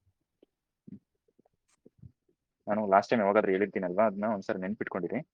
ಐ ಮೀನ್ ರಿಕಾಲ್ ಮಾಡ್ಕೊಳಕ್ಕೆ ಬೆಟರ್ ಇರುತ್ತೆ ಇದು. ಯಾಕಂದ್ರೆ ಈ UNFCCC ಕಡೆಯಿಂದ ಕ್ಯೋಟೋ ಪ್ರೋಟೋಕಾಲ್ ಆಯ್ತು, ಪ್ಯಾರಿಸ್ ಅಗ್ರಿಮೆಂಟ್ ಆಯ್ತು, ಜಾಸ್ತಿ ಇಂಪಾರ್ಟೆಂಟ್ ಇರುತ್ತೆ. ಇವನ್ ಈಗ ಇನ್ನೊಂದು ಹೇಳ್ಬೇಕಂತಂದ್ರೆ, ನಿಮ್ಗೆ ಇನ್ನೂ ಬೆಸ್ಟ್ ಈ ಡೆವಲಪ್ಡ್ ಕಂಟ್ರೀಸ್ ಎಲ್ಲ, ಲೈಕ್ ಇದರಲ್ಲಿ ಮೊನ್ನೆ ಯಾವಾಗ ಹೇಳಿದ್ದೀನಿ ನಾನು, ಕೋಪ್ 30 ಸಮಿಟ್ ಅಲ್ಲಿ USA ಪಾರ್ಟಿಸಿಪೇಟ್ ಮಾಡಿಲ್ಲ ಅಂತ. ಏನಕ್ಕೆ ಅಂತಂದ್ರೆ, ಈ ಡೊನಾಲ್ಡ್ ಟ್ರಂಪ್ ಅವರು ಈ ಕ್ಲೈಮೇಟ್ ಚೇಂಜ್ ಎಲ್ಲ ಏನು ಆಗ್ತಾ ಇಲ್ಲ, ಎಲ್ಲ ನೀವು ಫುಡ್ ಹ್ಯಾಬಿಟ್ ನಿಮ್ದು ಹೆಲ್ತ್ ಎಲ್ಲ ಸರಿ ಇಲ್ಲದೆ ಸುಮ್ಮನೆ ಕ್ಲೈಮೇಟ್ ಮೇಲೆ ಆಗ್ತಿದ್ದೀರಾ ಅಂತ. ಆ ತರ ನಿಮಗೆಲ್ಲ ದುಡ್ಡು ಕೊಡ್ಲಿಕ್ಕೆ ಆಗಲ್ಲ ನನಗೆ, ನಾವಾಗೆ ಡೆವಲಪ್ ಆಗಬೇಕು. ಈಗ ನಾವು ಡೆವಲಪ್ಡ್ ಕಂಟ್ರೀಸ್ ರೆವಲ್ಯೂಷನ್ ನಾವು ಮಾಡ್ಕೊಂಡಿದ್ವಿ, ನಾವು ಉದ್ದಾರ ಆದ್ರೆ ಸಾಕು, ನಿಮ್ಗೆ ಏನಕ್ಕೆ ಕೊಡಬೇಕು, ನಾವು ಫಂಡಿಂಗ್ ಎಲ್ಲ ಮಾಡಲ್ಲ. ಈ ತರ ಗ್ರೀನ್ ಕಾರ್ಬನ್ ಕ್ರೆಡಿಟ್ ಆಯ್ತು, CDMS ಆಯ್ತು, ಹೇಳಿದ್ನಲ್ವಾ, ಇವಕ್ಕೆಲ್ಲ ಕೊಡಲ್ಲ ಅಂತ ಅವ್ರು ಎಕ್ಸಿಟ್ ಆಗಿದ್ದಾರೆ. ಬಟ್ ಹೈಯೆಸ್ಟ್ ಎಮಿಟ್ ಮಾಡೋದೇ ಅವರು, ಈಗ ಯಾರು ಡೆವಲಪ್ಡ್ ಕಂಟ್ರೀಸ್. ಅದಾದ್ಮೇಲೆ ಬಂತಂದ್ರೆ ಚೀನಾ, ಈ ತರ ನಿಮ್ಗೆ ಹೇಳಿದ್ನ ಒಂದ್ಸರಿ, ಅವ್ರು ಮಾಡ್ತಿದಾರಲ್ವಾ. ಈಗ ಅವರೇ ಗ್ರೂಪ್ ಅಲ್ಲಿ ಇಲ್ಲ. ಬಟ್ ಇದ್ರಲ್ಲಿ ಏನು ಹೊಸ ಅಷ್ಟು ಮೇಜರ್ ಆಗಿ ಏನು ಇಂಪಾರ್ಟೆಂಟ್ ಐ ಮೀನ್ ಹೊಸ ಇನ್ಸ್ಟಿಟ್ಯೂಟ್ಗಳನ್ನ ಏನು ತಗೊಂಡ್ ಬಂದಿಲ್ಲ.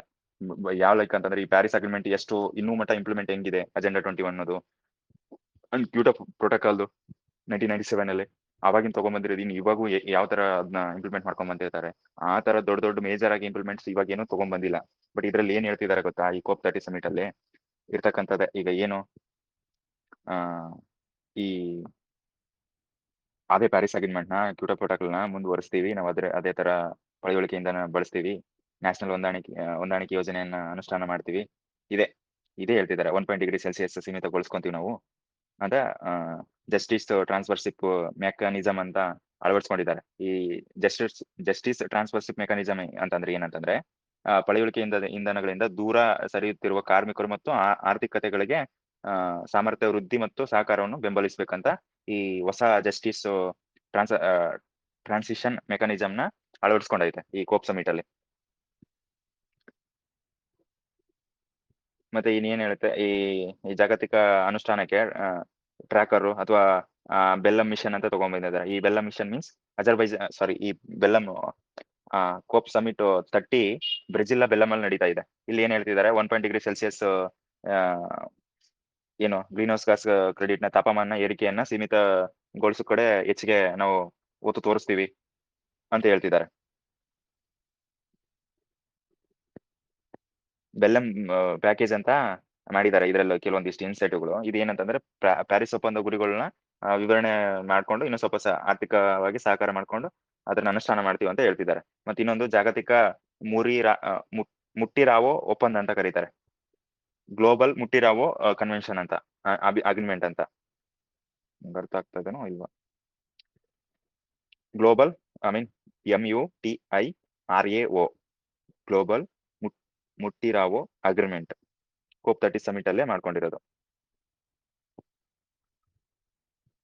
ಇದೇನ್ ಹೇಳುತ್ತೆ ಅಂತಂದ್ರೆ ಇದು ಈ ಸಹಕಾರ ಅನುಷ್ಠಾನಕ್ಕೆ ಆದ್ಯತೆ ನೀಡುತ್ತೆ. ಅಂಡ್ ಈಗ ಅಭಿವೃದ್ಧಿ ಹೊಂದಿದ ಮತ್ತು ಅಭಿವೃದ್ಧಿಶೀಲ ರಾಷ್ಟ್ರಗಳ ನಡುವಿನ ರಾಜಕೀಯ ರಾಜಿ ಮಾಡಿಸ್ತದೆ. ಈಗ ಯಾಕಂದ್ರೆ ಈಗ ಎಂತ USA ಹೈಯೆಸ್ಟ್ ಗ್ಲೋಬಲ್ ಎಮಿಟ್ ಮಾಡ್ತಕ್ಕಂಥ ಕಂಟ್ರಿನೇ ಪಾರ್ಟಿಸಿಪೇಟ್ ಮಾಡಿಲ್ಲ ಅಂತಂದ್ರೆ ಇನ್ನು ಡೆವಲಪಿಂಗ್ ಕಂಟ್ರೀಸ್ ಎಲ್ಲ ಪಾರ್ಟಿಸಿಪೇಟ್ ಮಾಡಿ ಆ ಸಮಿಟ್ಗೆ ಏನ್ ಬಂತು? ಫಾರ್ ಎಕ್ಸಾಂಪಲ್ ಸರ್, ಈಗ ನಮ್ಮ ಮನೆಯಲ್ಲಿ ಏನಾದ್ರು ಒಂದು ಈಗ ಲೈಕ್ ನೆಕ್ಸ್ಟ್ ಒಂದಿಷ್ಟು ದಿನಲ್ಲಿ ಯಾವ್ದೋ ಒಂದು ಮದುವೆ ಬಗ್ಗೆನೇ ಇಟ್ಕೊಳ್ಳಿ. ಆ ಮದುವೆ ಬಗ್ಗೆ ಈಗ ಅಪ್ಪನೇ ಇಲ್ದಂಗೆ ಈಗ ಅಮ್ಮ ಇರತಕ್ಕಂಥ ಮಕ್ಕಳು ಸಂಬಂಧಿಕರೆಲ್ಲ ನಿರ್ಧಾರ ಮಾಡ್ಕೊಂಡು ಈಗ ಅಪ್ಪನೇ ಅದಕ್ಕೆ ಜಾಸ್ತಿ ಇಂಪಾರ್ಟೆನ್ಸ್ ಇರುತ್ತಲ್ವ, ಅವರೇ ಇಲ್ಲ ಅಂತಂದ್ರೆ ಹೆಂಗೆ? ಅದಷ್ಟು ಫುಲ್ಫಿಲ್ ಆಗಲ್ವಲ್ಲ. ಅದೇ ತರ COP ಸಮಿಟ್ಸ್ ಎವ್ರಿ ಇಯರ್ ನಡೀತಾ ಇರುತ್ತೆ. ಅಂಡ್ ಎಮಿಟ್ ಯಾರು ಇಂಪಾರ್ಟೆನ್ಸ್ ಇರುತ್ತಲ್ಲ ಅವರೇ ಇಲ್ಲ ಅಂದ್ಮೇಲೆ ಈ ತರ ಹೆಂಗಾಗುತ್ತೆ? ಈ ಇಬ್ರ ಮಧ್ಯೆನೂ ಒಂದು ಕೋಆರ್ಡಿನೇಷನ್ ತಗೊಂಡ್ಬಂದು ರಾಜಿ ಮಾಡ್ಕೊಂಡು ಮುಂದುವರಿಸ್ತೀವಿ ಅಂತ ಮಾಡ್ಕೊಂತಾರೆ. ಐ ಥಿಂಕ್ ಅರ್ಥ ಆಗ್ತಿದೆ ಅನ್ಕೊಂಡಿದೀನಿ. ಮತ್ತೆ ಈ ಗ್ಲೋಬಲ್ ಗ್ಯಾಪ್ ಏಮ್ ಅಂತ ಮಾಡ್ಕೊಂತಾರೆ. ಇದರಲ್ಲಿ ಏನು, ಬಾಕು ಹೊಂದಾಣಿಕೆ ಮಾರ್ಗಸೂಚಿಗಳನ್ನು ಅಂತಿಮಗೊಳಿಸುವುದು.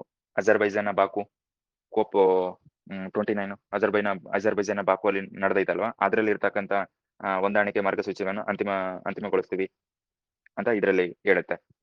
ಆಮೇಲೆ ಬೆಲ್ಲಮ್ ಬೆಲ್ಲಮ್ ಆರೋಗ್ಯ ಕ್ರಿಯಾ ಯೋಜನೆ ಅಂತ ಮಾಡ್ತಾರೆ. ಈ COP 30 ಸಮಿಟ್ ಅಲ್ಲೇ ಇದೆಲ್ಲ ಮಾಡ್ಕೊಂಡಿದ್ದಾರೆ. ಏನು, ಬೆಲ್ಲಮ್ ಹೆಲ್ತ್ ಆಕ್ಷನ್ ಪ್ಲಾನ್ ಅಂತ. ನವೆಂಬರ್ 30 ಹೆಲ್ತ್ ಡೇ ಅಂತ ಮಾಡ್ತಾರಲ್ವಾ, ನವೆಂಬರ್ 13. ಇದೇನಂತಂದ್ರೆ strength global health system to better respond climate impacts. ಇವ್ರು ಹೇಳಿ ಏನು, ನಮ್ ಹೆಲ್ತ್ ಕರೆಕ್ಟ್ ಮಾಡ್ಕೊಂಡ್ರೆ ಈ ಗ್ಲೋಬಲ್ ವಾರ್ಮಿಂಗ್ ಇಂದ ನಾವು ಸ್ವಲ್ಪ ಉಳ್ಕೋಬಹುದು ಅಂತ. ಬೆಸ್ಟ್ ಇನ್ನು ಆನ್ ಡೈಲಿ ಬೇಸಿಸ್ ಹೇಳ್ಬೇಕಂತಂದ್ರೆ ಈಗ ಡೈಲಿ ಯೋಗ ಜಿಮ್ ಮಾಡ್ತಕ್ಕಂಥ ವ್ಯಕ್ತಿಗಳಿಗೂ ನಾರ್ಮಲ್ ಆಗಿ ಆಸ್ ಯೂಶುವಲ್ ರೊಟೀನ್ ಇರ್ತಕ್ಕಂಥ ವ್ಯಕ್ತಿಗಳು ಸ್ವಲ್ಪ ಡಿಫ್ರೆನ್ಸ್ ಇರುತ್ತೆ ಆ ತರ.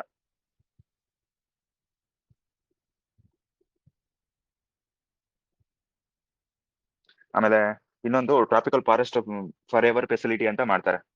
ಇದರಲ್ಲಿ ಇನ್ಸೆಟಿವ್ ತಗೊಂಡ್ಬಂದಿರ್ತಾರೆ. ಇದೇನಂತಂದ್ರೆ 125 ಬಿಲಿಯನ್ ಅಷ್ಟು ಬ್ರೆಜಿಲ್ ಕಾಂಟ್ರಿಬ್ಯೂಟ್ ಮಾಡುತ್ತೆ ಇದಕ್ಕೆ. ಎಷ್ಟು? 125 ಬಿಲಿಯನ್ಸ್ ಅಷ್ಟು ಬ್ರೆಜಿಲ್ ಕಾಂಟ್ರಿಬ್ಯೂಟ್ ಮಾಡುತ್ತೆ.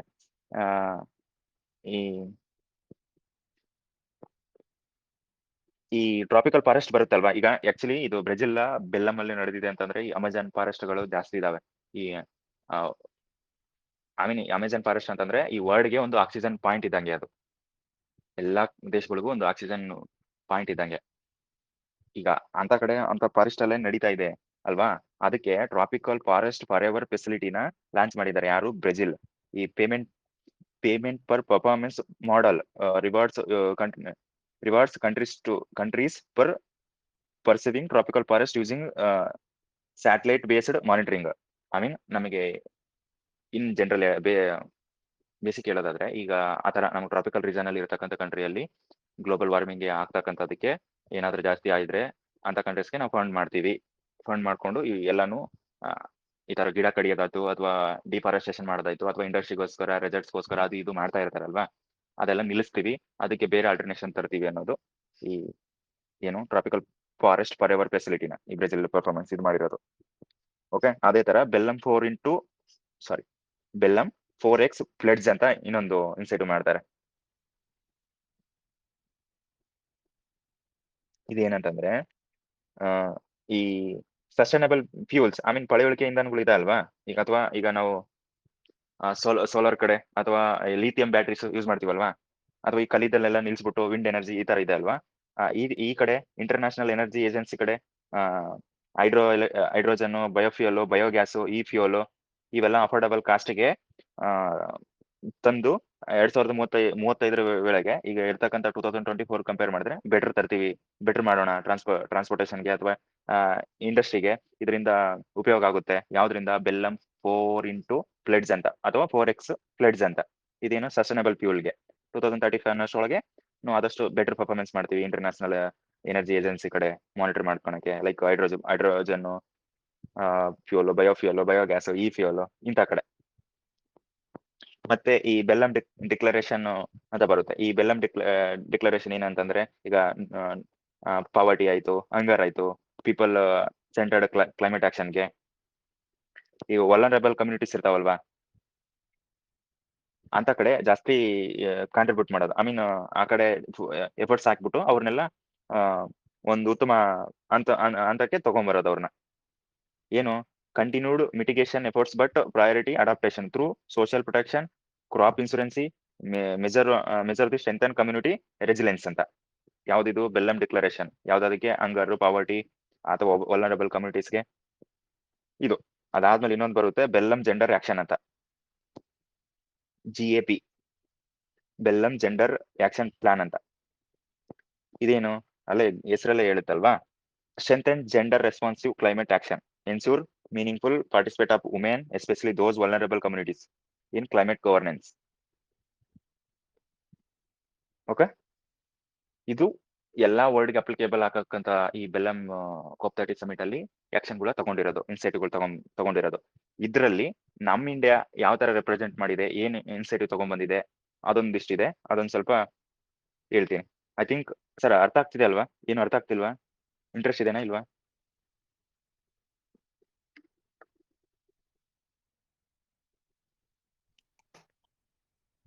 ಸರ್ ಅರ್ಥ ಆಗ್ತದೆ ಸರ್, ಹೇಳಿ. Okay, thank you. ಇನ್ನೊಂದು ಸ್ವಲ್ಪ ಇದೆ, ಕೋಆಪರೇಟ್ ಮಾಡಿ. ಐ ಥಿಂಕ್ ನಿಮಗೆ ಈ ತರ ಹೇಳಿದ್ರೆ ಗೊತ್ತಾಗ್ತದೆ ಇಲ್ಲ ಗೊತ್ತಾಗ್ತಿಲ್ಲ, ಬಟ್ ಇದು ಇಂಪಾರ್ಟೆಂಟ್ ಇದೆ, ಬಹಳ ಕೇಳ್ತಾ ಇದ್ದಾರೆ ಕ್ವಶನ್ಸ್. ಈಗ ಇಂಡಿಯಾ ಪೊಸಿಷನಿಂಗ್ ಅಥವಾ ಇಂಡಿಯಾ ಇನ್ಸೈಟಿವ್ ಈ COP30 ಅಲ್ಲಿ ಏನ್ ಕೇಳ್ತಿದ್ದಾರೆ ಅಂತಂದ್ರೆ, ಐ ಮೀನ್ ಏನ್ ತಗೊಂಡ್ಬಂದಿದ್ದಾರೆ ಅಂತಂದ್ರೆ, climate finance on legal obligation ಅಂತ. ಇದೇನಂತಂದ್ರೆ, ಈಗ ಬೇಸಿಕ್ ಅನ್ನೋದು ಒಂದು ಇಂಟರ್ನ್ಯಾಷನಲ್ ಆರ್ಗನೈಸೇಷನ್ ಇದೆ ಅಂತ ಹೇಳಿದೆ. ಒಂದ್ಸಲ ನಾನು ಇಂಟರ್ನ್ಯಾಷನಲ್ ಆರ್ಗನೈಸೇಷನ್ ಹೇಳ್ಬೇಕಾದ್ರೆ ಬೇಸಿಕ್ ಅಂತ ಹೇಳಿದೆ ನಾನು. ಈಗ ಬ್ರಿಕ್ಸ್, ಸಾರ್ಕ್ ಈ ತರ ಹೇಳ್ಬೇಕಾದ್ರೆ ಬೇಸಿಕ್ ಅಂತ ಹೇಳಿದೆ ನಾನು. ಬೇಸಿಕ್ ಅಂತಂದ್ರೆ ಏನು? ಯಾವ ಗ್ರೂಪ್, ಯಾವ ಕಂಟ್ರೀಸ್ ಇದಾವೆ ಹೇಳಿ ಬೇಸಿಕ್ ಅಲ್ಲಿ? Okay, thank you. ನಿಮ್ಗೆ ಐ ಥಿಂಕ್ ಸಡನ್ ಆಗಿ ಕೇಳಿದಾಗ ಗೊತ್ತಾಗಿರಲ್ಲ ಅನ್ಕೊಂಡಿದ್ದೀನಿ. ಬೇಸಿಕ್ ಅಂತಂದ್ರೆ Brazil, South Africa, India, China and LMDC ಅಂತ ಈ ಎರಡು ಗ್ರೂಪ್ನ climate finance as a legal obligation ಅಂತ. India along with BASIC countries and LMDC groups. LMDC means like minded developing countries.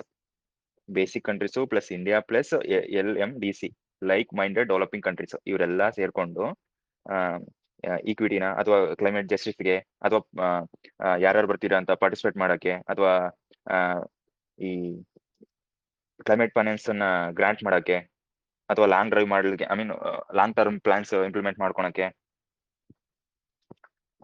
ಇನ್ನೊಂದು ಅಂತಂದ್ರೆ, ಈಗ ನಮಗೆ ಪ್ಯಾರಿಸ್ ಅಗ್ರಿಮೆಂಟ್ ಅಲ್ಲಿ ಆರ್ಟಿಕಲ್ 9 ಅಂತ ಬರುತ್ತೆ. ಏನು? It demand full implementation of article 9.1 of the Paris agreement. ಇದು ಹೇಳುತ್ತೆ, ಐ ಮೀನ್ ಪ್ಯಾರಿಸ್ ಅಗ್ರಿಮೆಂಟ್ ಬಗ್ಗೆ ಡಿಮ್ಯಾಂಡ್ ಫುಲ್ ಮಾಡ್ಕೊಂಡ್ ಬರ್ತೀವಿ ಅಂತ ಹೇಳುತ್ತೆ. ಇನ್ನೊಂದು ಈ ಬಾಕು to Bellam road map adaptation ಅಂತ ಇದೆ ಅಲ್ವಾ. ಬಾಕು ಮೀನ್ಸ್ COP30, ಅಜರ್ಬೈಜಾನ್ ಬಾಕು ಅಲ್ಲಿಂದ ಈ ಅಡಾಪ್ಟೇಷನ್ಗೆ ಐ ಮೀನ್ ಬೆಲ್ಲಮ್ ಅಂತಿದೆ ಅಲ್ವಾ, ರೋಡ್ ಮ್ಯಾಪ್ ಅಡಾಪ್ಟೇಷನ್ ಕೋಪ್ 29 ಇಂದ ಕೋಪ್ 30 ವರೆಗೂ ರೋಡ್ ಮ್ಯಾಪ್ ಮಾಡ್ಕೊಂಡ್ ಬರೋದು. ಯಾವ ತರ ಏನೇನ್ ಇನ್ಸೆಟ್ ತಗೊಂಡ್ಬಂದಿದ್ರೆ, ಏನ್ ಡೆವಲಪ್ ಆಗಿದೆ, ಏನ್ ಡೆವಲಪ್ ಆಗ್ತಾ ಇಲ್ಲ.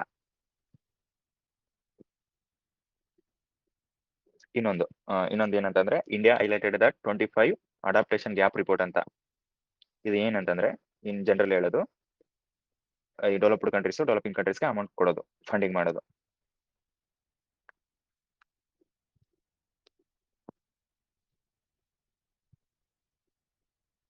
ಇನ್ನು ನಮ್ಮ ಇಂಡಿಯಾದವ್ರಿಗೆ ಏನೇನು ಇದರಲ್ಲಿ ಇದು ಮಾಡ್ತಿದ್ದಾರೆ ಅಂತಂದ್ರೆ, ಈ support for adaptation vulnerable nations, India adapted must receive equal priority alongside mitigation. ಇದು ಬಿಟ್ರೆ ಮತ್ತೆ ಕ್ಯೂಟೋ ಪ್ರೋಟೋಕಾಲ್, ಪ್ಯಾರಿಸ್ ಅಗ್ರಿಮೆಂಟ್ ಇವೆಲ್ಲ ಇದಾವಲ್ವಾ, ಫುಲ್ ಇಂಪ್ಲಿಮೆಂಟೇಷನ್ ಮಾಡ್ತೀವಿ ಇನ್ಮೇಲೆ ನೆಕ್ಸ್ಟ್ ಅಂತ. ಯಾವ ತರ ಅಂತಂದ್ರೆ equity and climate justice through ಯಾವುದು common but differentiate responsibility and respective capability. ಇದೊಂದು ಕೇಳ್ಬೋದು, ಒಂದ್ಸರಿ ನೋಡ್ಕೊಂಡಿರಿ. CBDRRC ಅಂತಂದ್ರೆ ಏನಂತಂದ್ರೆ CBDRRC common but differentiated responsibilities and respective capabilities ಅಂತ. ಇದೇನಂತಂದ್ರೆ ಈ historical emits must lead mitigation efforts and card full implementation of the UNFCCC like Kyoto protocol, Paris agreement ಈ ತರ. ಅಂಡ್ ಈ European union carbon border adjustment mechanism ಇವೆಲ್ಲ discriminate ಮಾಡ್ಕೊಂಡು climate ಆಕ್ಷನ್ಗೆ support ಮಾಡ್ತೀವಿ ಅಂತ. ಇದು ಇಂಡಿಯಾದು. ಅವಾಗ ಹೇಳಿದ್ದು ನಾನು ವರ್ಡ್ದು. ಐ ಥಿಂಕ್ ನಿಮ್ಗೆ ನೋಡ್ಕೊಳ್ಳಿ ಸರ್, ಅರ್ಥ ಆಯ್ತು ಅನ್ಕೊಂಡಿದ್ದೀನಿ ನಾನು.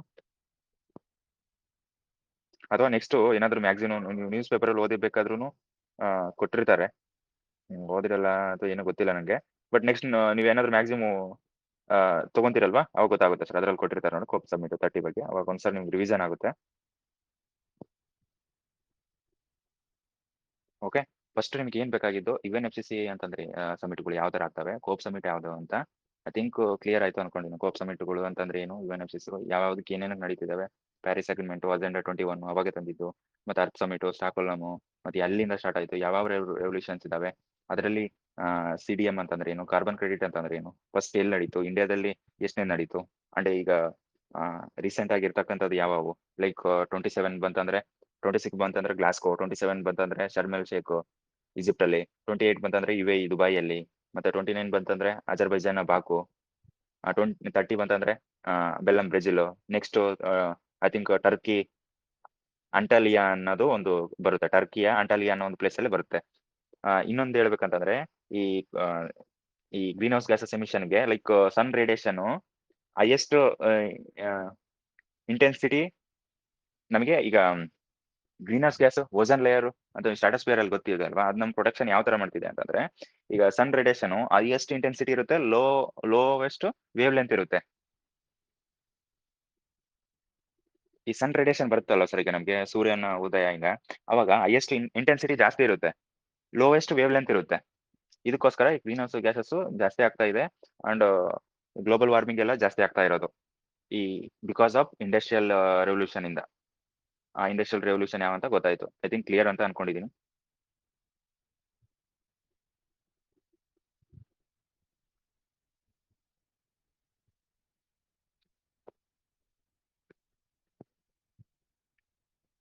ಸರ್ ಕ್ಲಿಯರಾ? Yes sir. ಇದನ್ನೆಲ್ಲಾನು ನಾನು ನಿಮಗೆ ಗ್ರೂಪಲ್ಲಿ ಕ್ವಶನ್ಸ್ ಕೊಟ್ಟಿದ್ದೀನಲ್ವಾ, ಅಷ್ಟು ಕ್ವಶನ್ಸ್ ಇನ್ನೂ ಭಾಳ ಇದಾವೆ, ಬಟ್ ನೋಡ್ಕೊಳ್ಳಿ, ಈ ಟಾಪಿಕ್ ಭಾಳ ಇಂಪಾರ್ಟೆಂಟ್ ಇದೆ. ಒಂದು ಟಾಪಿಕ್ ಮೇಲೆ ಅಷ್ಟು ಕ್ವಶನ್ಸ್ ಎವ್ರಿ ಎಕ್ಸಾಮ್ಸ್ ಅಲ್ಲಿ ಕೇಳ್ತಾರೆ ಅಂದ್ರೆ ಅರ್ಥ ಮಾಡ್ಕೊಳ್ಳಿ ನೀವೇ ಇದಕ್ಕೆ ಎಷ್ಟು ಇಂಪಾರ್ಟೆಂಟ್ ಇರ್ಬೋದು ಅಂತ. ಸರ್ ಅದು 1992 ಅಲ್ಲಿ UNFCCC ಆಗುತ್ತಲ್ಲ ಸರ್, ಅರ್ತ್ ಸಮಿಟ್ UNFCCC ಮತ್ತು ಸಸ್ಟೈನಬಲ್ ಗ್ರೋತ್ ಇದು. ಈ ಅರ್ತ್ ಸಮಿಟ್ ಅಲ್ಲಿ ಅಜೆಂಡಾ 21 ಸಸ್ಟೈನಬಲ್ ಡೆವಲಪ್ಮೆಂಟ್ ಗೋಲ್ಸ್ ಅಂತ ಮಾಡ್ಕೊಂತಾರೆ. ಅದ್ರ ಪ್ರೇರೇಪಿತವಾಗಿ UNFCCC ಬರುತ್ತೆ. ಅವಾಗ 2 ಟೈಪ್ಸ್ ಬರುತ್ತೆ ಅದರಲ್ಲಿ, ಒಂದು ಅರ್ತ್ ಸಮಿಟ್, ಕೋಪ್ ಸಮಿಟ್ಸ್ ಅಂತ 1992 ಅಲ್ಲಿ. ಸರ್ ಅರ್ತ್ ಸಮಿಟ್ ಎವ್ರಿ 5 ಇಯರ್ಗೆ ಮಾಡ್ತಾರಲ್ಲ ಸರ್? ಆ ಥರ ರೂಲ್ಸ್ ಏನಿಲ್ಲ. Okay okay. 5 ಇಯರ್ಸ್ ಒಂದ್ಸರಿ ಮಾಡ್ಬೋದು, 10 ಇಯರ್ಸ್ ಒಂದ್ಸರಿ ಮಾಡ್ಬೋದು, 20 ಇಯರ್ಸ್ ಮಾಡ್ಬೋದು, ಡಿಪೆಂಡ್ ಅಪಾನ್. ನಾನು ಹೇಳ್ತಿದ್ದೀನಲ್ವಾ ಇನ್ ಜನರಲ್ ಆಗಿ. ಈಗ ನಾನು ಯಾವುದೋ ಸ್ಕೂಲ್ ಸ್ಟೂಡೆಂಟ್ ಆದ್ರೆ ನಿಮ್ಗೆ ಡೈರೆಕ್ಟ್ ಆನ್ಯುವಲ್ ಎಕ್ಸಾಮ್ ಇಟ್ಬಿಡ್ತಾರೆ ಸರ್ ನಿಮಗೆ? ಇಲ್ವಲ್ಲ, ವೀಕ್ಲಿ, ಮಂತ್ಲಿ ಕ್ವಾರ್ಟರ್ಲಿ ಟೆಸ್ಟ್ ಹಿಡ್ಕೊಂಡು ಆಮೇಲೆ ಫೈನಲ್ ಎಕ್ಸಾಮ್ ಇಡ್ತಾರೆ. ಅದೇ ತರ ಈ ಕೋಪ್ ಸಮಿಟ್ಸ್ ಅನ್ನೋದು ಎವ್ರಿ ಇಯರ್ ಆಗುತ್ತೆ. ಈ ಒಂದ್ 5 ಇಯರ್ಸ್ ಒನ್ಸ್ ಮಾಡ್ತಿದಾರೆ ಅಂತ ಫಾರ್ ಎಕ್ಸಾಂಪಲ್ 5 ವರ್ಷಕ್ಕೊಂದ್ಸರಿ ಮಾಡ್ತಾ ಇದಾರೆ ಅಂತ ತಿಳ್ಕೊಳ್ಳಿ. ಈ 5 ವರ್ಷದಲ್ಲಿ ಏನ್ ಫುಲ್ಫಿಲ್ ಆಗಿದೆ, ಯಾವ್ದಾವ್ದು ಇಂಪ್ಲಿಮೆಂಟ್ ಮಾಡಿದ್ವಿ, ಯಾವ ಕಂಟ್ರಿಯಲ್ಲಿ ಇನ್ನೂ ಅದು ಡೆವಲಪ್ ಆಗಿದೆನಾ, ಡೆವಲಪಿಂಗ್ ಇದೆನಾ, ಇನ್ನು ಅಲ್ಲಿ ನಾವು ಏನಾದ್ರು ಇನ್ಸೈಟ್ ತಗೊಂಡ್ ಬಂದಿದ್ದು ಫುಲ್ಫಿಲ್ ಆಗಿದೆನಾ, ಅಥವಾ ಅದಕ್ಕೆ ಫಂಡಿಂಗ್ ಆಗಿಲ್ಲ, ಏನಾಗಿದೆ ಅಲ್ಲೇ ಕ್ಲೋಸ್ ಆಗಿದೆನಾ, ಅಥವಾ ಇದನ್ನೆಲ್ಲ ಇಟ್ಕೊಂಡು ಮತ್ತೆ ಫ್ಯೂಚರಿಸ್ಟಿಕ್ ಪ್ಲಾನ್ ಏನಾದ್ರು ಮಾಡ್ಬೇಕಾ ಅನ್ನೋದನ್ನ 10 ಸಮಿಟ್ ಅಲ್ಲಿ ಕ್ಲಿಯರ್ ಮಾಡ್ಕೊಂತಾರೆ. Based on COP summit every year conduct ಆಗಿರುತ್ತಲ್ವಾ. Okay okay sir. Okay. I think ಈಗ ನಿಮಗೆ ಅರ್ತ್ ಸಮಿಟ್, ಕೋಪ್ ಸಮಿಟ್ ಎಲ್ಲ ಕ್ಲಿಯರ್ ಆಯ್ತು ಅನ್ಕೊಂಡಿದ್ದೀನಿ. ನೆಕ್ಸ್ಟ್ ಟೈಮ್ ಏನೇ ಓದ್ಬೇಕಾದ್ರೂ ಗೊತ್ತಾಗುತ್ತೆ. ಅರ್ತ್ ಸಮಿಟೇ ಬೇರೆ, ಕೋಪ್ ಸಮಿಟ್ಸೇ ಬೇರೆ, UNFCCC ಅಂತಂದ್ರೆ ಬೇರೆ.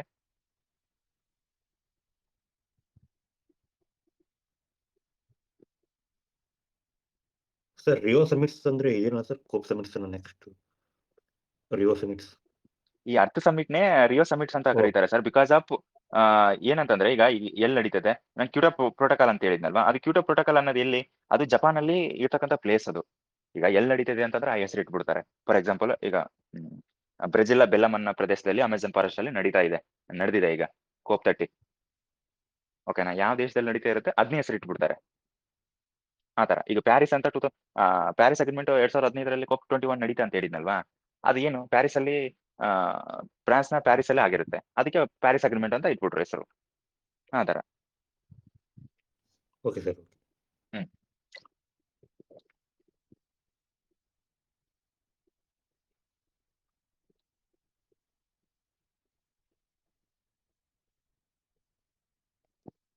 UNFCCಗೆ ಈ Kyoto protocol, Paris agreement, developed countries, developing ಕಂಟ್ರೀಸ್ಗೆ ಬ್ಲೆಂಡಿಂಗ್ ಅಂತ ಬರುತ್ತೆ.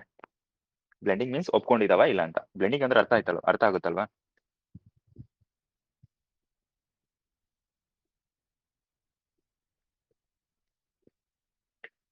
ಈ ಪ್ಯಾರಿಸ್ ಅಗ್ರಿಮೆಂಟ್ ಹೇಳ್ಬೇಕಂತಂದ್ರೆ ಈ NDC ಅಂತ ಬರುತ್ತೆ, ನ್ಯಾಷನಲ್ ಡಿಟರ್ಮೈನ್ಡ್ ಕಾಂಟ್ರಿಬ್ಯೂಷನ್ ಅಂತ. ಇದೇನಂತಂದ್ರೆ ಅದೇ ಡೆವಲಪ್ಡ್ ಕಂಟ್ರೀಸ್ ಡೆವಲಪಿಂಗ್ ಕಂಟ್ರೀಸ್ಗೆ ಅಮೌಂಟ್ ಕೊಡೋದು, ಅಥವಾ ಸ್ಕಿಲ್ ಬೇಸ್ಡ್ ಹೇಳ್ಕೊಡೋದು, ಅಥವಾ ಎಮಿಷನ್ ರಿಡ್ಯೂಸ್ ಮಾಡ್ಕೊಳೋದು. ಒಂದು 44%, 50% ಅಷ್ಟು ಏನು ಈಗ ಕೋಪ್ 2030ಗೆಲ್ಲ ಎಮಿಷನ್ ರಿಡ್ಯೂಸ್ ಮಾಡೋದು, ಅಥವಾ ಏನಾದ್ರು ಅಡಾಪ್ಟೇಷನ್ ಮಾಡ್ಕೊಳೋದು ಕೋಪ್ 26ಗೆ. ಈ ತರ ಈ ಅಜೆಂಡಾ 21 ಕೂಡ ಅದೇ ನೋಡಿ ಸರ್. ಅಜೆಂಡಾ 21 ಕೂಡ ನೀವು ಯಾವಾಗ ಹೇಳಿದ್ದೀನಿ ಅಂತಂದ್ರೆ ಲಾಸ್ಟ್ ಸ್ಟೇಟ್ಮೆಂಟರ್ಶಿಪ್ ಬ್ಯಾಚ್ ಅಲ್ಲಿ ನಾವು ಅಲ್ಲಿ ಡಿಸ್ಕಸ್ ಮಾಡ್ಕೊಂತಿದೀವಲ್ವಾ, ಅವಾಗ ಹೇಳಿದ್ದೇನೆ ನೋಡಿ ನಾನು ಅಜೆಂಡಾ 21 ಅಂತಂದ್ರೆ ಏನಂತ.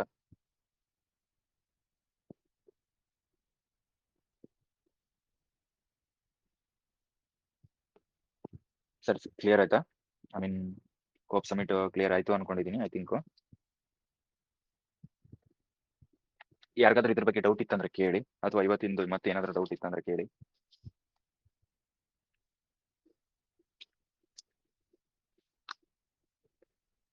ಇದು ಬಹಳ ಇಂಪಾರ್ಟೆಂಟ್ ಟಾಪಿಕ್, ಎಲ್ರು ಸ್ವಲ್ಪ ಕಾನ್ಸಂಟ್ರೇಷನ್ ಮಾಡಿ.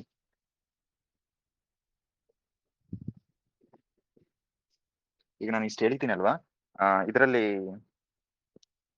ಐ ಮೀನ್ ಈ ಕ್ವಶನ್ ಕೊಟ್ಟಿದ್ದೀನಲ್ವ ಗ್ರೂಪ್ ಅಲ್ಲಿ, ಅದಕ್ಕೆ ಆನ್ಸರ್ ಮಾಡ್ಬೋದಾ ಈಗ ನೀವು? ಕೆಪಬಿಲಿಟಿ ಬಂತಾ?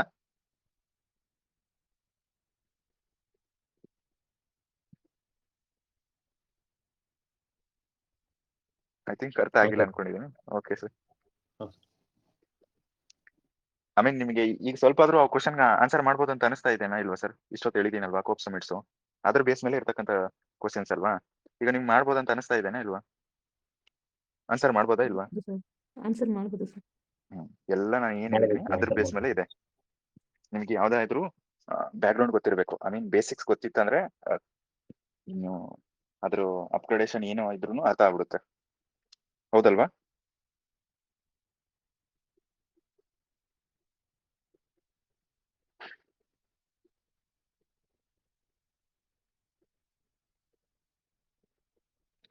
ಈ ಎಲ್ಲದಕ್ಕೂ ಪೋಲ್ ಕೊಟ್ಟಿರ್ತೀನಲ್ವಾ, ಆನ್ಸರ್ ಮಾಡಿ ಗೊತ್ತಾಗುತ್ತೆ ನನಗೆ. ಓಕೆನಾ?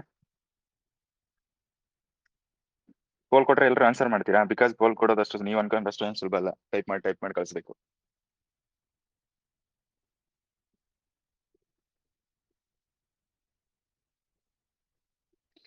ಓಕೆ, ಮತ್ತೆ ಯಾರಿಗಾದ್ರೂ ಏನು ಕ್ವಶನ್ ಇತ್ತು ಅಂದ್ರೆ ಕೇಳಿ. ಇವತ್ತಿಗೆ ಸಾಕು ಅನ್ಕೊಂಡಿದ್ದೀನಿ. ಟೈಮ್ ಆಯ್ತು ಆಲ್ರೆಡಿ.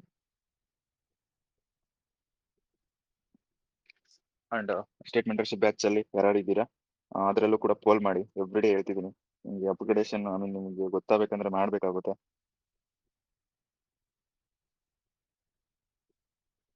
ವರ್ಕ್ ಯಾವುದೇ ಇತ್ತಂದ್ರೂ ಡೇ ಬೈ ಡೇ ಪ್ರೋಗ್ರೆಸ್ ಆಗಬೇಕು. ಅವಾಗೇ ನಿಮಗೆ ಒಂದು ಸ್ಯಾಟಿಸ್ಫ್ಯಾಕ್ಷನ್ ಅನ್ನೋದಕ್ಕಿಂತ ಮಾಡಿದೀವಿ ಅನ್ನೋದು ಒಂದು ಇರುತ್ತೆ. ಸುಮ್ಮನೆ ಓದೋದು ಬುಕ್ ಮುಚ್ಚಿಡೋದು, ಓದೋದು ಬುಕ್ ಮುಚ್ಚಿ ಅದಲ್ವೇ ಅಲ್ಲ. ನಾನು ಬೈಕೊಂಡ್ರು ಪರವಾಗಿಲ್ಲ.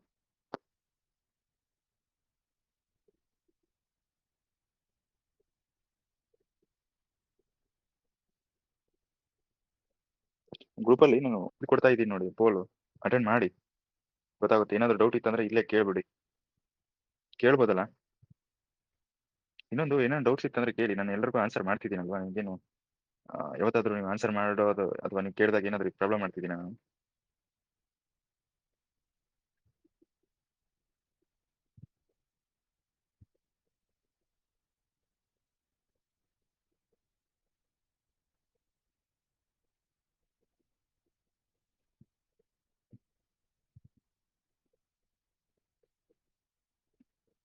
ಓಕೆ, ಮತ್ತೆ ಯಾರಿಗೇನು ಕ್ವಶನ್ ಇಲ್ವಲ್ಲ?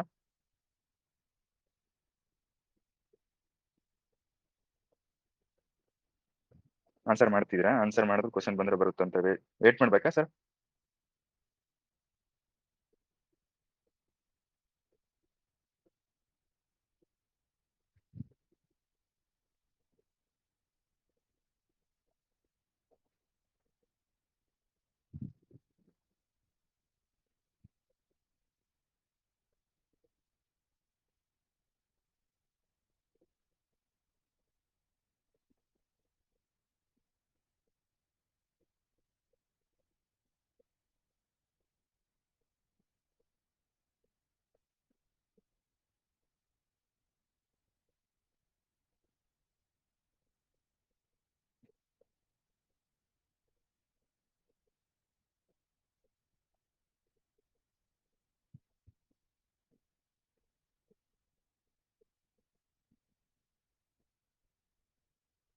ಎಲ್ಲಾದ್ರೂ ಪೋಲ್ ಕೊಟ್ಟಿದ್ದೀನಿ ನೋಡಿ, ಅದ್ರ ಮೇಲೆ ವರ್ಕ್ ಮಾಡಿ. ನಿಮ್ಗೆ ಏನು ತಿಳಿತಿಲ್ಲ, ಏನು ಗೊತ್ತಾಗ್ತಿಲ್ಲ ಅಂತಂದ್ರೆ ಓಕೆ. ಐ ಥಿಂಕ್ ಯಾರಿಗೂ ಏನು ಕ್ವಶನ್ ಇಲ್ಲ ಅನ್ಕೊಂಡಿದ್ದೀನಿ. ಓಕೆ, ಏನು ಮಾಡ್ಬೋದಾ?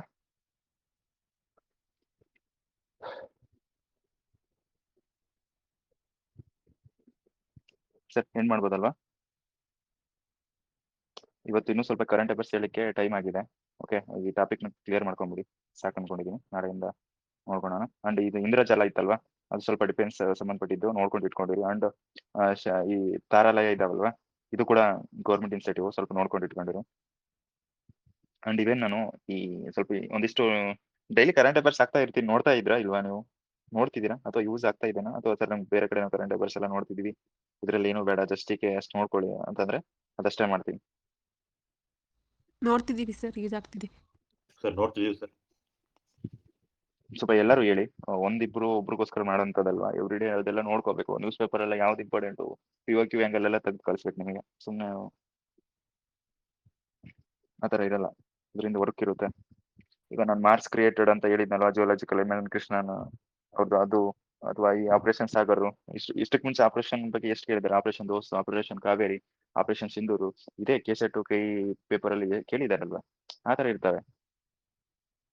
ಈ ಕೂಸಿನ ಮನೆ ಅದು ನಾನು ಹೇಳಿದ್ದೀನಿ. ಮತ್ತೆ ಈ ನಾನು ಏನು ಚಿತ್ರಪಲ್ಲಿ ಲೇಕ್ ಅಂತ ಹೇಳಿದ್ನಲ್ಲ, ಅಂಕ ಸಮುದ್ರ, bird life sanctuary, Ramsar site, ನಿಮಗೆ ಈ ಕಡೆ ಕರೆಂಟ್ ಅಫೇರ್ ಬರುತ್ತೆ, ಈ ಕಡೆ ಕೋರ್ ಸಬ್ಜೆಕ್ಟು ಕ್ಲಿಯರ್ ಆಗುತ್ತೆ.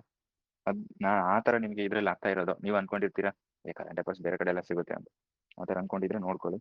ಅಂಡ್ ಇಂಡಸ್ TB ಮುಕ್ತ ಭಾರತ ಮೊನ್ನೆ ಹೇಳಿದ್ನಲ್ವಾ, 25-30 ನೋಡ್ಕೊಳ್ಳಿ ಸರ್ ಒಂದು ಸೆಕೆಂಡ್.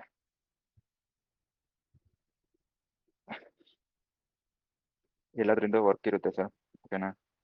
ಎಲ್ಲರೂ ಪೋಲ್ ಮಾಡಿ.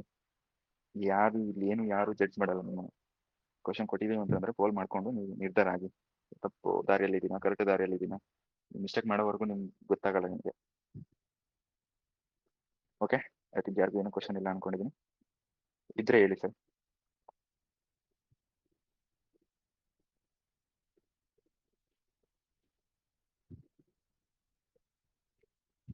ಮೆಂಟರ್ಶಿಪ್ ಬ್ಯಾಚರ್ ಫುಲ್ ಬಿಸಿ ಇರ್ತೀರಲ್ವಾ ಐ ಥಿಂಕ್.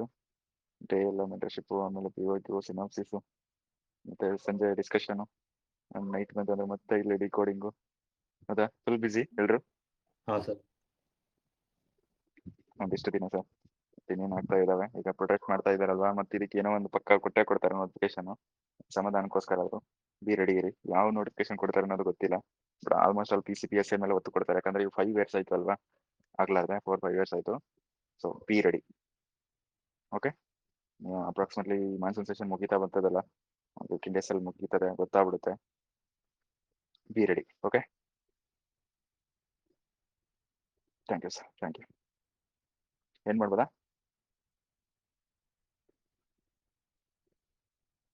ಸರ್? ಕ್ವಶನ್ ಇತ್ತಂದ್ರೆ ವೇಟ್ ಮಾಡ್ತೀನಿ. ಇಲ್ಲ ಸರ್. ಏನ್ ಮಾಡಿ sir? Okay, okay, thank you. Thank you. Thank you sir.